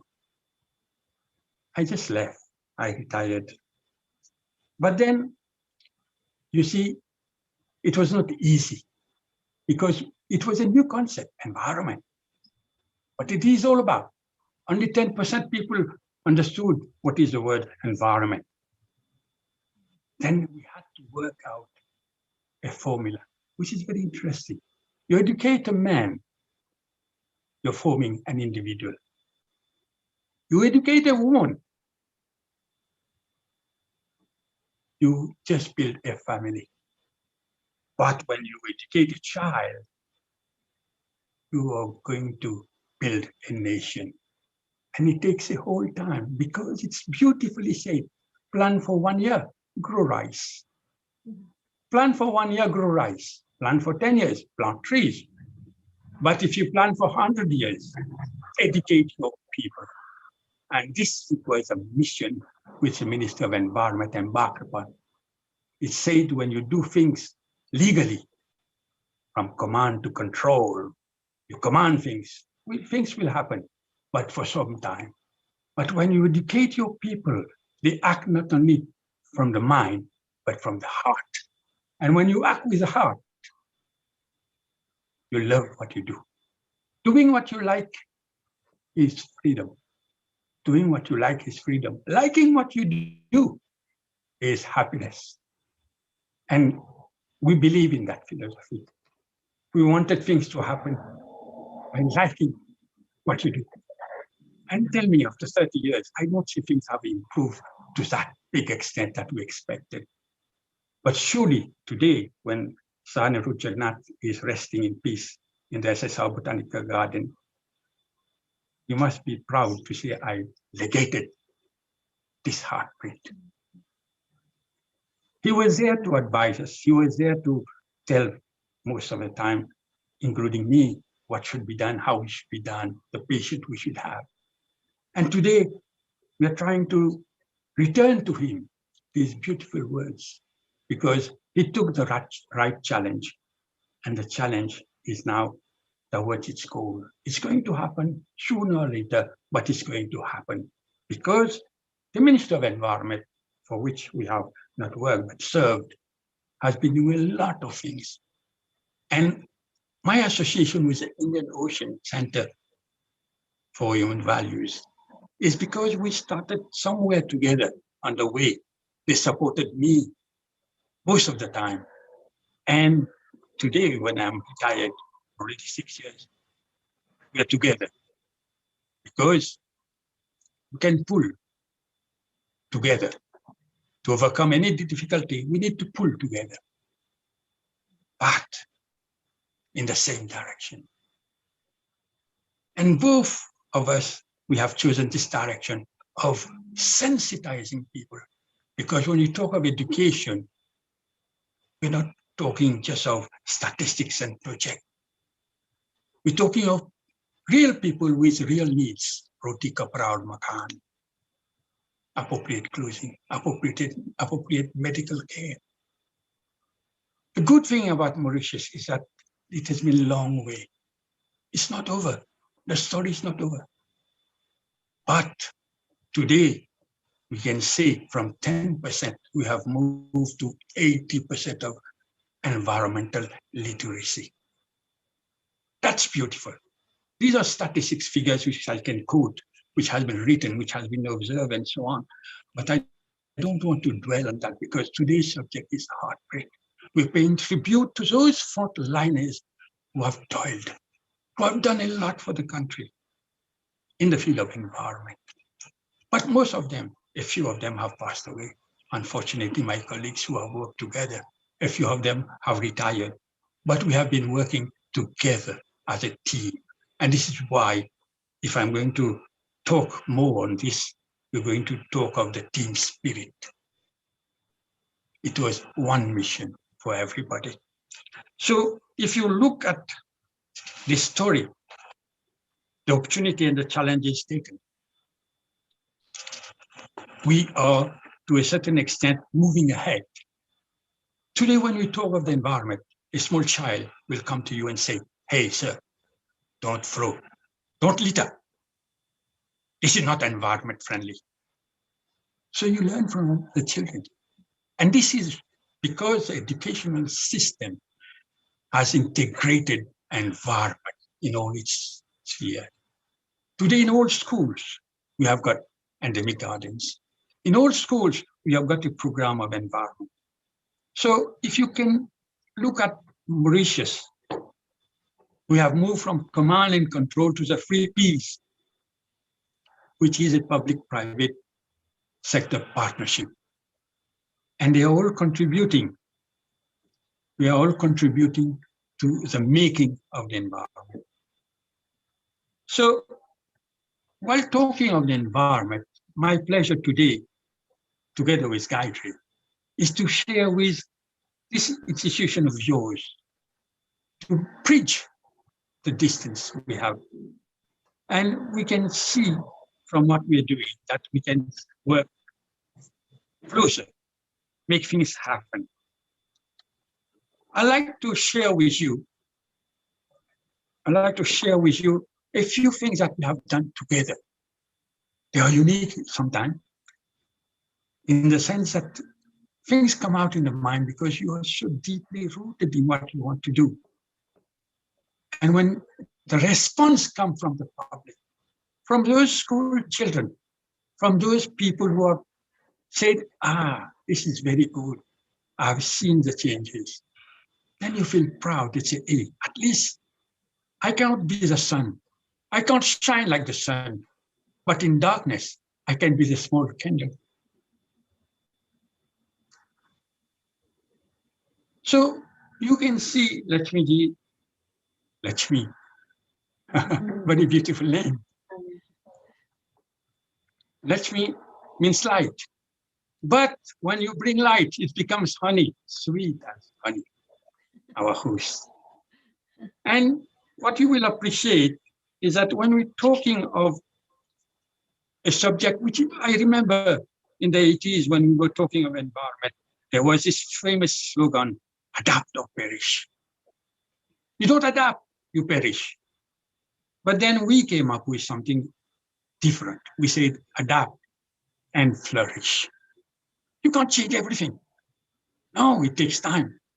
And the rate of change is very important.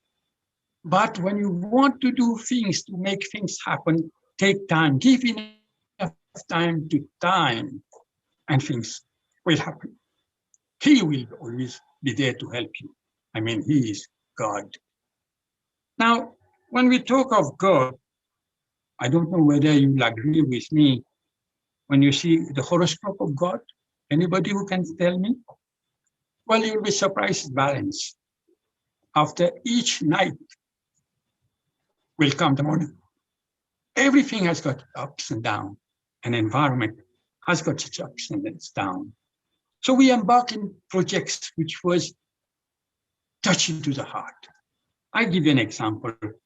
For example, the baobab tree, which we'll be talking about, Gayatri, 300 years in front of the Mauritius Institute, a museum. Everybody knew that tree, big baobab tree, which represents most of the time the African tree. Surprisingly, that tree fell down.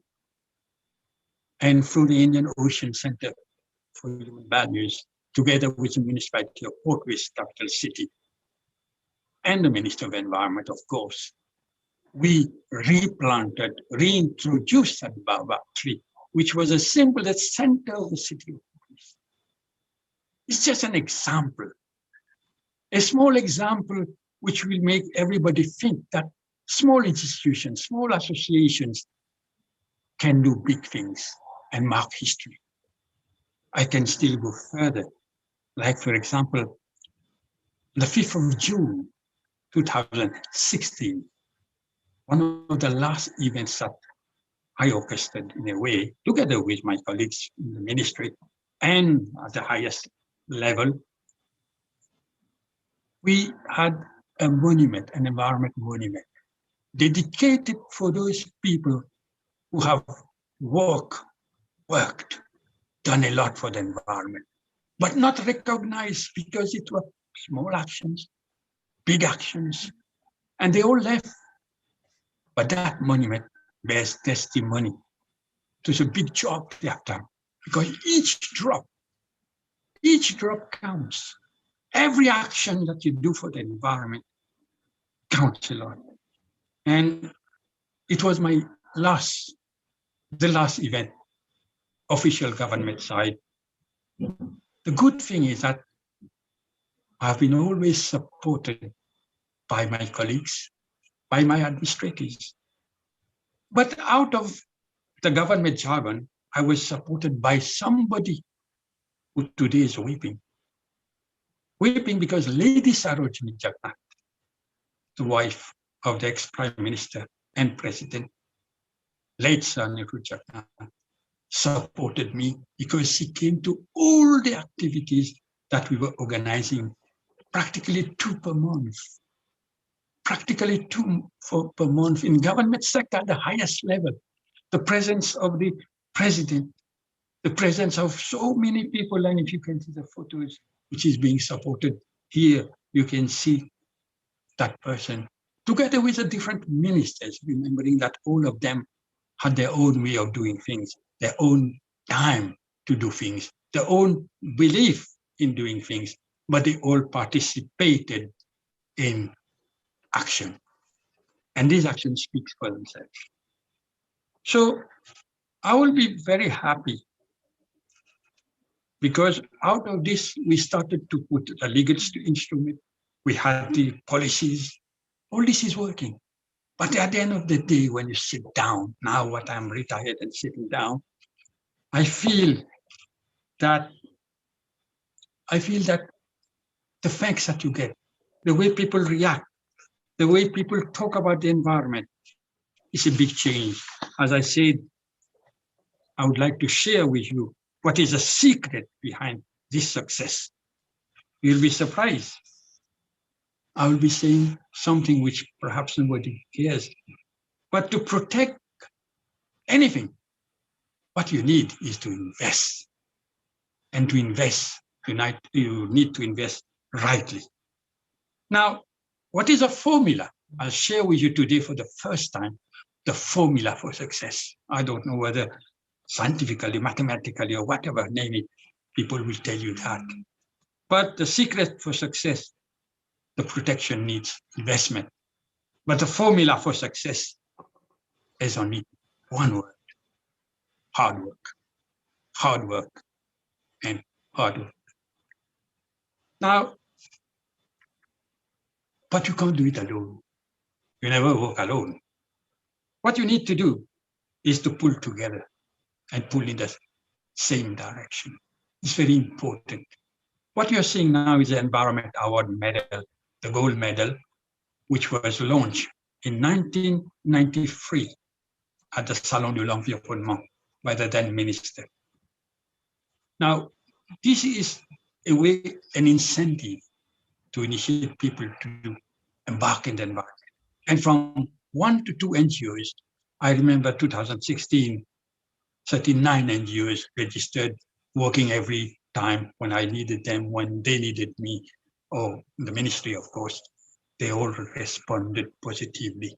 And up till now, they were something like, in the Plant a Billion Tree campaign, something like 696,000 trees planted, because we still want Mauritius to be a clean and green and a flowery country. Remembering that we still with tourism as a main industry, the textile, the offshore, the services, all these are supporting to the economy. So this is why the concept of sustainable development came in. When we're talking of sustainable development, with time, we started to think of the 3 pillars, that is the economy, the social, and the environment. And yes, to a certain extent, today, when we talk of the environment, it's a bit gone down. Why? It's because we're talking more of the economy. With COVID-19, you will appreciate that things have gone bad to worse. The economy is down, and we need to relaunch the country. The social, the quality of life people are used to, it's not gone down, but we're keeping the tempo. So we need to also, as I said, adapt and flourish. I will now leave you with Gayatri to take you through with the different activities we've done together with the Indian Ocean Center for Human Values. Now, this is mostly the involvement of children. As I said, we are not thinking of today only or tomorrow, but we're thinking 100 years' time, when these children will grow up and legate the environment, which we have borrowed from them. Remember, we're not going to legate to them what we are going to do, but we are going to continue.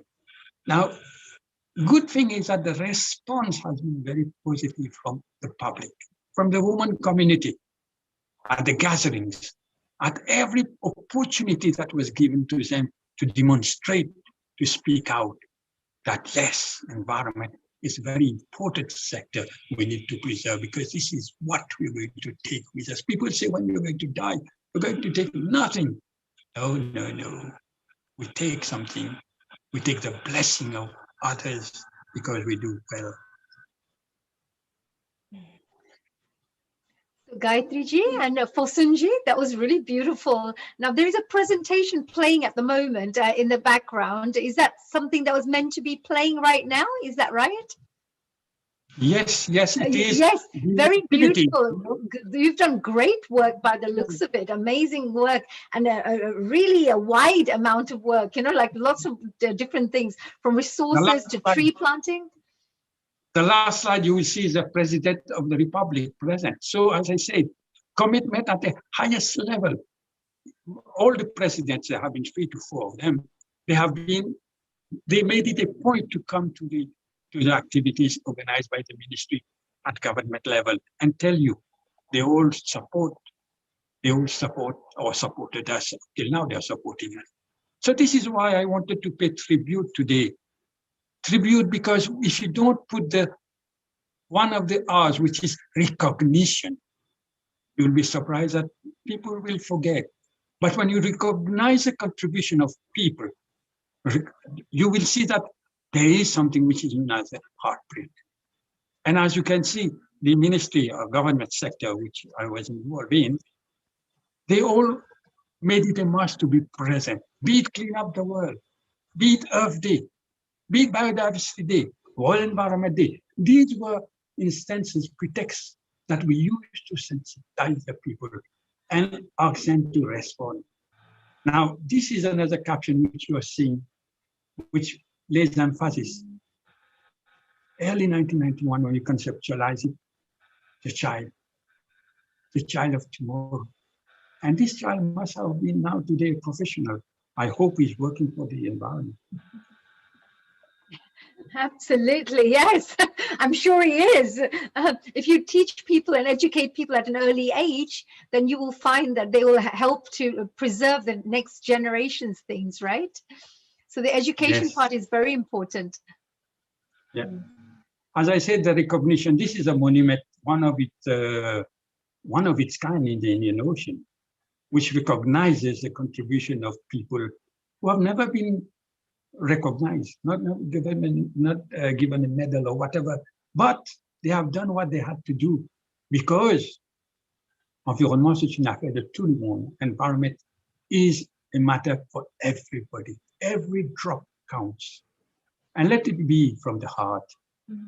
This is a final tribute from the founder, the man who had the vision, the man who left us before yesterday.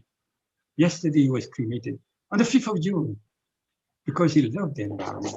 And I wanted to share this with you.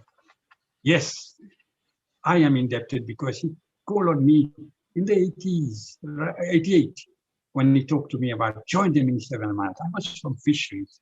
So I readapted myself to environment and went through the lowest grade to this title of Deputy Director, where I had the responsibility to make things happen together with my colleagues. I'm indebted to him for the good advice he gave me. Rest in peace, Sonny. But the show goes on. The show goes on. There you are, Lakshmi. Honey, there so you are. We have 5 more minutes left before our next guest comes on. So I just wondered whether we should be, you know, if you wanted to. Sorry? I left it for you these 5 minutes because I need to Oh, share wow. with you. You have been using I'm now going to interrogate you, Posanji, with my questions. And of course, Gayatriji, thank you very much. Of course, sitting there so beautifully and looking gorgeous, and of course, so silently and attentively. So my question to you is this, really, to finish off with. You talked about these beautiful things. I mean, you spoke about quite a lot of things of how to help with the environmental issues and you've been working within the environmental issues for a very long time. We also, of course, we do want to pass on our, you know, we've heard about Anirudh Jagrot. Is it Jagrot? Yes, we're very sorry to hear, and our prayers, of course, are with him, his family, because it's terrible to hear such sad news, but such an amazing thing to commemorate the life of this amazing man who has really given, you know, such good service towards the world of environmental things. So we really wish to pass on our wonderful condolences to his family. But Posanji, I just wanted to mention and ask you, you talked about the litter. I saw that litter photographs, you know, like loads of the images with lots of litter everywhere. Then I Yes. also saw another presentation slide where you talked about the rise in the temperature, the changes in the climate as well that we're having to go through. What 3 tips would you leave us with that people who are watching right now, the audiences, can do right now to support these kinds of issues in life and to help to protect our Earth? Yes, this is an important thing because I have been representing Mauritius in most of these Kyoto protocols and Montreal protocols. We have all been talking of those only action. What we need to do is action, because there has been so many words spoken about. For the last 30 years, people have been speaking, and there has been very little action. I'm sorry to say that. But I remember one day when, well, I need to say it, when America challenged Mauritius and we were presiding the whole session. It was in Montreal, Canada. Then I did report it to them and asked the president, the chairman, to step down because we can't go on with America talking about so much things about Mauritius. But we proved to be right, and we were right, by the way. So what I'm trying to say, and it's on the Hansen, by the way, we only talk, and people think that only big countries can do things. No, small countries like Mauritius can do things, and we did it. And this is why these 30 years of hard work, I don't say it was just simply like that, things we press a button and things happen. No, things will only happen when we go for action. If we have to reduce the carbon dioxide emission, we have to do it. I know the figure, scientifically speaking, to what extent we can go, but we're still on 400. Why? We could still go to 350. We can reduce the use of fossil fuel, which is being done, by the way, by electric cars and so on and so forth.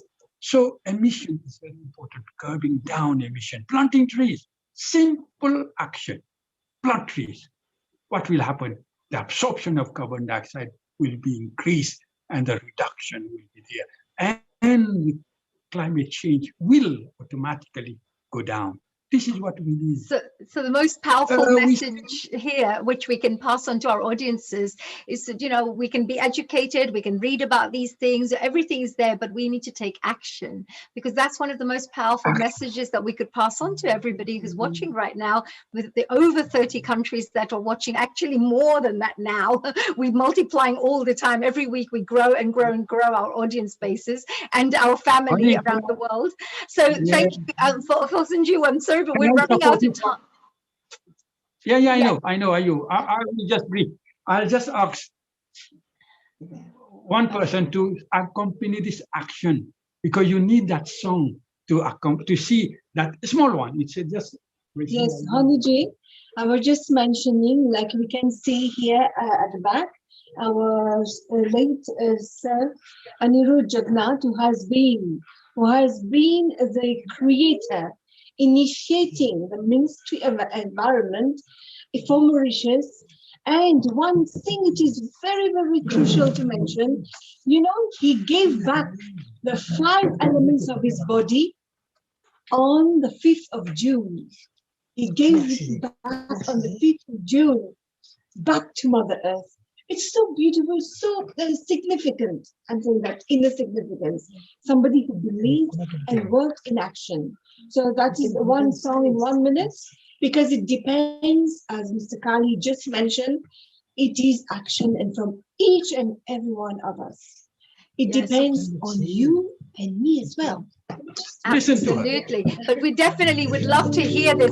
There comes our dear, we've got Gayatri who just spoke there, and hello Saivani, we always love listening to your music. Please do, yes, it'd be wonderful to commemorate this incredible man's journey, and the fact that he's left this up to the next abode on World Environment Day. Amazing. Absolutely. And to also mention that his son, the Honorable Praveen Jagannath, is the current Prime Minister. So all of us, we convey our deepest and sincere sympathy to the whole family. And this song, in the context of the World Environment Day, and also dedication to our beloved here, my uncle, Mr. Raj Kadi, who has really done a lot, and I know because we were participating a lot. And this song is dedicated to him and all the speakers also. Of course, I just wanted to say thank you. Yeah, please go ahead. Thank you. Yep. Sorry. Okay. Now is the time to care for our own, whoever we may be. To join our hands, our souls and our hearts, and to work for unity. For the world to be a beautiful place, for the flowers, birds and trees. The future lies with nobody else. It depends on you and me. The time has come to plant more trees, make the air pollution free. Respect all lives, the animals too, and to live in harmony. For the world to be a beautiful place, for the flowers, birds and trees. The future lies with nobody else. It depends on you and me. It depends on you and me. It depends on you and me. Wow. Bravo, bravo. What a beautiful song. And what an amazing way to finish off this particular interview. I loved it. Guys, Saivani, you have to come back again, sing this song again for us at the end of the show. It's a beautiful song. And we have to finish off on this lovely, beautiful theme song for our Environmental Day. And of course, Narendra Modi ji's, counterpart is, Pravin Jugnauth. And it's his father who has passed away. So we do, we do pass on our prayers and well wishes for the event, and also the fact that he's done great work. So we also celebrate his fantastic life that he has, really dedicated all his life to do such amazing work. So we do. We're with you all the way, dear Mauritius. Put it that way. Healing Our Earth is with you, and all the rest of the audience members are there, are all passing on our prayers and our well wishes to you there.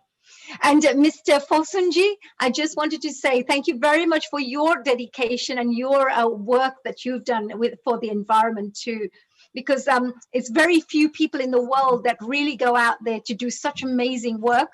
So we do congratulate you for the great work you have also done in Mauritius for the environment. It was a honey presentation. Well, I loved it. The presentation was great. Fosunji, hope to see you again. Thank you so much. And I would like to say a global namaste to you, and also to Saivani ji and of course Gayatri ji for joining us here from Mauritius. And we now move on, and that song, we're having it back again at the end, dear Saivani ji. So with that, I would like to say a big global namaste to you and move on to our next guest. Now, she has been patiently waiting from USA because we are moving a little late today. So dear Hannah, we've got Hannah Strong joining us now, and she's going to be talking to us about the origins of the World Environment Day. This lady is an amazing woman because she's going to be talking to us a little bit about the whole of the environment topic. So let me tell you a little bit about her background. Now, Hannah Strong has been an advocate for environmental conservation and restoration for many decades. In 1994, she established the Manitou Institute and Conservancy in partnership with Lawrence Rockefeller. She has traveled to over 100 countries, yes, not 2 or 3 or 10 or 20, 100 countries, and has coordinated numerous civil society events parallel to high-level United Nations conferences.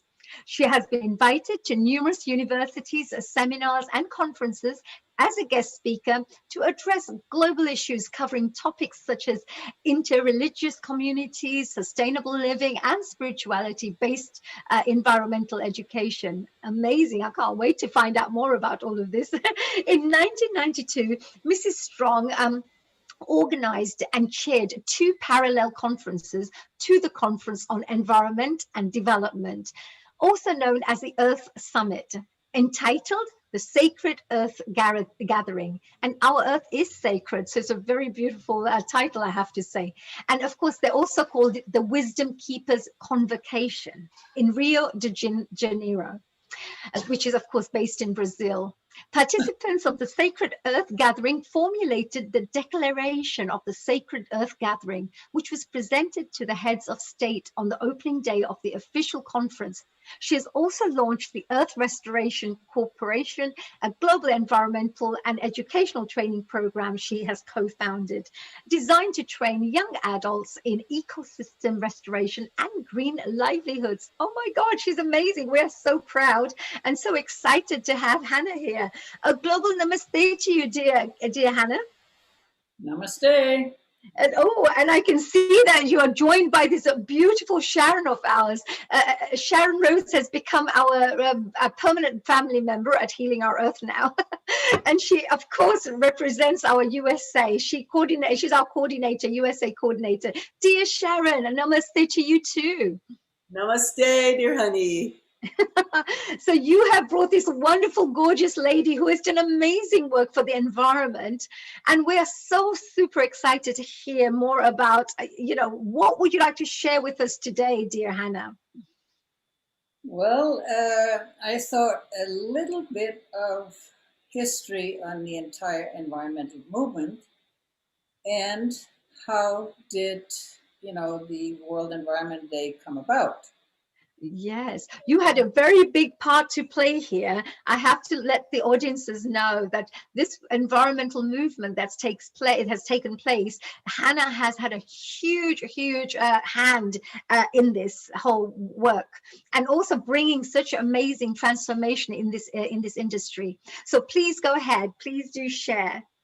Well, exactly 49 years ago, the United Nations held the first mega conference on environment and development in Stockholm, Sweden.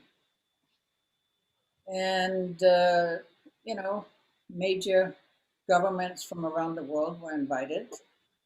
The Western governments didn't want to go because they thought it was going to make it impossible for them to develop further and strip nature of its resources. And the third world didn't want to go because they thought that they were going to be stopped from developing. So there was a huge clash. Nobody wanted to go. So my husband had been asked to be Secretary General of the conference. And he had this huge dilemma to organize a conference that nobody wanted to go to. His masterstroke was, he figured if he could get one major third world leader to come, the third world would join. And then, the Western governments would have to join too, if all the, major third world countries were going to come. So we went to India to see Mrs. Gandhi. She was, of course, the leader of the largest democracy, third world country. So we're sitting in her office and my husband is explaining to her the importance of the conference, that, we're gonna take on environment and development and see if we can bridge the two to develop a little lighter. Then, some areas, like Tokyo, you couldn't see 2 feet ahead of yourself. The air was so polluted. And you could go country by country and find the same thing. Rivers, and this is the days when rivers would burst into flames. And, it was pretty Wow, you mean actually rivers would burst into flames? Yes, because of all the oil and gas, and I mean, it was wow, it was amazing. Yes.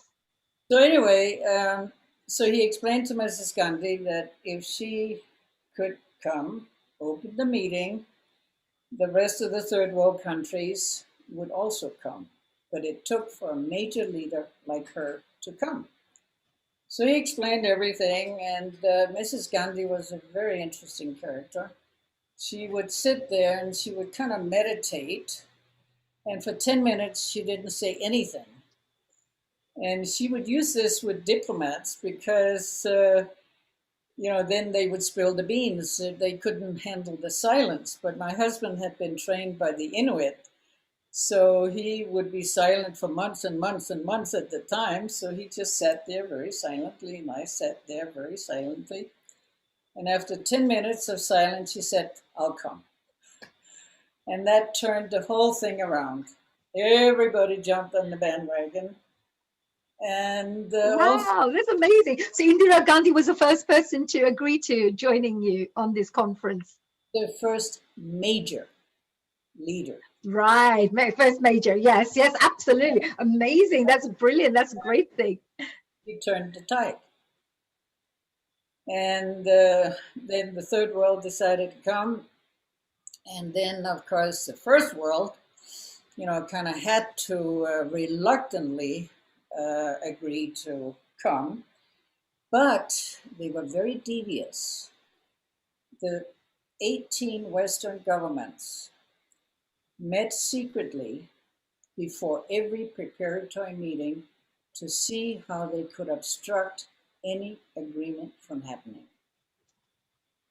To stop, you mean? Not to put the agreement together, but to stop the agreement, you mean? That's right.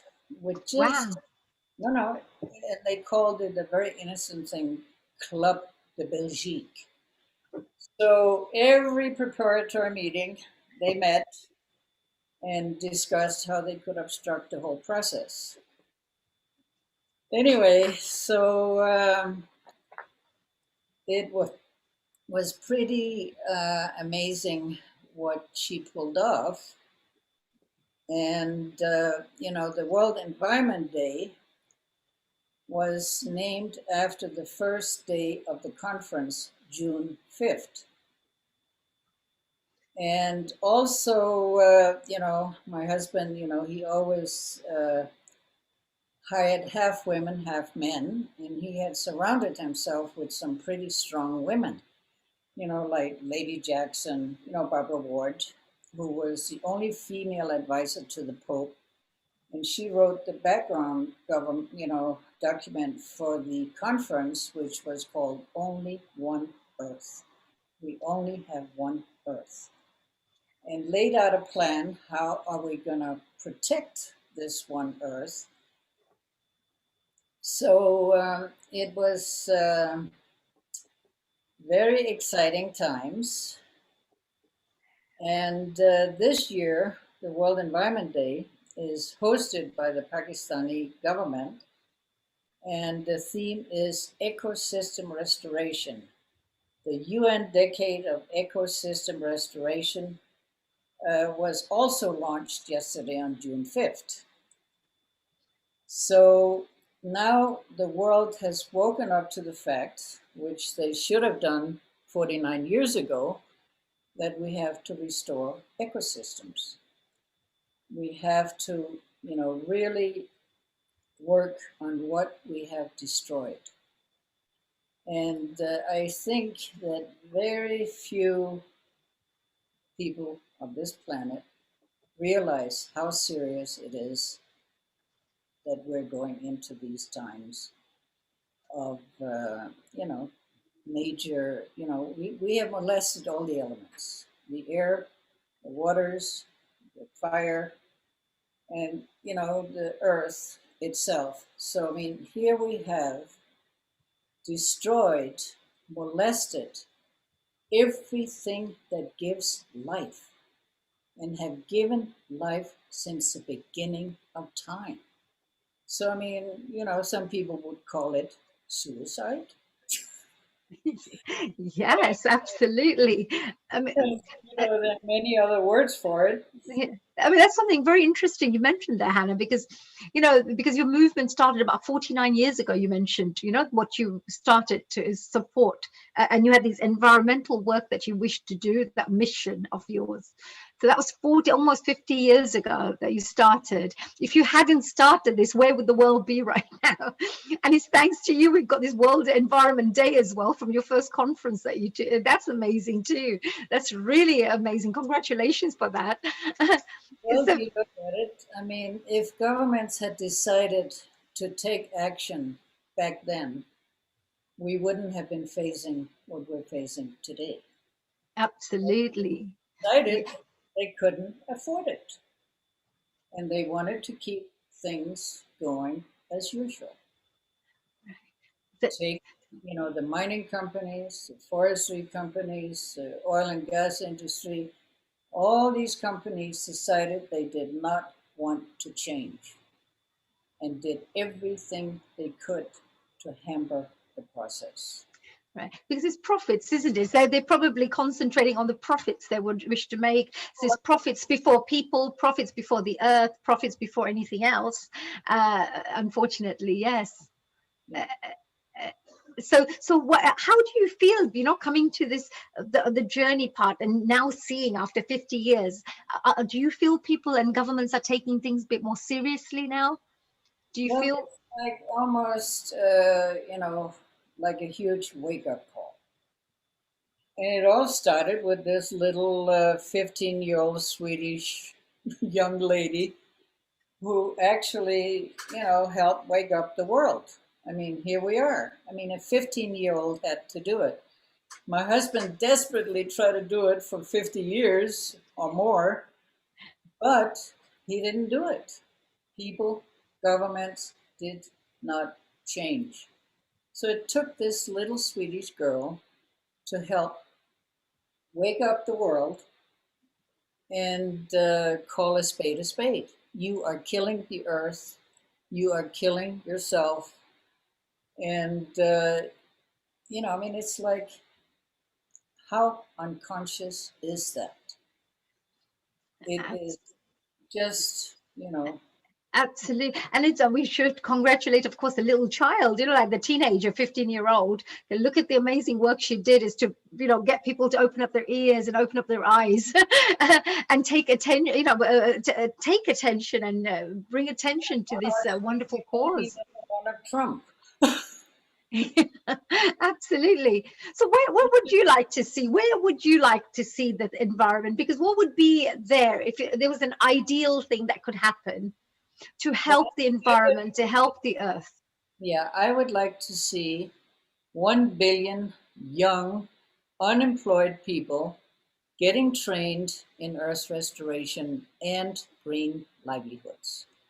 So, these kids, and, this is how, the earth restoration course started when I lived in Kenya, because my husband set up the first UN agency for the environment in Kenya. And, I went around to all the schools and, villages and squatter areas, and found that 90% of the kids that graduated from high school didn't want to go back to their villages because now they looked at their parents as backward. They all wanted to sit in offices with shirts and ties and jackets. And most of them, those jobs weren't there. So let's say every year you would have 100,000 kids that had nowhere to go. So they would move into these squatter areas, and, crime, drugs, alcohol were one of the only avenues where they could make a living. Nothing positive.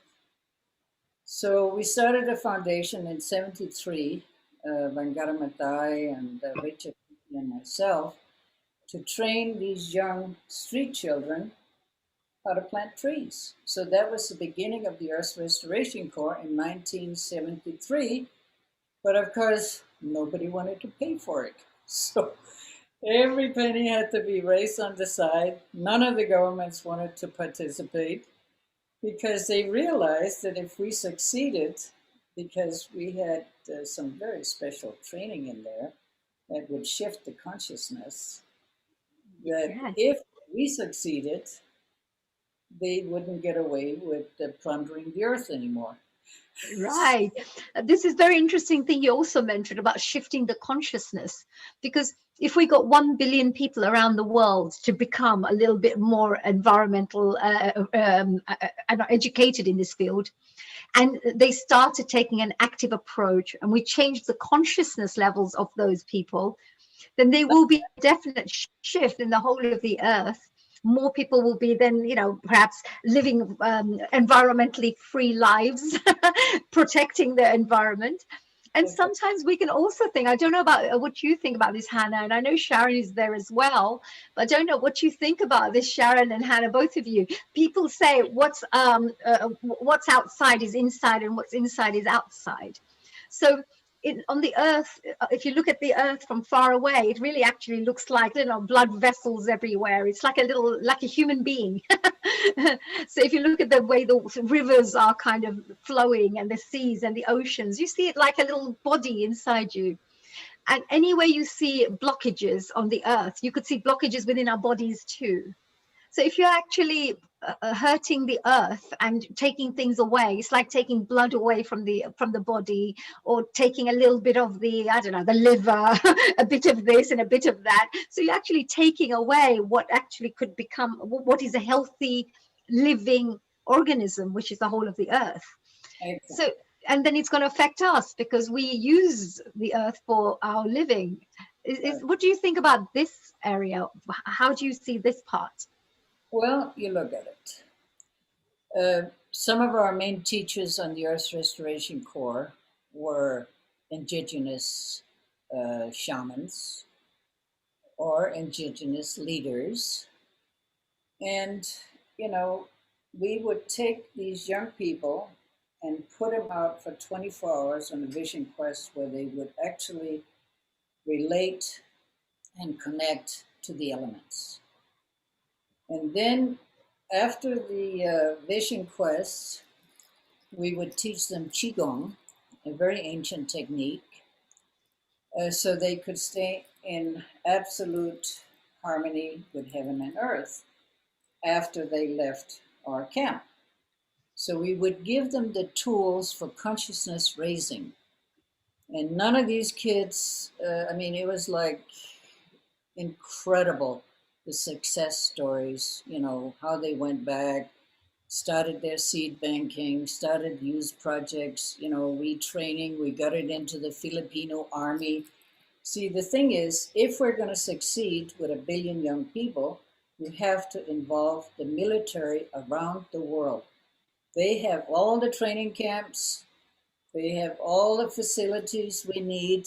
We just need to put in our own teachers and, you know, teach some of these guys that instead of killing and maiming and bombing and shooting each other, we're going to unite and we're going to restore Mother Earth and humanity along with it.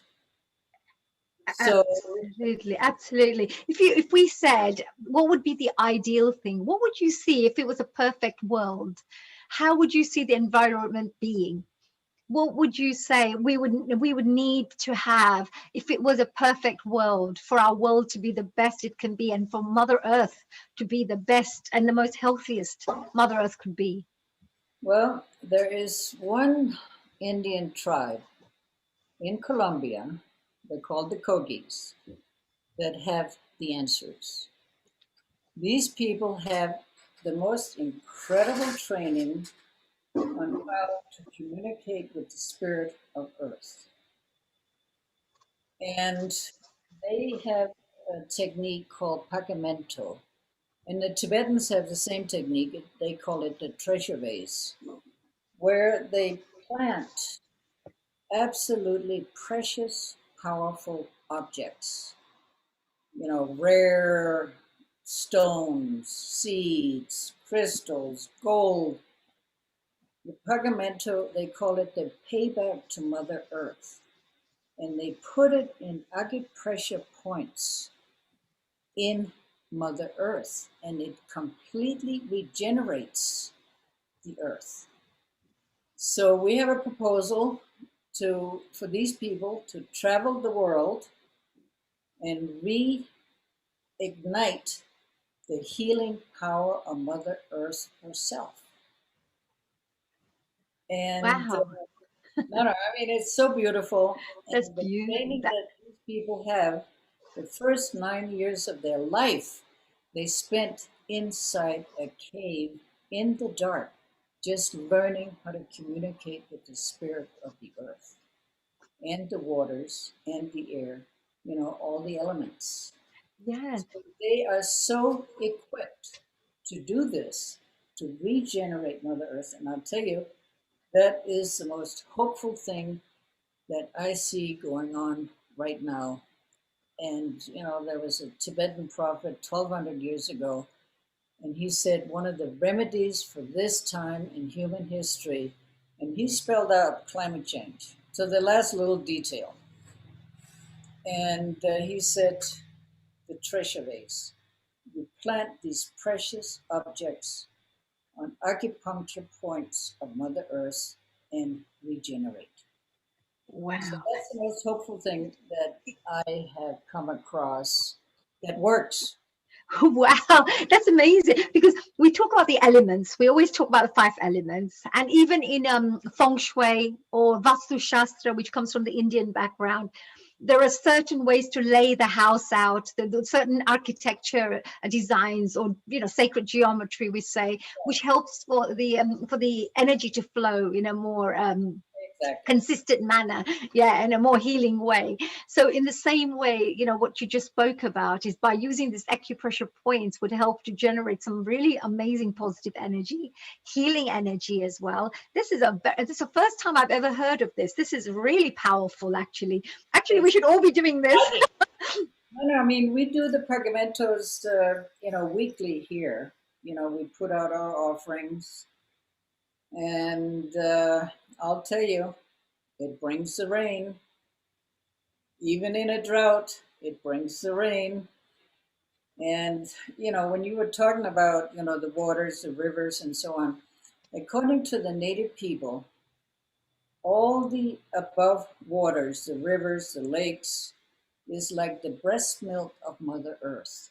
That is what people can take. And she's willing to give it to her children. But the deep waters, the aquifers, that's her life blood, and you don't touch it. Yes. Because you're draining her blood. Yes, and actually putting pollutions in it, because we find people take all these litter, whole tons and tons of litter, go into the ocean and just pour it down into this into the waters, and that tends to not be very good as well. And now we're hearing of people eating fish and getting ill because you have these fish who's eating all these pollutants. Yeah, so people who do eat fish, for example, so there are lots of you find that it has a knock-on effect, like a domino effect. When somebody does something bad, it's going to affect another species and another species and another species.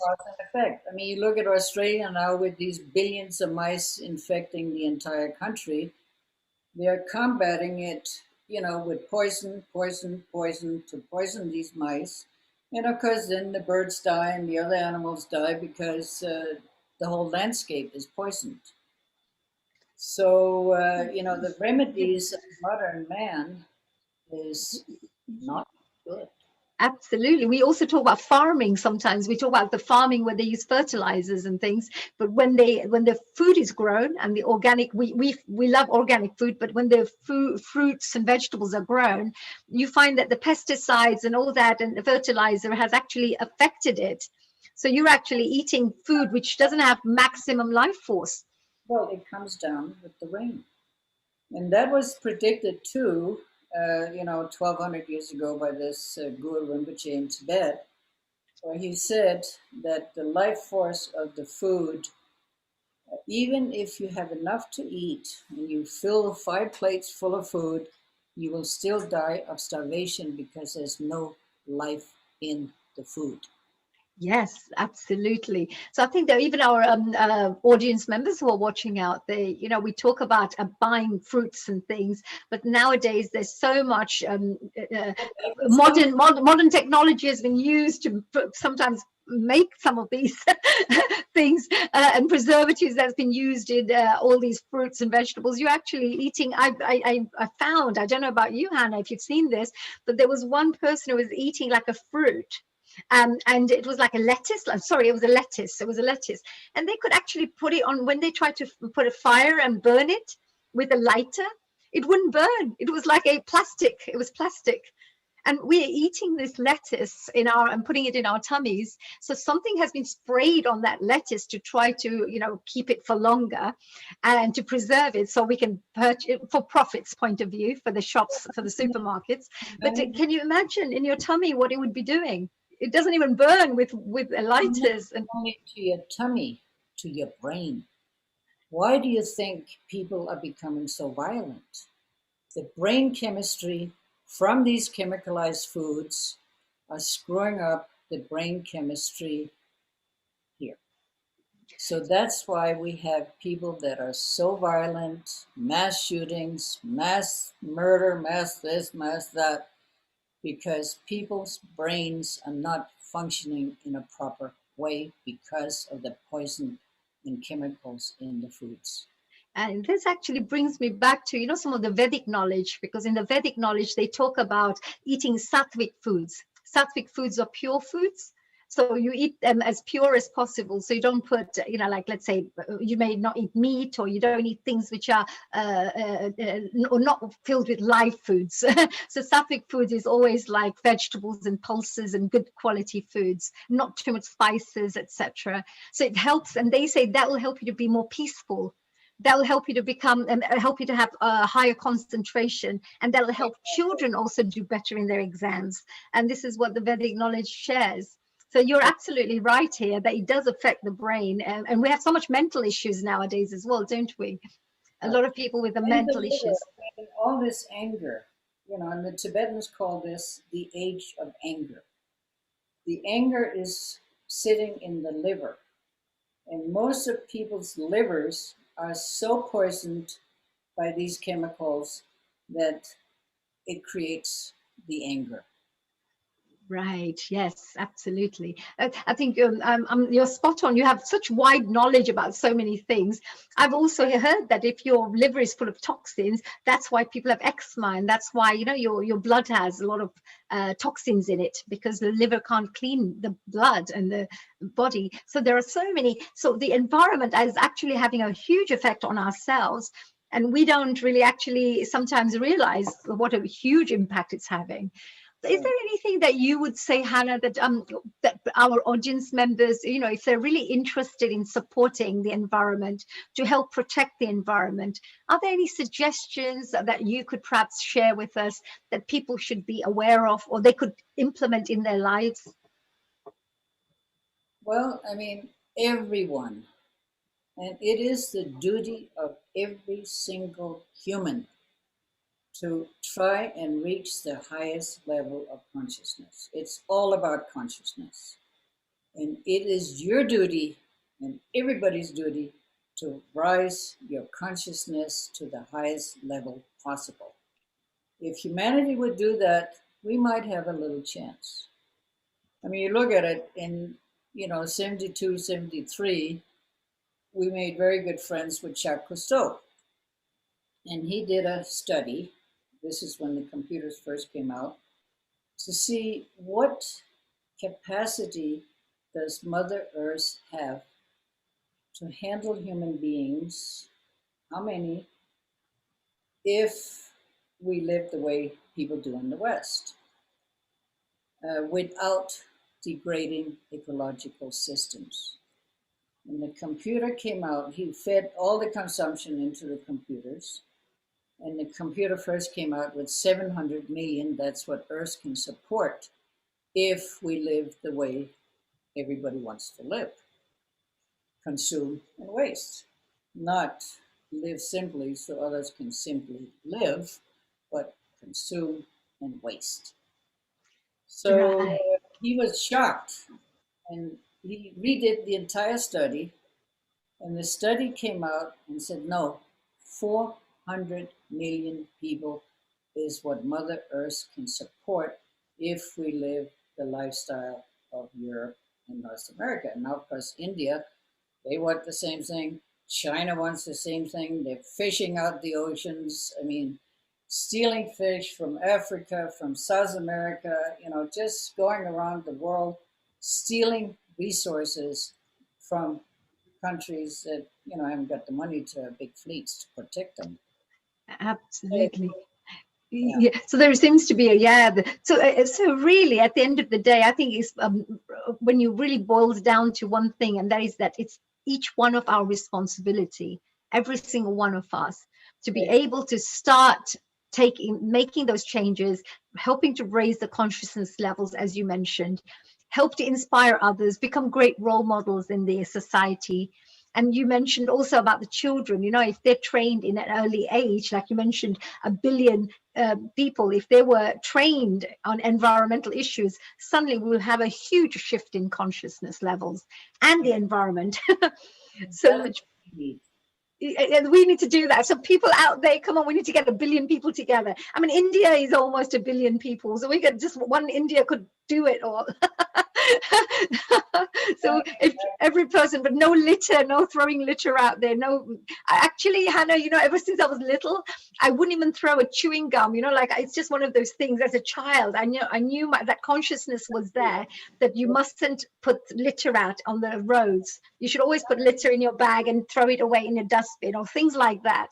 No, you don't get it. Here we have Mother Earth who gives us everything we need to live on.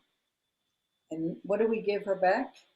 Not gratitude, not love, but garbage, chemicals, mining waste, cutting off the trees. I mean, oh, absolutely. Mother Earth back. Poison and garbage. Absolutely. No, Hannah, do you know what? You've been absolutely amazing. I know we're going to move on to our next guest soon, but I just wanted to ask Sharon, Sharon, you've been amazing. What a wonderful lady you brought to us. What an inspiration. And what I can share with the audience out there, to have a purpose, to hold a vision for this many years, to dedicate your life to something that's worthwhile for humanity. It's a hard thing, and we should be really, really celebrated and congratulated. So I really feel, really, Hannah, a big congratulations to you and your husband for your dedication, for your persistence, for not giving up, for also transforming so many people's lives, and also still doing that right now till this day. So well done. I congratulate you on your work, and you are a dynamo. I'll take that as a compliment, dear. My dear Hannah. And Sharon, go and ask her. We'll come and interrogate Hannah with one last question. I know we've got Wai Ching with us as well. Hi, Wai Ching. Hello, a global namaste to you. Thank you for joining us. I think you're on mute. Yes, thank you for joining us. Global namaste. And Johanna, lovely to see you. Nice to see you too. Hannah spoke about, Qigong. And she spoke about how, and you're really involved in Qigong, right, Amalia? Is there a question, perhaps? Let's ask you first. Sharon, sorry, Amalia's here. So let's just see if you can ask any question that whilst you're here, before we move on to our next guest. I would like to ask Kana about Cresto, the creation of, what she and Maurice, her husband, did to create it's really like a model of all the spiritual traditions coming together. So tell us about Cresto. Oh, that's a good question, Sharon. Beautiful question. Crestone, its main purpose is to bring forth a new civilization of people that are evolved, high-level consciousness, good-hearted, and in love with Mother Earth, and of course the Creator. So that's the main purpose, is to bring forth a new civilization of people that know how to treat Mother Earth the proper way. Wow, that's gratitude. beautiful. So it's a whole new civilized, all people, like-minded people coming together to just actually just love Mother Earth and give a lot of love, peace, unity within this civilization. And Beautiful. gratitude. And gratitude. I'll always remember this gratitude. Gratitude is number one. Yes. Actually, gratitude is a very high vibration. You know, it's a very high vibrationary feeling, emotion. And, you know, you will find that somebody who's always grateful will always be vibrating at a very high frequency, because it's got a very high, like love and gratitude are quite in tune, you know, so it's very high frequency. Frequency in the entire universe. Love. Gratitude is, oh, wow, amazing. We will remember that, dear Hannah. Well, we've got one last question from Wai Ching while she's here. Wai Ching, would you like to ask a last question to Hannah before we move on to John, who will be joining us literally in 1 or 2 minutes? Yes, I would love, I've always lots of questions for Hannah. Like, what is the vision and what kind of actions do we have to take from now to restore the love back to the earth? What we have to do is, first of all, listen to the indigenous peoples. 74% of Earth has been trashed. The rest is either national parks or indigenous land. They know how to live gently. They know how to give back to Mother Earth. They know the gratitude. So we have to now listen to the indigenous people of this planet and learn from them how to treat Mother Earth and each other. Yes. So I would say that's the main advice. And of course, the Kogis are #1 tribe. That's amazing. Great question, Amelia. A really great question, because we really do have to work together to restore Mother Earth, really. And today's, you know, Healing Our Earth has always been bringing, you know, these kinds of programs to the worldwide audiences so that we could inspire, educate, inform people about ways to perhaps share love, joy, happiness, and of course to heal. And that's to heal ourselves and heal Mother Earth too. And this is a very important part of our message across the world. Yeah. And the thing is, indigenous people, since they're sitting on the rest of the resources, the rest of the land that has the gold, the oil, the gas, the trees, this, that, are in danger. They're killing off the leaders. They're invading their territories, killing off, I mean, in this day and age, can you imagine going in, killing off an entire tribe because they're in the way of development? So we have to be there to protect our indigenous teachers. Absolutely. And that is very, very important, to be there for them, because they have been on the forefront protecting Mother Earth. Yes. So that's a very important thing for us to do. Wow, you are a star, dear Hannah. You are our little role model, and I think all the rest of us, I think includes Sharon, Amelia, me, everybody, we are part of this new civilization at this question. So put us in we're the members, right, for this. I think we are 3 of us are going to put our hands up. Thank you, Hannah. Thank you so much for joining us. I believe Sharon, is John with you here? Is he going to? So I would like to, of course, say a big global namaste to dear Hannah. Wasn't she amazing? So whilst John is putting, getting himself settled in, let me introduce John. And of course, Amelia, you can perhaps ask a couple of questions too while you're there. Let's move on to John. Now, our next guest is an amazing, again, I mean, he is really amazing. I watched one of his interviews and I thought, that's it. I really need to speak to this gentleman, find out more about what he has to share about the world and about the environment. Now, let me tell you a little bit about John. John's vision quest and shamanic work began in the mid-1940s. after experiencing his first vision quest at the age of 7. Can you believe it? As a 7-year-old, he felt that this was his work. Was his path. A pioneer in the environmental movement since the 1950s, John has guided thousands of people into the wilderness, sharing with them experiences and practices that cultivate a profound connection with nature and ultimately source awareness. Over the years, many have sought his profound transmissions and powerful yet gentle Qigong teachings. This also includes Tai Chi, as we would say, and sacred passage programs. John's teachings draw upon many decades of practice in various styles of meditation, which I am very interested to find out more about. Tai Chi, Qigong, shamanic practices, and extensive personal vision questing. His training is also informed by direct teachings from many of the world's outstanding spiritual teachers and lineages.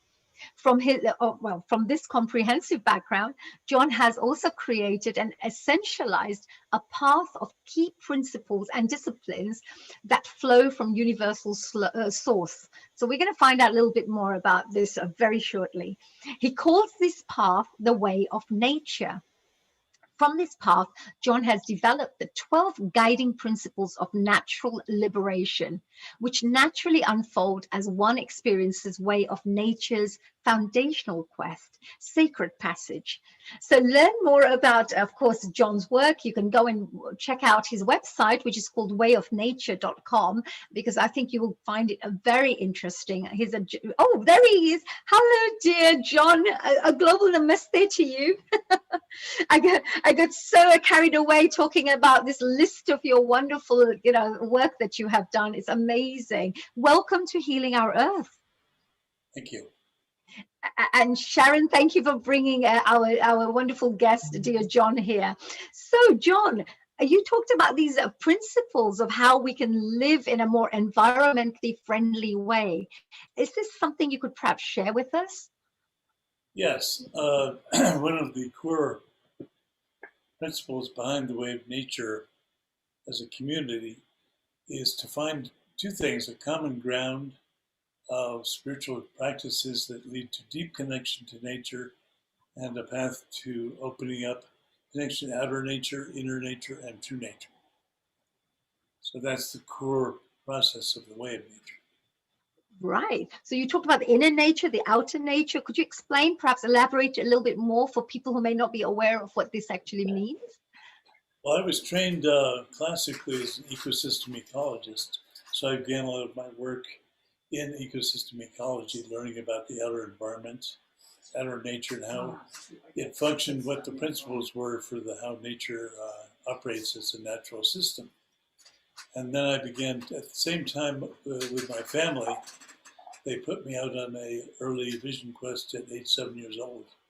And I began doing that on an annual basis ever since. So that began to open up a deep connection to both outer nature and inner nature because of my relationship while I was in those deep dives into the world of outer nature. Wow. And so the two came together, outer nature and inner nature. And then by following them back into a much deeper level of myself, pardon me for the sound. Yeah. So, yes. So, sorry. Yes. Yeah. Please carry on. Oh, sorry. We've lost you. We've lost the sound. We have lost your sound.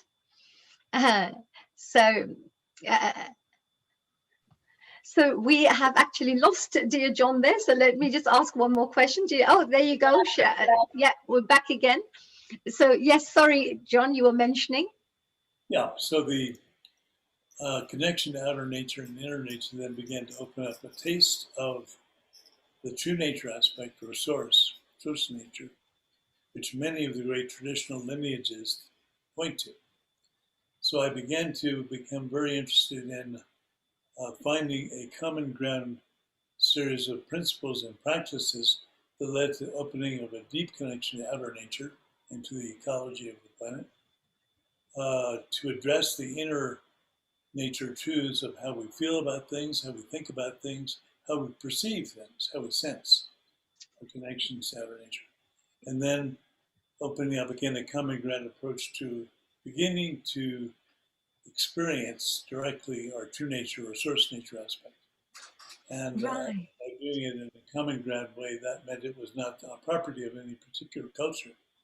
It was open for anyone to experience and available to anyone to take a deep dive into. So if I talked about these key principles you mentioned, so if I say, if everybody is out there who's interested in, let's say, protecting the environment, what is it that they should be incorporating in their everyday daily living so that they can start helping to support the preservation of the environment, as well as, of course, maintaining it as it is, and perhaps even replenishing the environment back to its original source? That's a great question.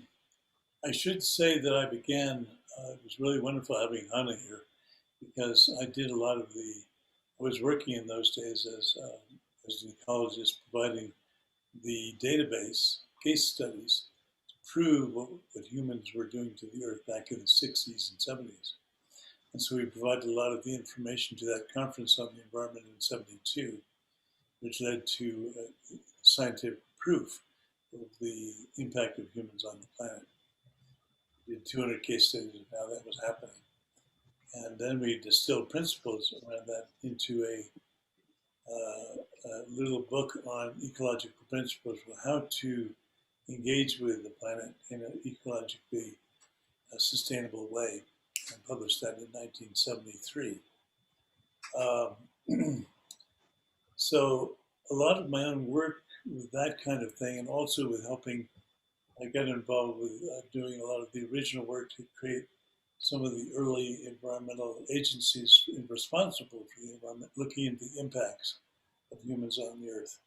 So we helped support the creation of the EPA, the environmental, the agency that looks into the impacts of humans on the earth, and taking a process of looking at our impacts and trying to anticipate when we propose a particular project, what the result of that project might be in the future.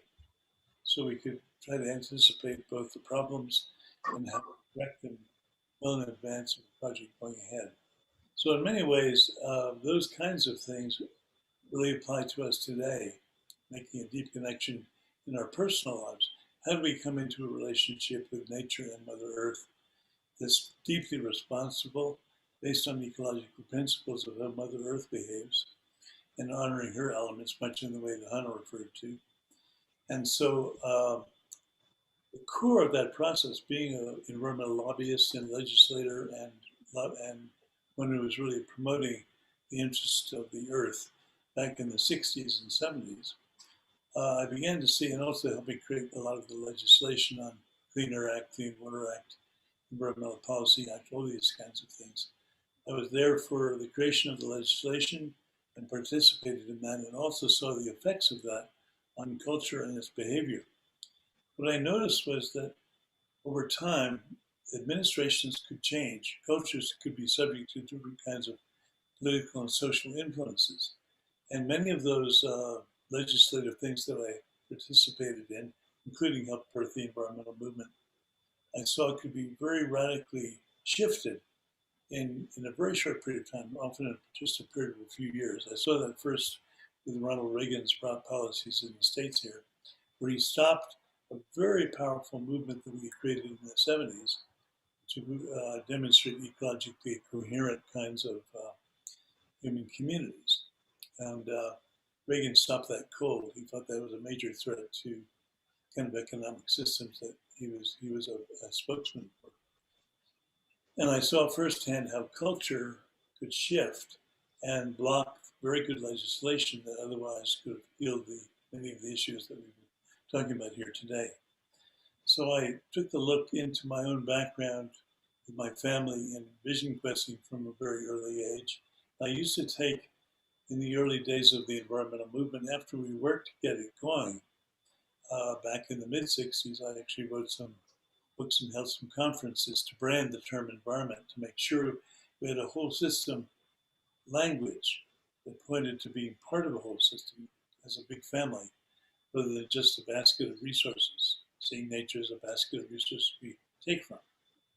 So the word environment seemed to be a good word that would hold that broader system perspective. So in that environmental movement, because you've also got an organization that supports all environmental issues and how to support and how to educate other people about this. Is it something that you had set up around that kind of time?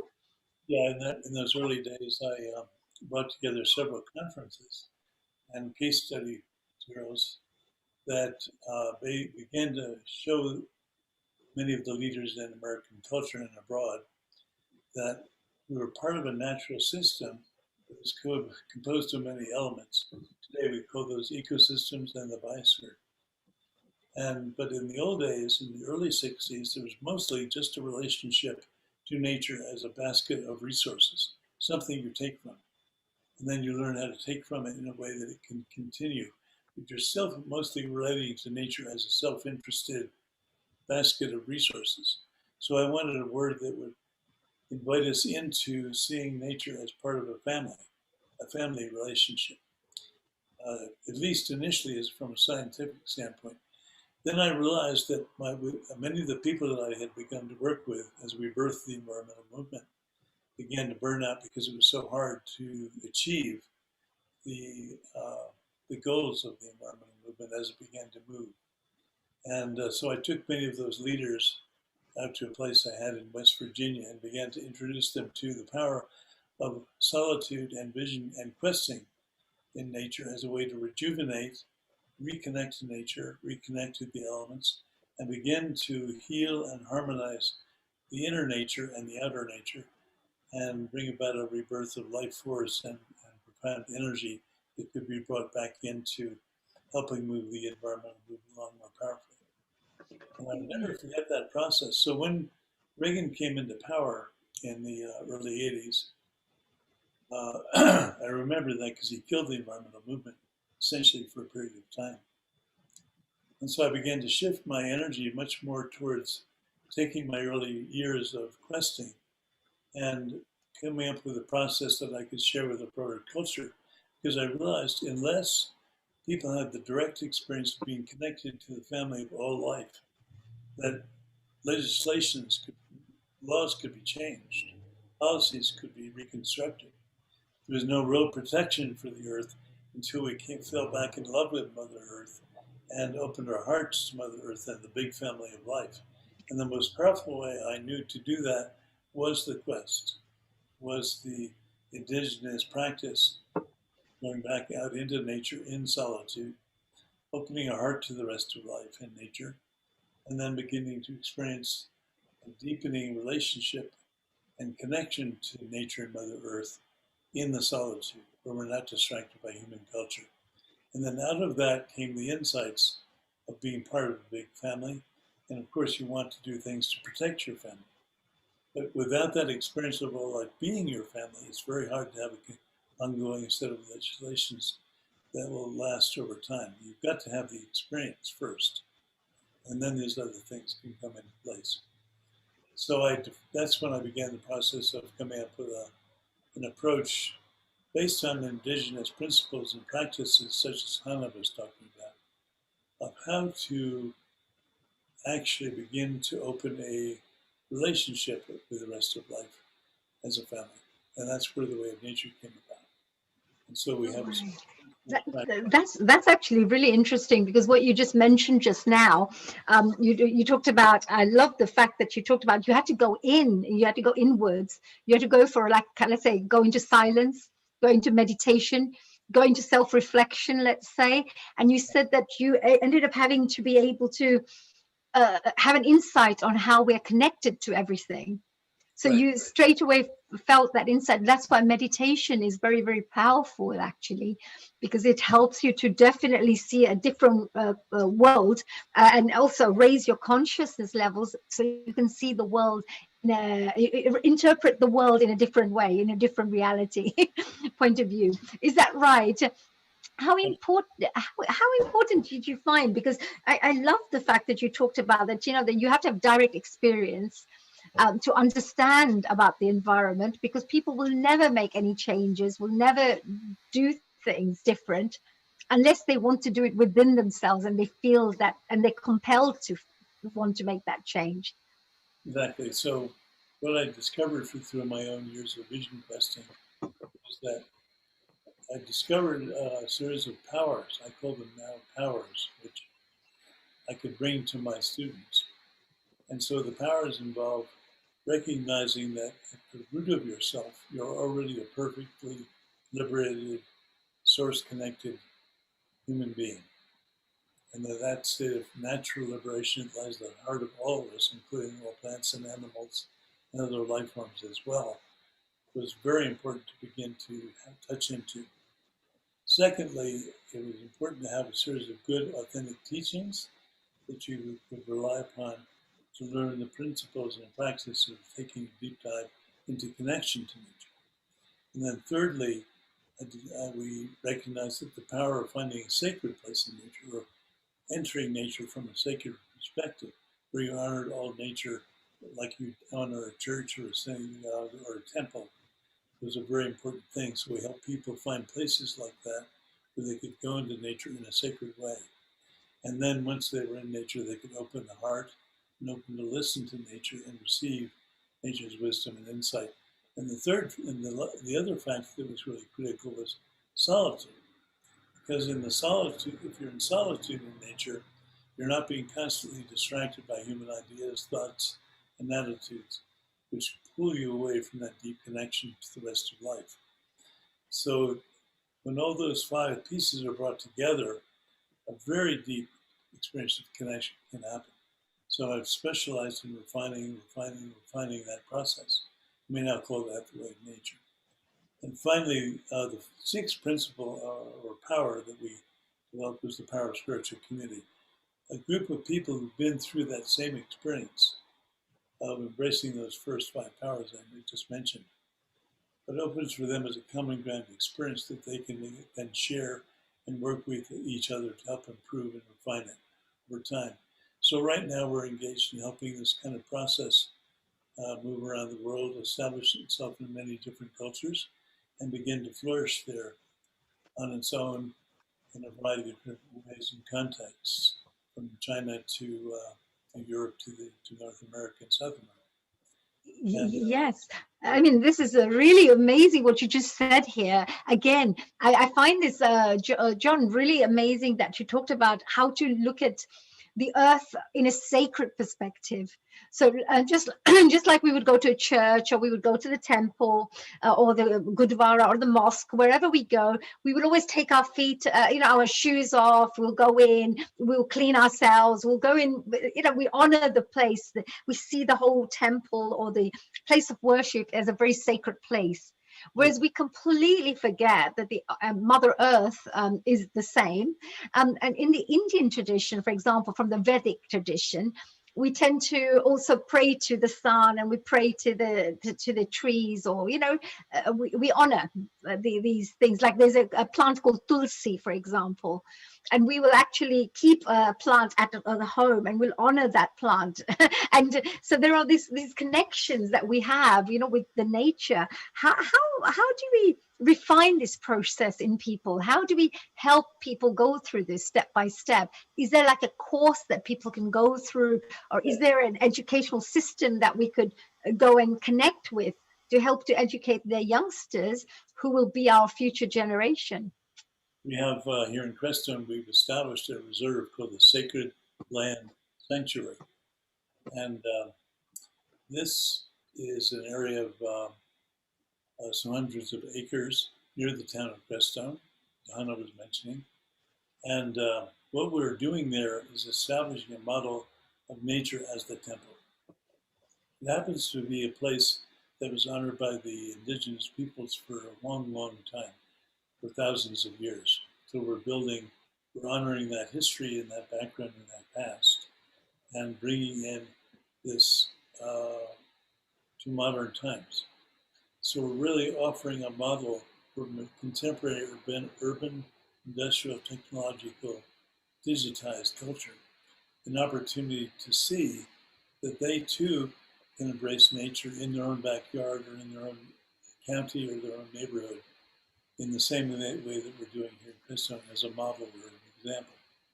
So we've set aside this area and people go into it and immediately begin to do the practices that I mentioned earlier of opening to all of nature as their partner, their teacher, in this journey into exploring being part of the family of all life and being part of Mother Earth as part of her body, too, in union with Great Spirit.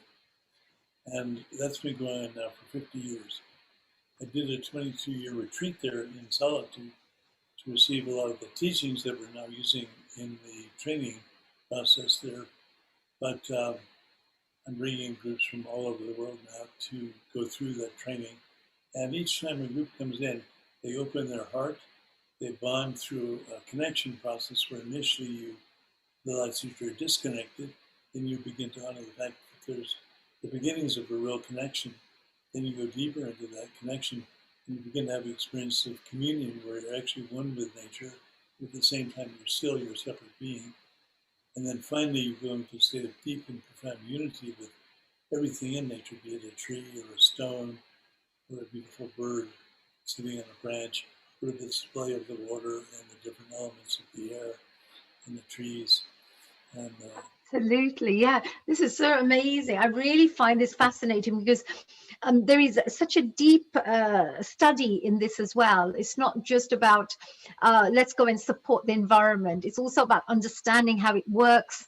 It's also about, you know, like you mentioned, experiencing it ourselves. So by you sharing this and inviting people to be part of this journey, we will find that many more people will be educated in this area, will be able to experience these things, and then hopefully create the change, you know, themselves and start. It must be very difficult though, because you mentioned that, you know, you have to get this, and like people were burning out. You mentioned, you know, when there was such the goals of the vision are pretty difficult because we're trying to save the whole world, the whole of the Mother Earth.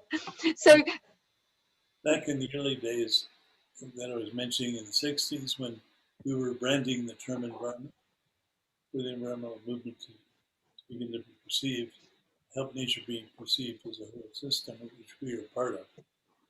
You can imagine when that was beginning, we were starting to get the movement going. People got very frustrated because it was so slow and so difficult to get the message across. So I literally brought people out to my farm in West Virginia and brought them into an experience very much like we now offer here in Preston, of something like a sacred passage or a nature quest, where they actually learn how to bond with nature. And when they bond with nature, they experience nature as their lover, their friend, their teacher, their family. And they, if you have that experience as your foundation, you want to help that family member. You want to honor that elder that nature represents. You want to honor that deep wisdom that nature provides. You want to do something directly, and of course, in your immediate experience, you open your heart, you give your love and your gratitude, and we have as a foundational part of our practice, giving daily love and respect and appreciation to every aspect of nature as we experience it. Give it respect and honor and appreciation, and then we come out of that experience profoundly bonded. And so from that level, we both get regenerated. We also provide a connection into an inner wisdom, which then is available to flow through us to then help heal the earth and establish a new kind of relationship between people and nature that has a real foundation experientially.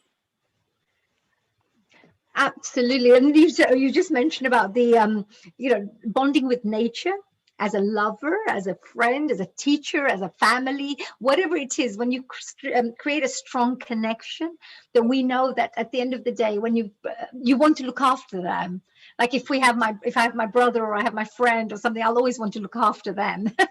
So in the same way, if you have this little bonded relationship, actually this is very deep, because if people understand this on a spiritual level, they can realize how powerful and impactful this could become for the whole world. Like if each person did this, what a huge transformation that would take place in the world. Human culture, completely. Absolutely. Complete. Yeah. It would re-indigenize modern humans.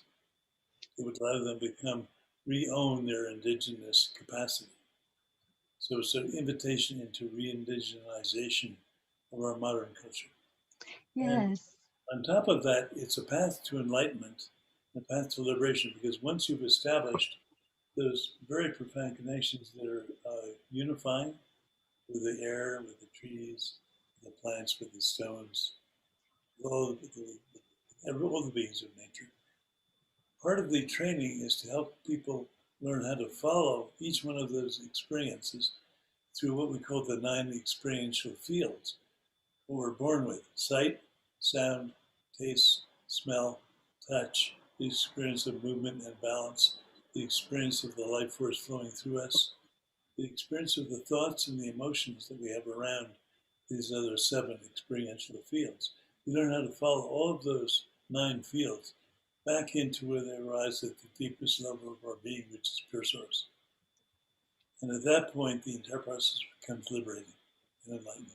Yes. Oh my God, this is so amazing. I'm so excited. I would love to do this. And I love the fact that I'm talking about indigenous people as well, because even from the Asian culture, Indian culture, African culture, any cultures that you go to, when you look at the indigenous people, they will always be so heavily connected to the earth, especially native Indians. Like the Red Indians, as we say, from America. So if you see them, they're also very, very strongly connected to the spirit world, as we would say, and nature. They're very powerfully connected to nature and to spirit, pure spirit. I think it's also important to remember that all of us, no matter what our background, whether we're from Asia or Europe or North America or South America, we all have basically foundational roots in the past where part of our ancestry was indigenous. That means that they were cultures that were in a particular area for a long period of time. And through that length of time, they learned how to make deep connections to that place. They learned how to behave responsibly from an ecological perspective, but they also learned how to work with nature as the temple. And so now we're really just learning how to bring that back to modern times.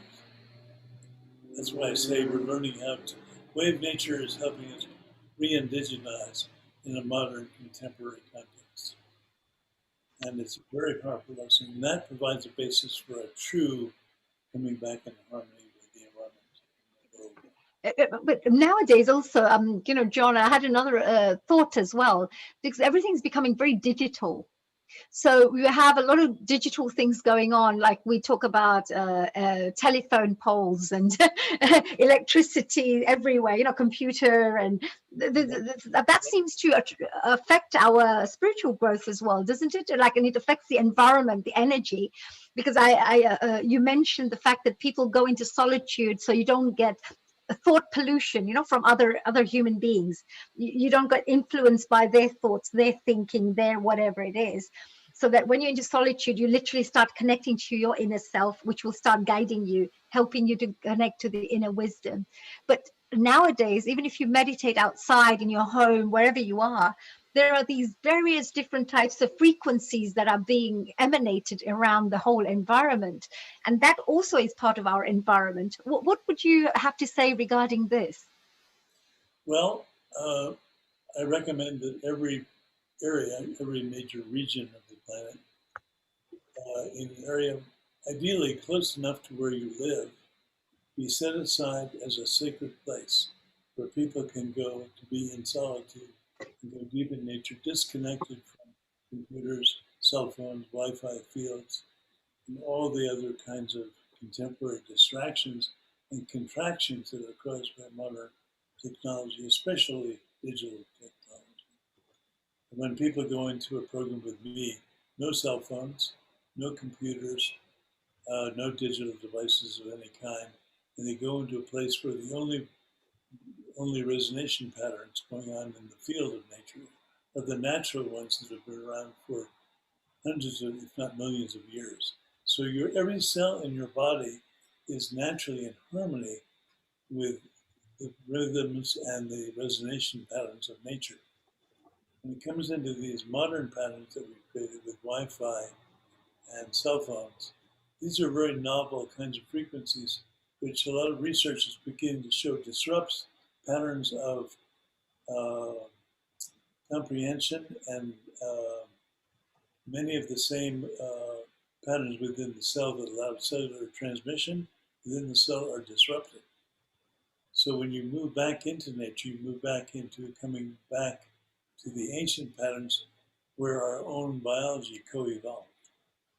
Our biology co-evolved with these patterns of nature. So you immediately start to feel, this feels so good. That's why. That's very true, because when you go to places like the mountains, or you go to the forests, or you sit by the seaside, you will always find that you feel really fresh. It feels like, you know, it's like a holiday. It feels all the stresses have washed away. But that's probably because there's a lot of positive energy in that atmosphere. There is no Wi-Fi. There is none of these digital technology around while you're sitting in the mountains up above. So you're actually very, very right. And I think a lot of the spiritual masters will always talk about that when you meditate, switch off your phones, don't be near technological things. Even when you go to retreats and when you're with any spiritual masters, they will always say, can you please switch off your phones, don't bring in the phones, don't bring any digital things, because they understand that it'll affect their aura, you know, as we say, their spiritual development. I should say, I don't want to confuse things here, but I should say that part of our training is teaching people how to transmute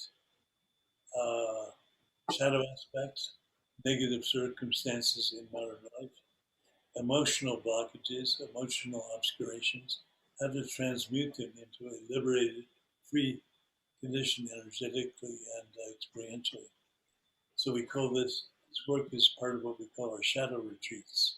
And what we do with those is to learn how to identify these blockages and obscurations in our energy body, in our physical body, in our emotional body, in our ancestral patterns that may come through the family, and in the karmic traces we bring from lifetime to lifetime.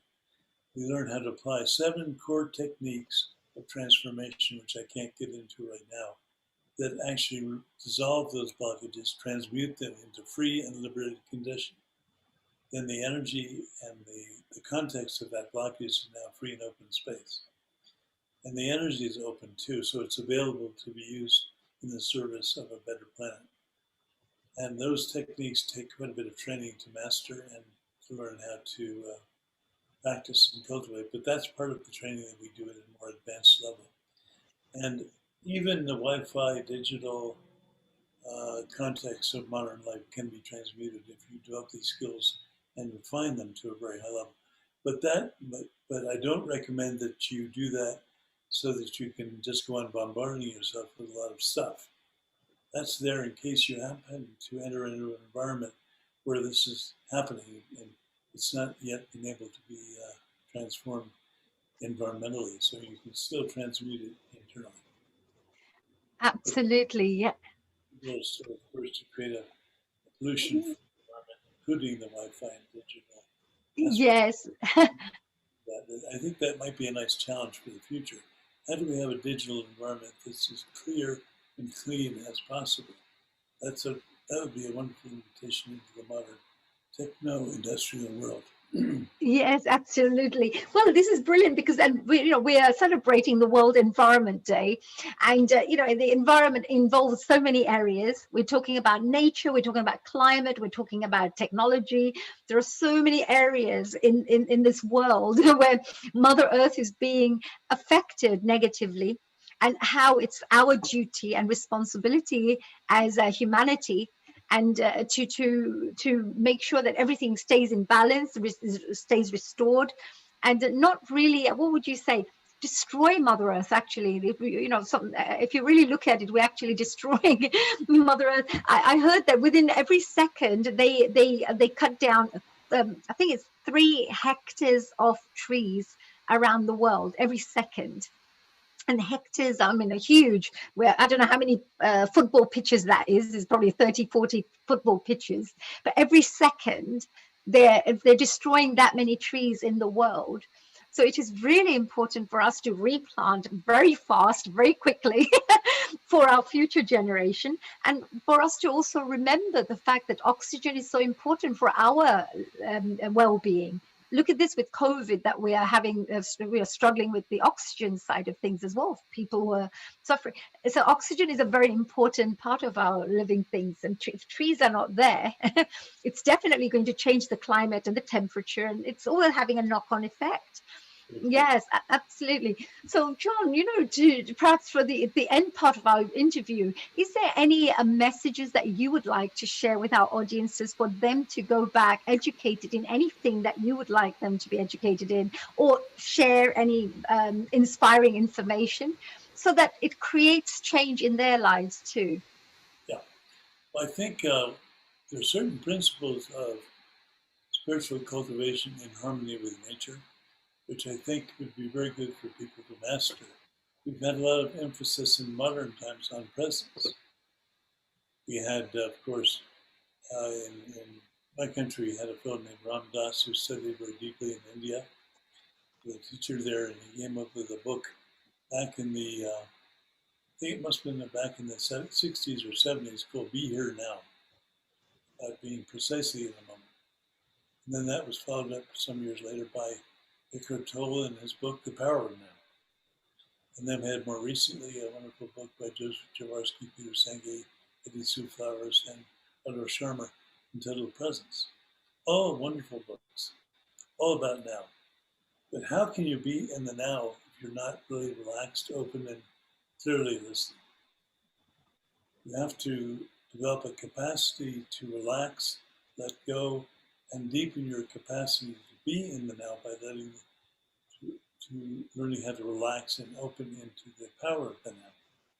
So we put a lot of emphasis in the way of nature on refining the process of relaxation.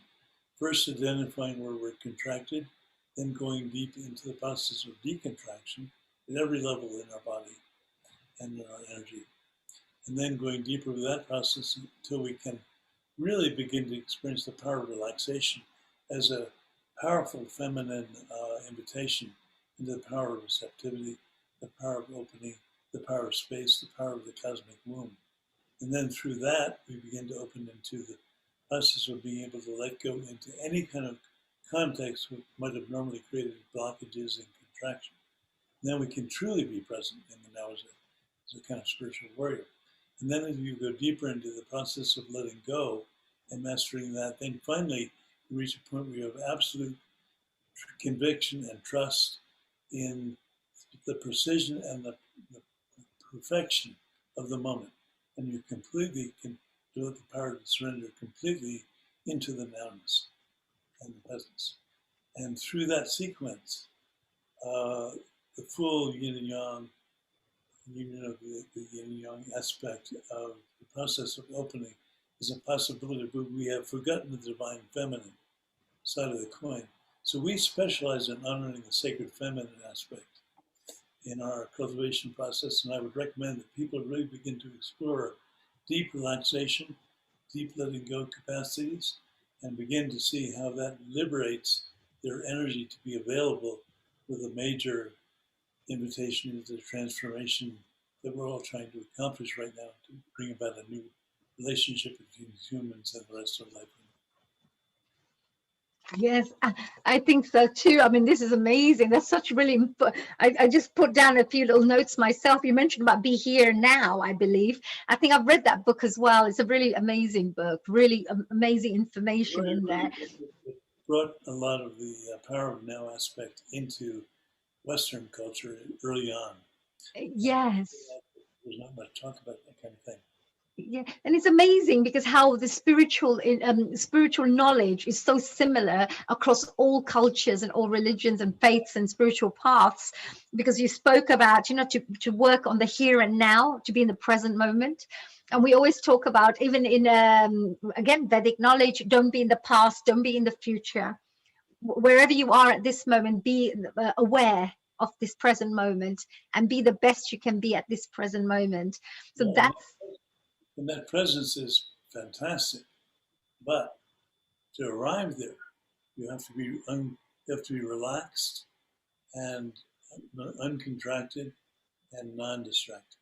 that means the power of relaxation has to be unified with presence. And that out of that unification of presence and relaxation comes the truly liberating opening process. That's very powerful. True, that is true as well, because when you're all stressed and irritable, etc., you can't connect to this other energy, which is a higher energy. There you need to be completely relaxed. You're trying to get hold of the now. You're stressing to get there, to arrive there now. I just had a thought. I'm thinking about the future. You're actually contracting, and that contraction prevents you from arriving in the now. So the secret is to master relaxation as the co-equal partner, the sacred feminine partner that moves along together with your presence to open up the sacred. That's very powerful. Yeah, that's really nice. So the secret is relaxation. And I think if you're relaxed all the time, then of course nothing will affect you, right? It's only stress that affects you anyway. Starts changing your personality when you think, I'm so annoyed, I'm so this, I'm so that. Obviously, if you get so relaxed that you're like a guy that's had too many beers lying on the side of the road, you're very relaxed, but you're unconscious. So you have that union of clarity and openness with a kind of pure, open presence, which is complete. Well, you're perfect, because you're a perfect example of that, because you look so cool, calm, collected, and very relaxed. Your speech is very relaxed. The way you're sharing the knowledge is amazing. Really wanted to say a very big thank you for that. And of course, you talked about the feminine principle, which in Asian terms we talk Kundalini, or we talk about the yin and yang balance, which is the Pingala, the Ida and Pingala balance as well in the middle, to ensure that you have maximum energy potential to do all the everyday things that you want to do in your life. These are universal principles. And again, in the way of nature, we find these universal principles of cultivation, of connectivity to nature, outer nature, inner nature, true nature. So we apply them at connection to outer nature. We apply them to releasing blockages and shadows of the inner nature and obscurations in our perception. And we apply them to the arrival at source, where the truly liberated condition resides, when you have a ready. Amazing. So now we understand what it all means, what we spoke about right at the beginning. So, I'm signing up for your course right now, dear John. That sounds amazing. I would love this. I would love to have this knowledge. Now, I wonder if Sharon is around, if she wants to ask any last questions so we can perhaps finish off with this wonderful interview. You've been absolutely amazing. Thank you for your patience as well. We kept you over time. We made the most of having you there, John. Hello, dear Sharon. And I was going to say, global namaste again to you. And thank you once again for bringing this wonderful super environmental man here. Is there any questions that you would like to ask Sharon before we finish off today? Well, John, on the Sacred Land Sanctuary, earlier you were talking about the meridians. We would call them, from the Taoist perspective, the meridians and the blockages and all of that, and the energy flows. And on the Sacred Land Sanctuary, he has, how would you describe it, scoped out the natural flows of energy and created these meditation seats. So I'd like him to speak about that, because it's very unique. Part of my work, it's interesting. I began practicing Taoist practices back about 1955. Seems like a long time ago. But my early Taoist teachers went back that far. And I began doing Taoist internal alchemy starting in 1955. And it's been an amazing pathway for me. And as the internal refinement of the Taoist internal alchemy took place, I became more and more connected through my energy body to the earth. And I began to see the energy flows and feel the energy flows on the planet. And so when I came to the site here in Crestone, I went to it and I began to walk around and I could feel powerful and profound energy flows. And these energy flows, I began to notice, actually opened up pathways of energetic conductivity, which are open spaces like a road or a trail. If you didn't know, you might think it was an old road that had been abandoned, but actually it's a natural part of the landscape. And then in conjunction with those pathways of energy, like the meridians in our body, were a series of ancient seats that go back, in many cases, thousands of years, which were placed there by the ancient peoples. And when you sit in these seats, often they're at a junction point of the meridians. When you sit in these seats, you receive a powerful download or transmission from a kind of heaven-earth connection that goes through those seats. And they were used in ancient times to harmonize and receive wisdom directly from the universe. So I've been, because I did a 22 retreat there, I was lucky enough to go quite deep with these sacred sites. And now the sanctuary, part of the purpose of the sanctuary is to hold the retreats for the way of nature. But the other purpose is to preserve these ancient, often thousands of year old sacred sites and meditation seats made of stone. Well, I would say that that's amazing, because if anybody gets a chance to go to the sacred sites, then you will find that, you know, you will have extra energy that you will feel and your meditation will be quicker as well, because there's this kind of a real life energy flow in that place. So it's a very powerful place to be, actually, isn't it, John? And is there you mentioned we mentioned your website. Would you like to give that website again, so if anybody wanted to find out more about what you do? It's wayofnature.com. Right, it's wayofnature.com. And on that, we also have a bunch of free podcasts and things like that are available to folks if they'd like to take a little deeper dive into the process. But going back to the sacred sites, the Kogi people that Hannah mentioned, when they came here last time, that we set up a joint program with the Way of Nature and the Kogi people, they came to that place and they said, John, this is the most amazing place we've seen yet in North America. It's one of the most significant sacred sites we've found in North America. I hope you're doing everything you can to make sure this place is preserved. In fact, one of the first questions they asked me was, are you That's married? amazing. But you know, whilst you're talking, I'm feeling the energy too, because I think you have amazing energy yourself. I can feel the energy while you're chatting, and I feel this, right? So it's amazing. So it's really good work. I think you have some amazing energy within you, dear John. But I was going to say, now we're going to be coming to the end of course, our session.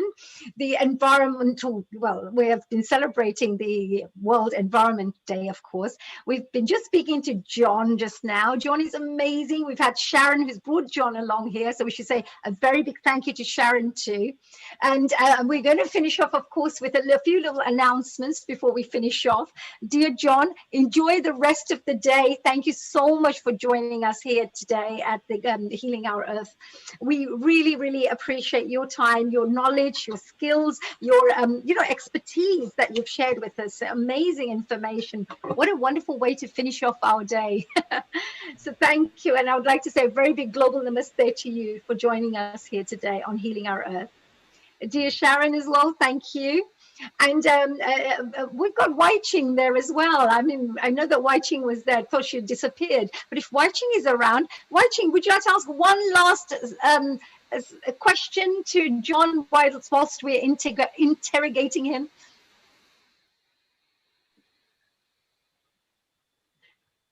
We can't hear John. Right. Thank you, honey. I thought that we were just wrapping everything up, but yes, we can't wrap without you being there. Look at you. You're the Qigong master here. So we need to have our Qigong master here. So we need you to interrogate John and see if you can ask him a question that he can't answer. we're both teachers on quantum chi, so no, not at all. And I was just so interested in the seeds and so on. And because that's what I do is planting crystals all over the planet. Then that's what I've been asked to do, as I consider myself indigenous people as well. So, and I was just going to feel about the Lakshmi, what John was saying about the sacred feminine and the earth. I mean, how do we honor the feminine in everyday women? And how do we bring that back as a way of honoring the earth? And also, I love that question, Annalia. How do we honor women in everyday life? Well, certainly from my perspective, one of the ways we were talking about the beautiful principle of the sacred yin. And if we can really bring that into our lives, so that openness, that spaciousness, that cosmic womb aspect of the universe can be brought back in and honored dynamically as a core part of our everyday life. When we are in an interaction, we provide the space, we open the space and the time to listen. And in that space of the openness to receive and listen, the power of the divine feminine supports the open, whole new set of relationships with each other and with the planet and with nature. That would be my number one recommendation. We are sadly deficient in cultivating the yin power within all of us. And this is one of the most important principles to re-enliven, re-honor, re-embrace, re-bring back into the flow of life on a daily and ongoing basis in whatever we do. Wow, lovely. What a lovely question and what a lovely answer, dear John. Thank you so much. So you've got like 3 women here now who are like bombarding you with questions. I'm going to ask the 4th lady now to ask you another question. We've got Lakshmi ji here, Lakshmi Vyas, and she actually is an amazing lady. She's she's somebody who's one of our partners here. So they're part of the Hindu Forum of Europe. She's actually here. Is Lakshmi ji here? Absolutely. So they're the ones who've partnered up with us today with the Healing Our Earth to bring this wonderful world, environmental day across to the whole world and to the global audiences. So Lakshmi ji, whilst we have Sharon, we have Wai Ching and myself interrogating John, would you like to finish off with another interrogation question about the environment, because he seems to know everything about the environment? We have to find a question that he can't answer. Can I ask you one question? What do you think about 30 days holidays every year for the environment, which can coincide with the school and college vacation? Some of the necessary things can go on, but the 30 days will be like a lockdown. Okay, and that will give a lease of life to the environment. So what do you think about that proposal? I put it in very short way. That is a beautiful idea. Some years ago, I was teaching in Bali, and one of my friends who I was collaborating with over there came in and said to me, "John, tomorrow we have to stop." I said, "What do you mean we have to stop?" And he said, "Well, this is the day when across the entire country we stop. We don't do anything. Nothing technological. No cars, no computers, no phones." Absolutely, absolutely. It was fantastic. So if you had a whole month to drop into that kind of condition, you would begin to discover your true nature and your inner nature in a whole fresh way. And you would begin to discover the liberation and the freedom that we inherently already have, but we've forgotten about it.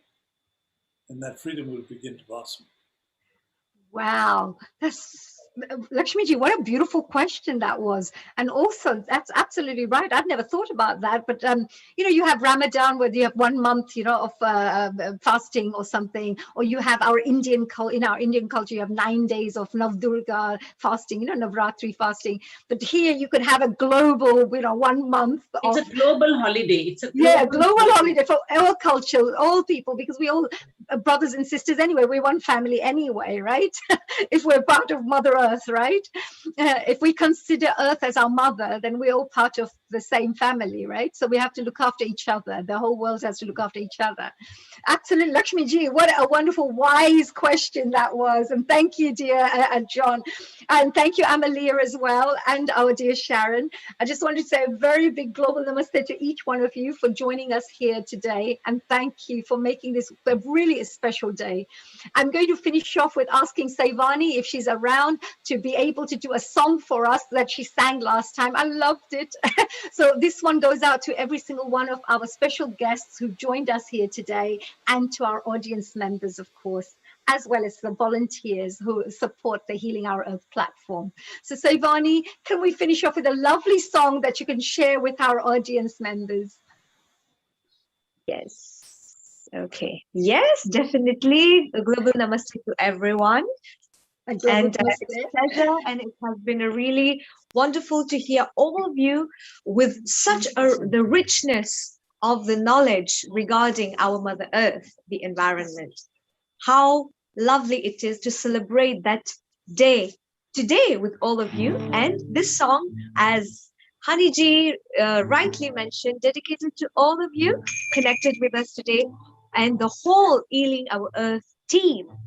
And from this little island, Mauritius, myself, Saivan. All right, so let's go for it.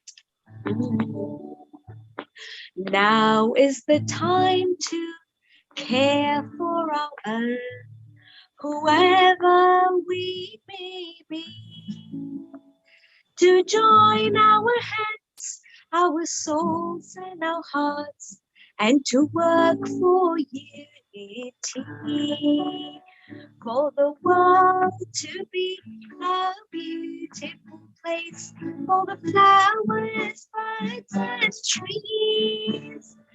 The future lies with nobody else. It depends on you and me.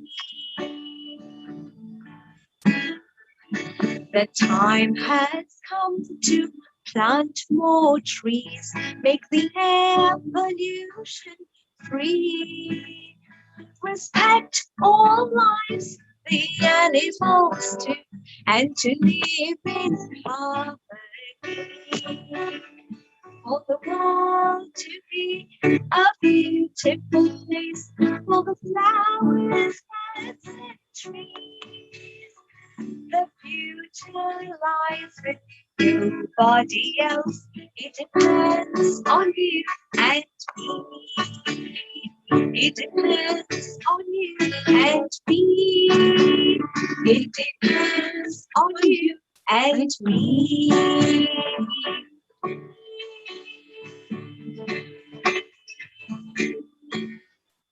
Thank you. Oh, bravo. Thank you. Thank you so much, dear Saivani. Actually, Saivani is an amazing host as well. She's also a very big contributor. She coordinates a lot of the work there in Mauritius and brings in amazing guests as well. And she also shares a lot of value-based teachings around the world, which includes, of course, the environmental work that she does. There's a whole list of things about Saivani, so I'm not even going to go into it that she does. But that's enough for us to see. Thank you for that beautiful song, dear Saivani. Thank you, Lakshmiji, for joining us as well. Thank you, Bai Ching, for joining us as well at probably 3, 4 in the morning right now. I am so sorry to keep you up so late, but thank you. You love Healing Our Earth so much that you stay awake to be with us, and we really appreciate that. Sharon, thank you for you as well for joining us here from USA, bringing a wonderful John here on our platform, as well as Hannah. So thank you to you as well. Global namaste to every single one of you. Enjoy the rest of the day, and let's celebrate World Environment Day in style for the rest of whatever days left. So thank you. So today we've just finished off. I just wanted to make a couple of announcements just to remind everybody that Healing Our Earth, of course, brings weekly online events to you, just in case if you've just joined us. We come every Sunday to spread a bit of love, joy, happiness, as well as to educate, entertain, and of course, inform you about amazing, amazing topics that help to transform lives in a positive way. We have our next week's event happening, which is, of course, the Vegan Vegetarian Kitchen, which will be taking place on 13th of June. Don't miss it, because you have some yummy, delicious recipes lined up for you that you do not want to miss out on. And then after then, I think the week after, we also have another event, which is the yoga and meditation event, which is on the 20th of June. So do join us for that as well. Again, you will have some amazing practitioners who will be joining and also helping you to develop on the spiritual side from the meditation point of view, as well as helping you to learn some amazing exercises through the yoga side. So this will be really great fun. And finally, to finish off, I just wanted to say, please do follow us and share what we're doing with your friends and family if you're enjoying these shows. on YouTube, follow us on Twitter, on Instagram, on Facebook. We love you to be a part of our family, because we're just, we're exactly what you are like. We're people who love to spread love and joy. And if that's exactly what you'd like to do, then please spread love and joy with your friends and family. And one last little announcement that we have from our wonderful Neil Kumar, who's our producer director, without whom we would not have this wonderful platform to share our knowledge, our skills, our time, our celebrations, our all sorts of things. So we want to say a very big thank you to Neil Kumar for making this event a special event for us, and to be here consistently over the one whole year during COVID time that we've had, to be here to entertain people, to keep them not feeling isolated, to share some happiness during this tough time. So thank you for that, Neil. And if there's anybody out there who wishes to be part of our voluntary team, that we are always welcoming people to come and join us. So if you're a social media influencer, if you're a video editor, if you're somebody who would like to come on board to support us do more, then please do contact us at the Healing Our Earth WhatsApp number, or the email, of course, which we will find on our website. So that was a bit of a long announcement, wasn't it? So thank you for everybody. Let's finish off with a lovely prayer, and then we will officially close for today. So a happy World Environment Day for everybody. So if you'd like to perhaps, finish off with a lovely little prayer. This prayer also goes out to all those who may be suffering through COVID all over the world, and our positive energies go out to them. And this also goes out to Mother Earth, because we really wish to just share some positive energy and to appreciate our Mother Earth for everything Mother Earth has given us and blessed us with. So, Om Bhurbhuva Swaha Tatsaviturvarenyam Bhargo Devasya Dhimahi Dhiyo Yona Prachodayat. Om Bhurbhuva Swaha Tatsaviturvarenyam Bhargo Devasya Dhimahi Dhiyo Yona Prachodayat. Om Bhurbhuva Swaha Tatsaviturvarenyam Bhargo Devasya Dhimahi Dhiyo Yona Prachodayat.